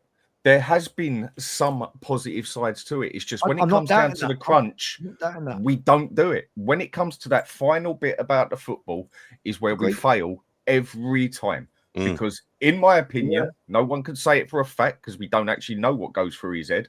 But in my opinion, he is more interested in the money side than he is on the football side. And that's why I want him out. But on the other side of it as well, Ian, on the other side of it as well, you've also got to look, if you're going to grill him for every single thing that happens at this club, then you've also got to put down the positives for it. It was only just the other day you were telling me for 100% fact that you'd have sworn your life on it, that Levy weren't in charge anymore, and this is all going to get better and it's getting run different. Figure of speech. Figure of speech, Ian. Figure of speech. Can I just add a point? Scott makes a great point. In all of that time, in the 25 years, who have we actually overtaken? Nobody. Up until now, Villa. Who have we overtaken? Are you serious? We're considered a top 6. We're considered a top 6 club, are we not? Sure. Everton. We weren't previously. When Daniel Levy came in, we were also considered a top 6 club that had won X amount of trophies. Were we? Yeah, but we weren't a top 6 club. Stock when I was a kid. We were a laughing stock. When he took over, we were only Spurs. I'm asking, who have we actually overtaken? Because all of the bigger clubs that were bigger than us are still bigger than us. I think some of the in that clubs aspect, when it comes to cups, yeah, but when it comes to everything,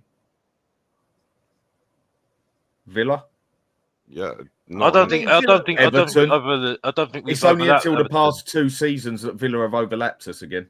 Yeah, I don't think we overlapped Everton.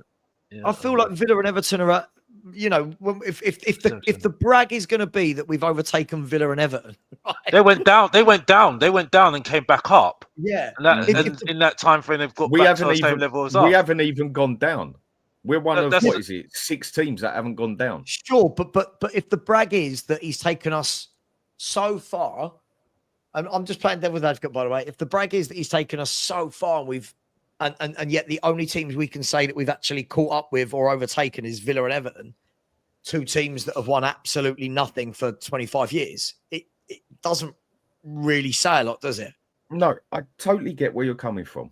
It's just when it comes to when it comes to club size, club structure, what we have at the club, and everything else, that's down to Daniel Levy.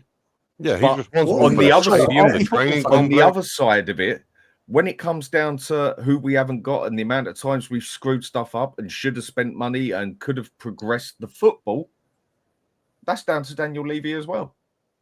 But I'm what do just you looking care at it from about, both Dan? sides. Dan, what do you care about? Let me ask you, Dan. Levy sells the club. Levy and Lewis sell the club.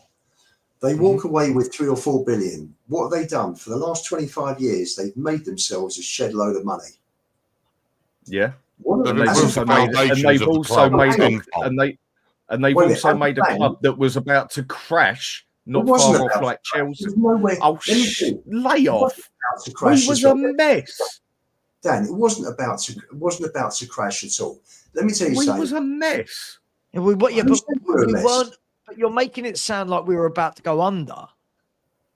We was in a bad way We weren't. when he In took what over. respect? In what respect were we in a bad way? Money I think wise, this is revisionism now. I think this is revisionism. Money-wise, okay, Dan, the banks gave Sugar.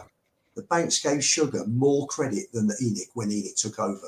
A box holder told me that the money they gave Sugar was far more than. Yeah, like a lot of people Right. have told you stuff as well, Ian, and look where That's we right. are now.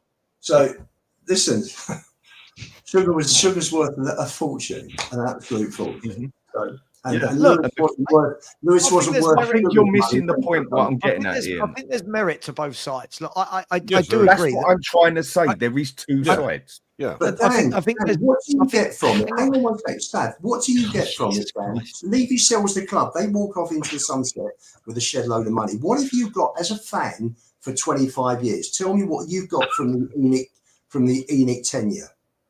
Well, as a fan, nothing. I didn't but say I Thank didn't you. say I Thank got you. anything that's from it. that's I but didn't that's say the I got conversation. anything from it. No, He no, went didn't this say I way got and he's anything on increased our foundations as a club tenfold. Yeah. I'm sorry. Sorry, at the end of the day, I'm not as I narrow-minded don't like as him, you. Lubo. I When just it want comes, that to be clear. hang on, Ben. I'm not as narrow-minded as you, Ian, where I only want to see it one way. What Look do you at mean both one sides of way? the story. Dan, I'm a You- football look. fan. I'm a football fan. I'm Yeah. not involved. I'm not. Give I'm you a not. blue Peter badge if you want, mate. But at the end of the day, when it comes down to the crunch, there's Dan. two sides of the story, whether you like it or not. Dan, I So don't work Lubo. I'm Has fo- I don't Daniel work- Levy made the club bigger, in your opinion? We were one of the big five when Sugar was involved with Sky, when they were discussing with Sky, we were one of the big five. We've been a big club since the 60s. But people right. don't realise that. So, in your opinion, Levy's not made us bigger. Has Levy Bigger made at us what? bigger? Bigger in what? Tell me, Ben. What In tell me terms what? of the club as a whole. As a whole, no. We've fallen behind all the other clubs. This is a football club. On the football side, yes. That's all I'm But there interested in.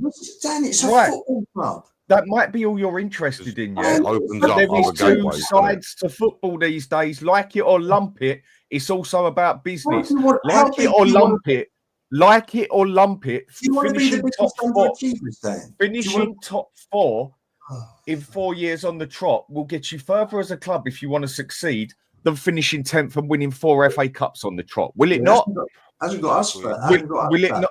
Further, I is it? didn't say that. If you listen to everything I said, Agree. if you I want hear- to I hear succeed, I heard Dan's point, finishing in the top 4 for 4 years on the trot can get you further than finishing 10th and 4 FA Cups. Can it not?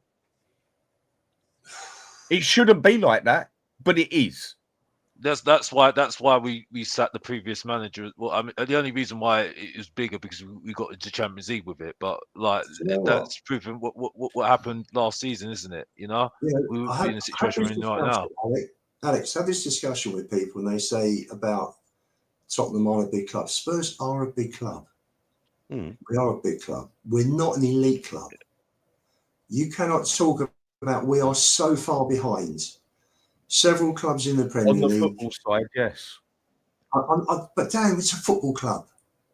I've got shares in. I've got shares in Santander. That's a different thing. You can put shares in other businesses. This is a football club. I know A that. football club. Right. The current Tell me one football club. trophies. Tell me one football club that isn't business as well. It's just our problem is we focus more on the business than the football. Give me one football club that isn't about business as well as football. But a lot of other football clubs have got it leveled out the right way. Business is part of football. So business is part of football then. For instance, I think you're just totally missing my point, Ian, because again, you just don't want to see it any other way. I get your point, You Dan. never do. I get your point. I get your point totally. Football is big business these days. But you know what? If Levy was such a great businessman, he'd be up there doing the same things as Fenway are doing for Liverpool. That's what he'd be doing. He'd be doing what the Cronkays are doing. No, he'd be doing that if he give a shit about the football, Ian. But he is the chairman of a football club, so he has neglected his responsibility as that chairman for the football. Have I disagreed with that? Have I disagreed with that? So he is Have I not said a great. otherwise? He is not a great businessman, Dan, because he has. He is a great businessman. No, he's He's not. just not a good football coach. Other than purchasing the correct players, Levy has done an incredible amount for this football club, other than purchasing the correct players. I hate to say it, Lubo, mate, but So do I. I think he's made us a Look more at attractive Aston club to Villa. come to. I mean, look at that. Look at Aston Villa right now. They can't buy anybody at the moment, can they? Because they've got to sell because of PSR. Yeah, Right. yeah. So you know what I mean. It's like it is what it is. You know what I mean. I mean, it's We're like 200 in the I'm not- green. by the way. Listen. I don't like these We arguments. grew from 200 million to 4 billion. Yeah. Yeah, that's Yep. a shit business, Yep. isn't it, Ian? The problem Totally is, crap, isn't it? listen. I hear your Brilliant point, for Dan. him. Because Done a great job for him, Dan. Done a great job for him, but for all of us and everyone listening, where I agree with Lubo, very little for us. But I agree with you on that. I think there's two arguments to here. I agree There with both is. sides here. I agree with both So do sides. I. Here. I just don't like this conversation a lot of the time because it doesn't really give me any. No. Regardless whether it's good that we're sustainable at the moment, right, and we're moving forward.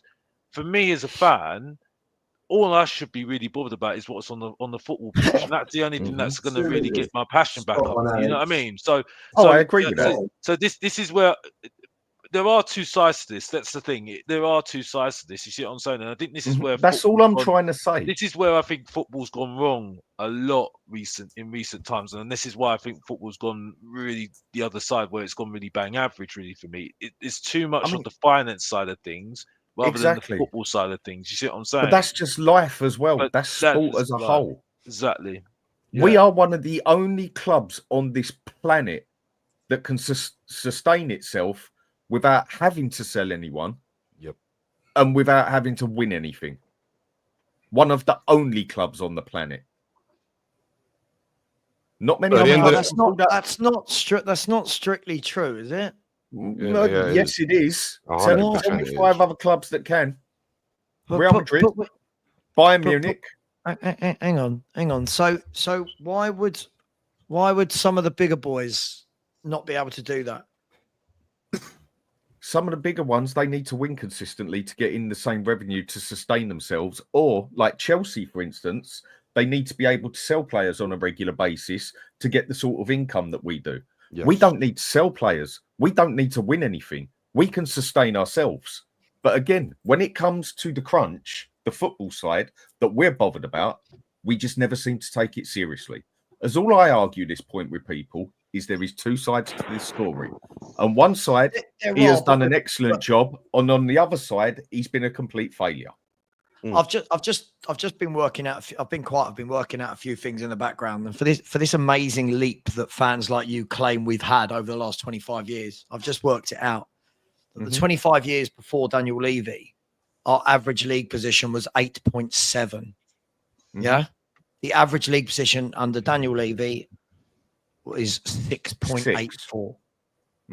So what we're saying is over 25 years, the average league position is 2 better. Yeah, it should be better. But one gets us into Europe. We're not talking about the football side of things. We're talking about the club as a whole. Sure, but when you talk about the club as a whole, for you talk a lot about things that aren't football. You two, like as Lubo is right on this front. The fact that we are a football club Should right? be the priority. Yeah, 100%. And it should be. So I don't sit here and brag about sustainability and he's moved us that high up. Like, you know, I think it's easy to forget the 25 years before, but during that 25 years before, we had multiple seconds and third place finishes, right? We won more trophies. Right. The point I'm making is it's not all negative that's been done. It's just I the football agree side of it. But as a football fan, the things that should concern us, right? Football fans never used to sit and talk about finances. Football fans never used to sit and talk about buildings and bricks and mortar and spreadsheets. Football fans used to be judged on what direction is the club going on? Is the team getting better? Are we buying good players? And what have we won? Now, side of it, we don't do it. Here to do as football fans. This is a football podcast, isn't it? This isn't a financial podcast. This is a football podcast. Yes. Well, financial is a big part of football. The problem is, Lubo. Unfortunately, it's becoming like that because you have Sean on. That's the thing, and unfortunately, that's just the reality of it. I'm sorry to say his name, but I want to banter him anyway to pieces anyway on this because when he comes on, everyone wets their pants on him because they say because when he talks about the finance, speak for yourself, mate. Wet their pants. Still, I'm sorry. Alex says this about everything, right? Alex thinks that, like, he always says to me, "Oh, you don't ever debate Sean." I mean, I always debate Sean, right? What Alex thinks is if I don't disagree with every point Sean makes, that I love him and suck him off or whatever the phrase is, right? That wasn't having a dig at you, by the way. That was not having a dig at you. That was not Alex. Seriously, that was not having a dig at you, by the way. What you've got to understand is that the fan base needs all sorts of opinions. It does. Like, I'm not saying that. We need the aspect that Sean comes from, right? Because it makes the debate. It makes the point interesting. We need Danny that will always look at the other side. We need Lubo who never looks at the other side. You know what I mean? We need all of these different opinions. But I just think when all is said and done, Lubo for me is right that when Levy walks away and Enoch walk away, the benefactors of everything that lots of fans are saying he's done well, the benefactors are not the Spurs fans. The benefactors are Levy and Enoch, and that's fair enough. That's fair enough. But listen, I think the one thing we can all agree on, whether we like Levy, whether we don't, with yada yada yada, I think we can all agree on all we want to see the club do is go and buy some good football. Yeah. Every argument I think we've had this summer should come back to what players are we buying? Who are we buying? Sav, can I make an outrageous claim, mate? Go for it. I think Daniel Levy has put us in a position where our next step up is an elite level club. I think he's put us in that position. We have that capability. The next person he's done the foundations. Club, yes. Yeah, if we get a billionaire in here, like Chelsea did, who actually wants to win, they've actually got quite an easy job compared to a lot of clubs out there. Yeah. On the other side of it, forgetting the football side, we're actually quite a few years ahead of a few clubs out there. The next ones who come in, that's going to be a bit of money they have to put down. But everything is sorted on their side. Every single thing. The stadium's there, the training facilities are there, the extra income, the extra revenue. The experts in that position to do that. As all they will have to do, they won't even have to focus on the business side because the amount of income we have out of football, not just in football. And if they want to win things, they've just got to focus on the football side because the rest of it, the foundation is done. It's built. We just need someone now who wants to win at football. And this is what my point is. That is what my point is. There is two sides to it. So whoever comes and buys the club, if they do, it's going to be an expensive club to buy, but a lot comes with it because a lot of the job is actually done. Yeah. Look at Man U. How much of a mess is that place? To build their new stadium, they're going to be spending 3-4 billion basically to build that stadium, because times have changed and literally everything is triple the price it was on that bigger stadium. Chelsea, if they finally decide to build a new stadium, they're going to be spending 2 billion plus on it, which is definitely going to hold certain people back. On that aspect, we are built. Why is We it just hold, need why is it winners going to in hold there. those clubs back though? Like that. This is the difference. If Chelsea need to drop 2 billion to build a stadium, Chelsea will find £2 billion to build a stadium. It doesn't matter, does it? I do think it would have some effects on them. 2 billion. I do think that would slow a couple. You don't think it'd slow them down in any way? I don't think it will. I don't think it will. I think they've got so much money, these owners, that they will listen. Do you know what? Let's say Chelsea decide they're going to build a £2 billion stadium, right? You don't think that their owners are going to factor in how much money they're going to make off the back of it the other end? Their owners are elite businessmen and women. They are elite business people. They will factor in, all right, this is going to cost us 2 billion. We're also going to have concerts. We're also going to have events. Mm-hmm. We're also going to host. I get what you're saying. I agree with you, Dan. Daniel Levy has put us in a position where the next person, God willing, that person wants to come in and make football the priority, could come in and have a good time at Spurs. Mm-hmm. Or he could have turned us into a club that for years and years will be seen as a plaything for owners that don't care about football and just see it as, look how much money I can make from non-football related issues. That's very true as well. That's why I stated that we need football winners in there. We need someone to come in. In that aspect, you can look at Spurs. We are a sleeping giant. We really are. As all it takes. But why I say as all it takes is for someone to come in, buy the club, which is going to be a hell of a lot of money because there's a lot that comes with it that is already done. Whereas other clubs they go to, they're going to have to build stadiums. They're going to have to catch up on quite a few things. Can I just ask a question, Dan? They concentrate on the football side of it.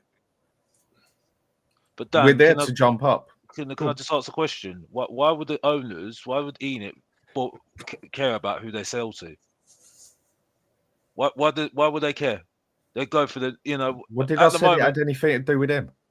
No, but I'm just saying at the moment, I think we're talking like when Enid and Levy want to sell the club, right? They'll want to sell it to somebody that's going to be football centric, right? I didn't say they would. I know, but I'm just saying, I'm just putting the question out there, right? Okay, I'll answer your question then. I said, as long as whoever buys the club focuses on the football side and wants to focus on the football side. Levy ain't going to give a shit. Exactly, that's what Levy I'm saying. Ain't going to give a toss. Yeah, so that is why I said the next person that buys us needs to be someone who focuses on the football side for the good of the football club, because everything else is done. But then, like I've said to Ian already before, the grass ain't always greener on the other side. Exactly. And we go and get someone in who's even tighter than Levy and Lewis in just making money on the club. We're still in shit street. Or you might get the owner that used to be at Leon. You might get an owner like that. Do you know what, Alex? I'm just putting it out there. No, sure. But all I want, I've got to tell you something. It's fantastic. They put us in, you're right, put us in a great position in terms of a turnkey sale, someone to come in and say, grounds built, training grounds built, ready for liftoff, 100%. If you're saying we're football fans, so it doesn't help. I might earn a few quid, but it's irrelevant because I've hardly got any shares anyway. But I just bought the shares because I'm a fan. And I could have taken money when Enid went private, but I didn't. I just wanted to be part and have it as part of the club. Had no idea where Enid were going to take the club. Didn't know. Who knows? Mm-hmm. Hadn't heard of them for a year before they bought the club.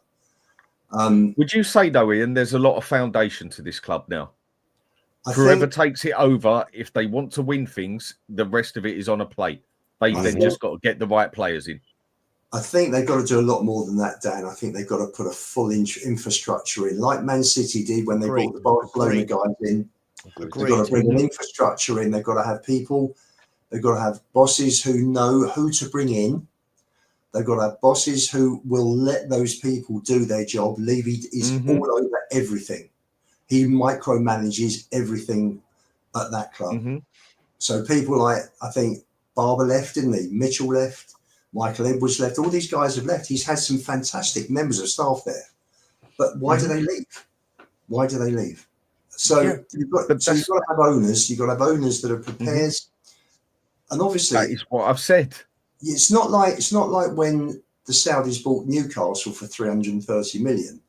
When you're looking at a club that's 3 or 4 billion, it's a much smaller pool of people that are going to come in and buy a football club for that sort of money. So that is true. Yeah, of course it's a risk. Everything's a risk. But having followed the club since 65, Scholar had the right ideas. He just didn't know how to execute them, is my answer to Sue Smith. Because yes, he nearly bankrupted us. We were 18 million in debt. Spurs employed Nat Solomon from Lloyds Bank, who they put on the board, and he got an 18-month reprieve from Lloyds for us to pay the money back. And in the meantime, Sugar came in and bought the club from Scholar, and all of a sudden, Sugar's very strong financially. All the problems went away overnight. I just want somebody who loved the club like Irving Scholar. I don't know if anybody gets a chance to read his book, please read it. This guy bleeds blue and white. I just want owners that want to come in. They put that much money in. They're going to obviously want to make it profitable, but they would have seen how big the Premier League is, how enormous it is worldwide, and I'm sure they would see the value and the money to be earned. So, Ian, I totally agree with you. I have not argued any point of that.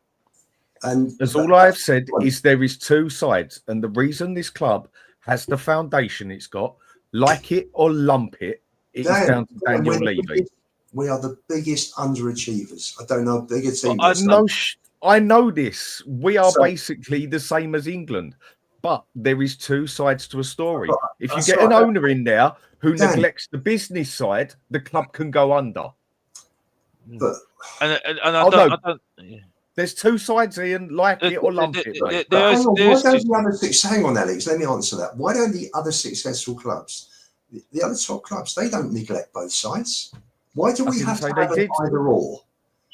Why do we have to have someone we do? I said if. You keep missing them words, Ian. No. I said if. No, if we had someone who neglected the business side and concentrated on the football, there is two sides to football. There is business, there is football. We just focus on the business more, which is wrong. But we have got solid foundations at that club for the next owners to come in, if it ever happens, and it's a big if, as long as they concentrate on the football more and want to win things, this club can actually rise up very quickly. That's all I want. And you know what? All I have ever wanted from Enoch is to give it 100%. There's no guarantees of trophies at all. No guarantees. But if you give something 100%, you don't quite get there. Any of us as people, if you give 100%, you've done your best. And wherever the chips fall, they fall. What I can't stand is that we have a most amazing fan base here that are so loyal, that are passionate about the club, that follow the club all over the world. And these fans are being shortchanged by owners who are taking their brand loyalty. They're abusing this brand loyalty with the fans. And they don't give a shit about the fans. But Ian, with everything that we're saying at the moment about the passion about we want our owners out at the moment, right? Unfortunately, we're leaving ourselves open to the fact that if we do sell, right, you might get an owner that might be even worse, right? That is only going to look at us as a business opportunity anyway, because like I said, like everyone says, like Dan says, football is a business right now. You see what I'm saying? And the thing is, though, I think we just have to wait and see where this goes at the end of the day, because the thing is, though, right, I do feel that regardless whether you say that you want somebody who's really focused on the football, No, I don't. complete. I think big owners, especially if you talk about people who are Saudi, big owners like that, they're only looking at Tottenham as a football as a business opportunity, right? I think the football will always be second to it all the time because I look at it as a business opportunity because of the area that we live in, as well. It's in London, right? They look at the catchment area and they're looking at it like that, and then I think the football side will always be the second part of it, unfortunately, right? Whether they get football people in, that'll be the question. You see what I'm saying? And have a structure in place. That'll be the thing as well. Other question, Ian. You say Levy treats the fans like shit, yeah? I think so. I don't think he has any respect for Yeah. fans whatsoever. Neither do I. But why does he treat the fans like shit? Because most of the fans are muggish enough to let him do it. Agreed. Because most of the fans are dickhead enough to go out there and say, "Oh, do you know what? We blew the season. Oh, if we blow the next season and put it aside, I'll still go do my bloody season ticket and go in there and everything." Maybe some people need to practice what they bloody preach. Yeah, for sure. But that's not the answer. It's not the answer either. Why should fans give up following their team? Well, if you're going to sit there and preach about you don't want to pump no money into the club, this and I didn't say that. if people are also going to, I said I want owners that give 100% to the football that's side. not what I was talking about anymore, Ian. I was talking about why does he treat the fans like shit? Because the Spurs fans have got to be some of the softest lot out there that don't mind getting shafted by the owner because we don't ever do anything about it. I agree with you. Whereas other clubs that turn up, get their bloody ticket changed or something like that, or on their shirt, 10,000 of them turn up at a stadium. Absolutely. Arsenal just down the road. We're there Exactly. at the demos. Exactly, because we let him treat us like that. No business usually goes out and treats the people like complete and utter dog shit because otherwise they won't buy their stuff. You know what? It doesn't matter what he does to us. You'll still get that stadium full up. Why? Because Spurs fans are dickhead enough to let him do it.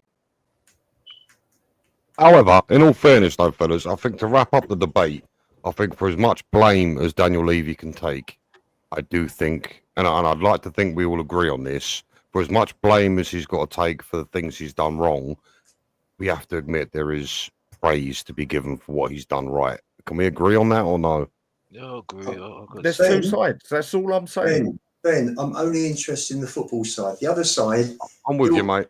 He's made a lot of money. He's been brilliant in the value of the club, and they'll walk away with a lot of money. So for him personally, that's great. But if he called himself a and for the next owners because they have a total foundation on the club. Right. But sell the club then and take your profit. I agree. If you are the chairman of a company, then you have a responsibility to that company to maximize the potential for the not just for you, not just for you. Football is a unique business.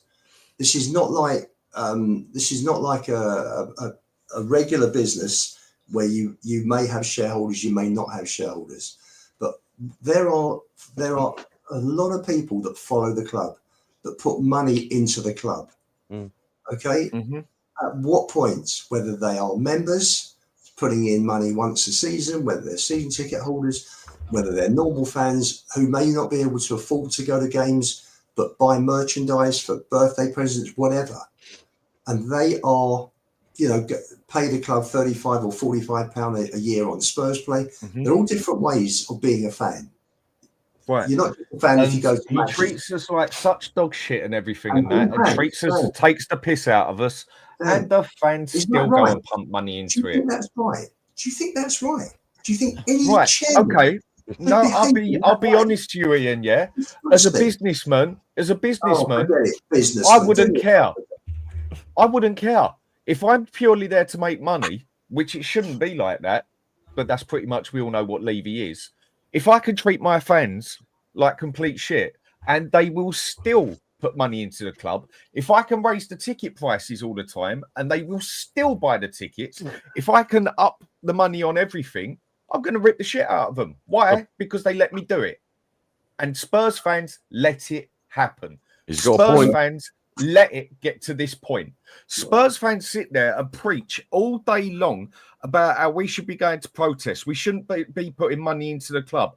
Levy's never going to see a penny off of me. Yeah, and as soon as they finish seeing it, they walk into the bloody club with their season ticket. Again, practice what you preach. That's ridiculous. Sorry, Dan, that is ridiculous. You just killed your argument with that last comment. Sorry, mate. I'm sorry. Well, I thought you want Levy out, we don't put money into the club and that. Yet people still don't spend £2,000 on a season ticket. It doesn't practice what you preach to me. I follow my team. So you want everybody who wants Levy out to suddenly stop supporting the team?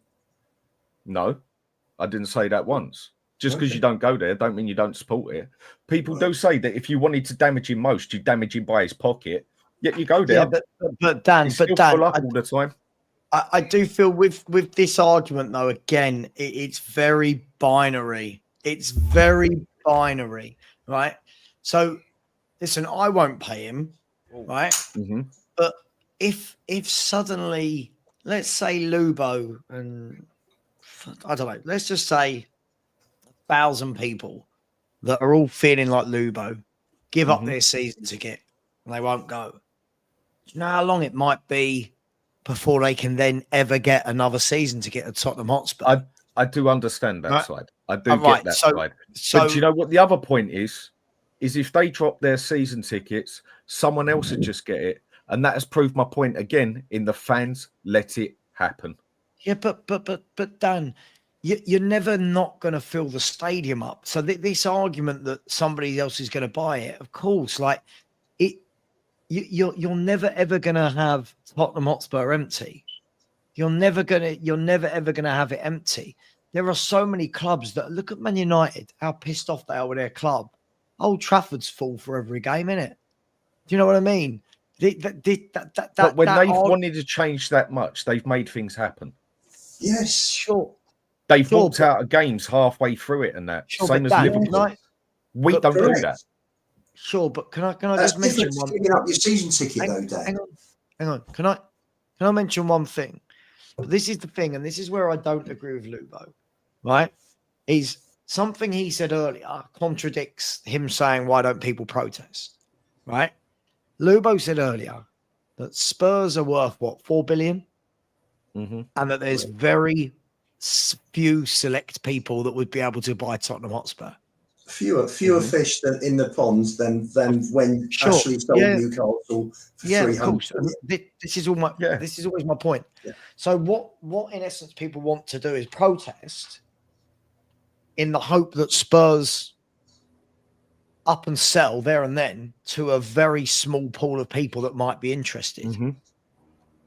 I just don't get it. I just don't see. Do you see where I'm going with that? I totally get it. I do see both sides of it. But then the thing that makes me laugh is we'd have a protest of 5,000 people out there. It'd turn around and say, do you know what? The ticket prices are going up by 10%, and they'd still go and buy the bloody tickets. Sure, I get that. I get that. I think my point is when people say about the protesting and that, I've always said the same. It's okay when Newcastle want to protest against Mike Ashley.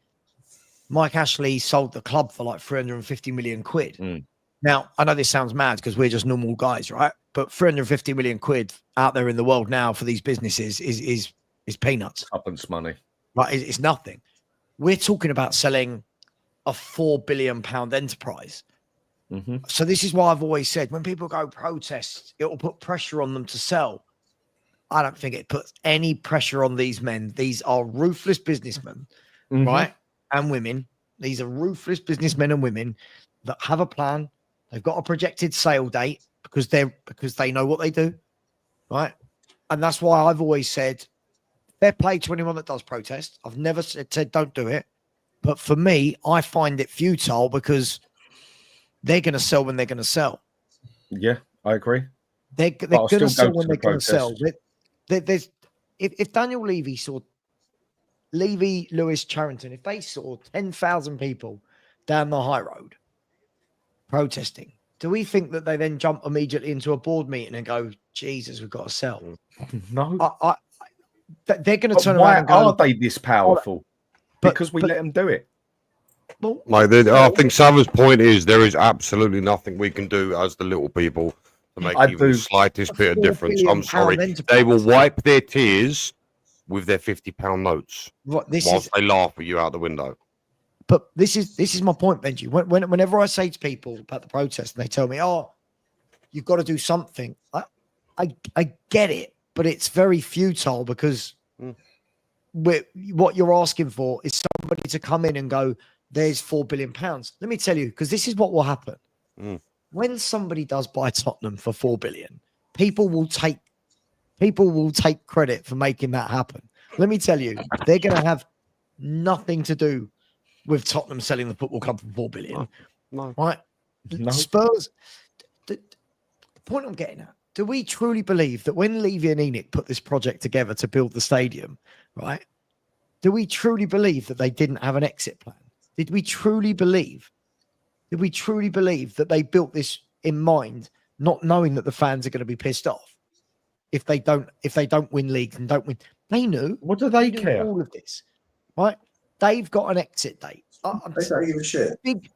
Big companies have exit plans, right? Exactly. So the reason why I don't protest Lubo, because I feel like I'd be walking down the high street going, Levy out, Enoch out, and they're looking down at us going, 60,000 people are in this stadium.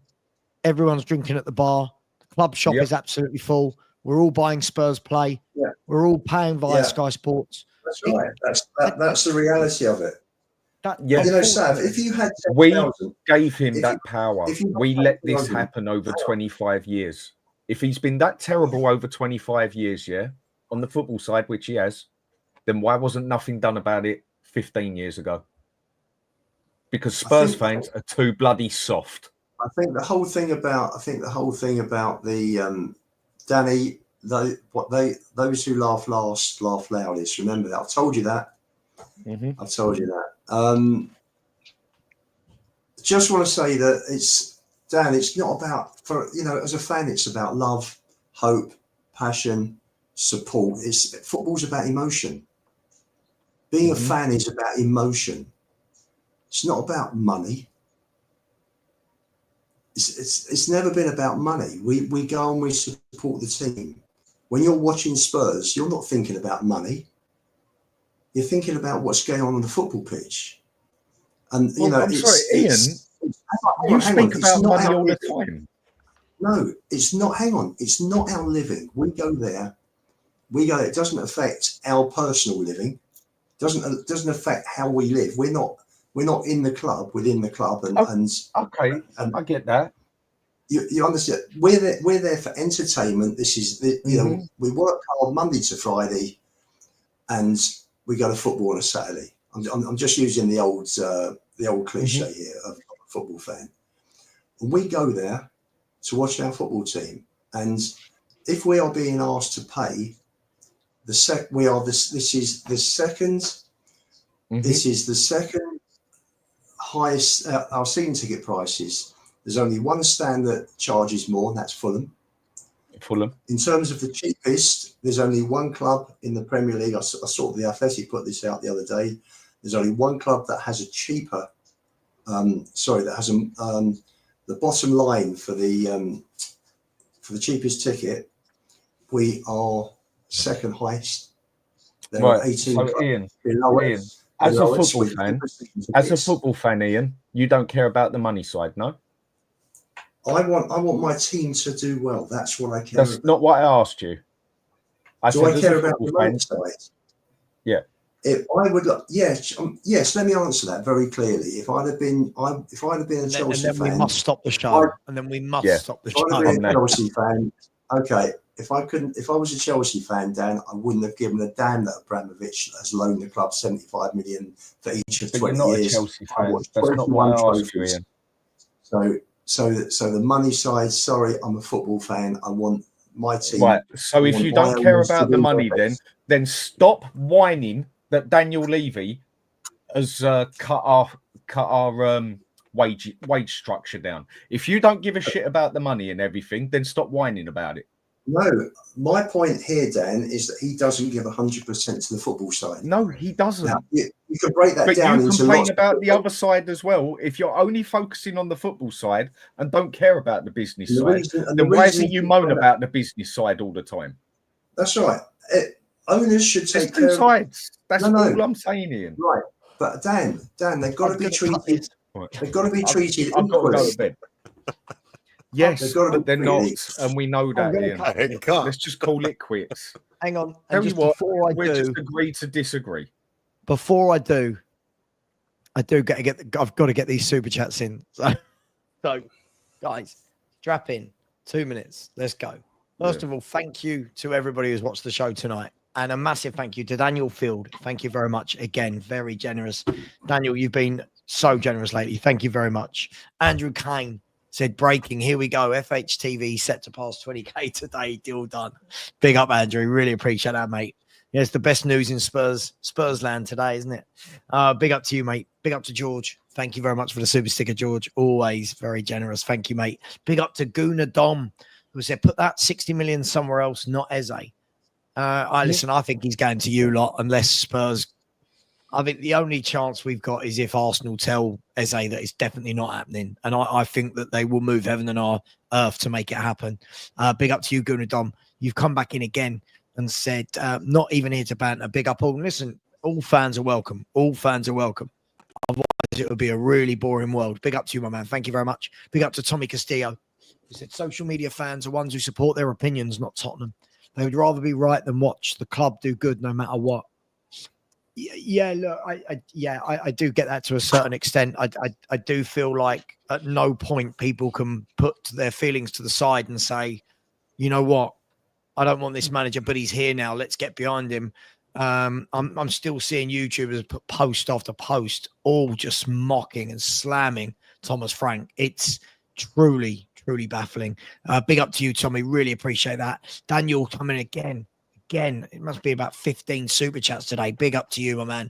Thank you very much. Carl Boyd, thank you very much. Really appreciate that. And if that wasn't enough, Carl Boyd's coming again to Thomas Frank and a tactics board are a good fit. Oh, dearie me. Big up to you, Carl. Appreciate that. George has come in not once but twice. Said, I'm fully behind Frank, no matter what happens. Yes, he needs some months. He needs months and games and time. Can't be 2 preseason games. It's ridiculous.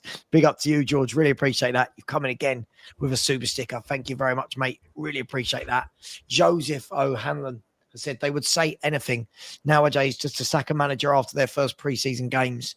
Modern snowflake supporters are absolutely ridiculous and clueless beyond belief. Just have some faith.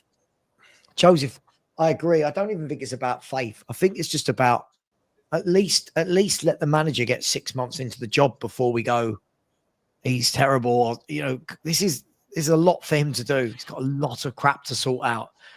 Big up to you, Joseph. That is very generous. Thank you very much. Big up to whoever this is. Thank you very much, Dan. Really appreciate it. 20K. Congratulations, mate. Well done. Here's the money for some biscuits. Just think how many rich teas I could buy for a £5. Big up to you, Dan. Really appreciate that, mate. Thank you very much. Phil Coys, thank you, mate. Said, congrats on the 20K. Well deserved, brother. Well done. Thank you very much. Phil, you're a legend. Thank you very much, mate. Appreciate that. Appreciate George. So well done on the 20. It was all the mods. It was. Listen, the mods are massively important. So thank you very much. Really appreciate you, my man. Big up Danny. So why am I hearing so much waffle tonight? Not Alex. Oh, Danny K. But Danny, you bottled it, mate. I messaged you earlier and said, coming on tonight. You said, yeah, I'm up for that. And then you never showed up, mate. So the only waffler I see is you, Danny. But much love. Love you. He is a bit of a bottle job anyway, isn't he? He's a massive bottle job. Daniel Field, very generous. Again, Daniel, thank you so much, buddy. Really appreciate that. Really do. And big up to my man, last but not least, Kia Horpan out there in Texas, who once, in a shirt giveaway I did, won it. And then I had to pay some extortionate amount of money to ship it to Texas. So that was fun. Big up to you, Kia. Really appreciate you. Thank you very much, buddy. Guys, girls, thank you. 4 hours, 37 minutes. So, yeah. Can I answer two comments that were direct, that were asked that I've been asked very quickly? Oh, Lynn Simpson. It's best time, man. Hang on. two lines. Lynn Simpson, I don't think anything will change anytime soon. And if Rick Kane is still watching, he asked me about getting my own channel. I'm very happy I'm part of the Spurs 5. That answers that. There you go. Danny's back. Thank you, Lynn. Yeah, Danny's back. Danny, what we all agree with you on is that Archie Gray does need a loan. Completely agree with you. Guys, thank you very much. Massive show. I'll be back tomorrow night for the Spurs review. Probably a video during the day. And I'm live, if anyone cares. I'm doing a show at 11 a.m. with Saeed on his channel, if anyone wants to watch that. Much love. Take care. Thank you for helping me get to over 20K. Really appreciate you all. Please subscribe to Alex at Mr. Box Office TV. Please subscribe to Dan at the Hotspur Hood. I'm just going to see if anyone's live. To see if I can do a redirect at 2:45 in the morning. Let's see who's live. Who's live? Where should we redirect? There'll always be someone live. TalkSport. There's no one live. I can't see anyone live. So we're not going to redirect to anyone. Take care, everyone. Much love. And as always, come on. Leave it out.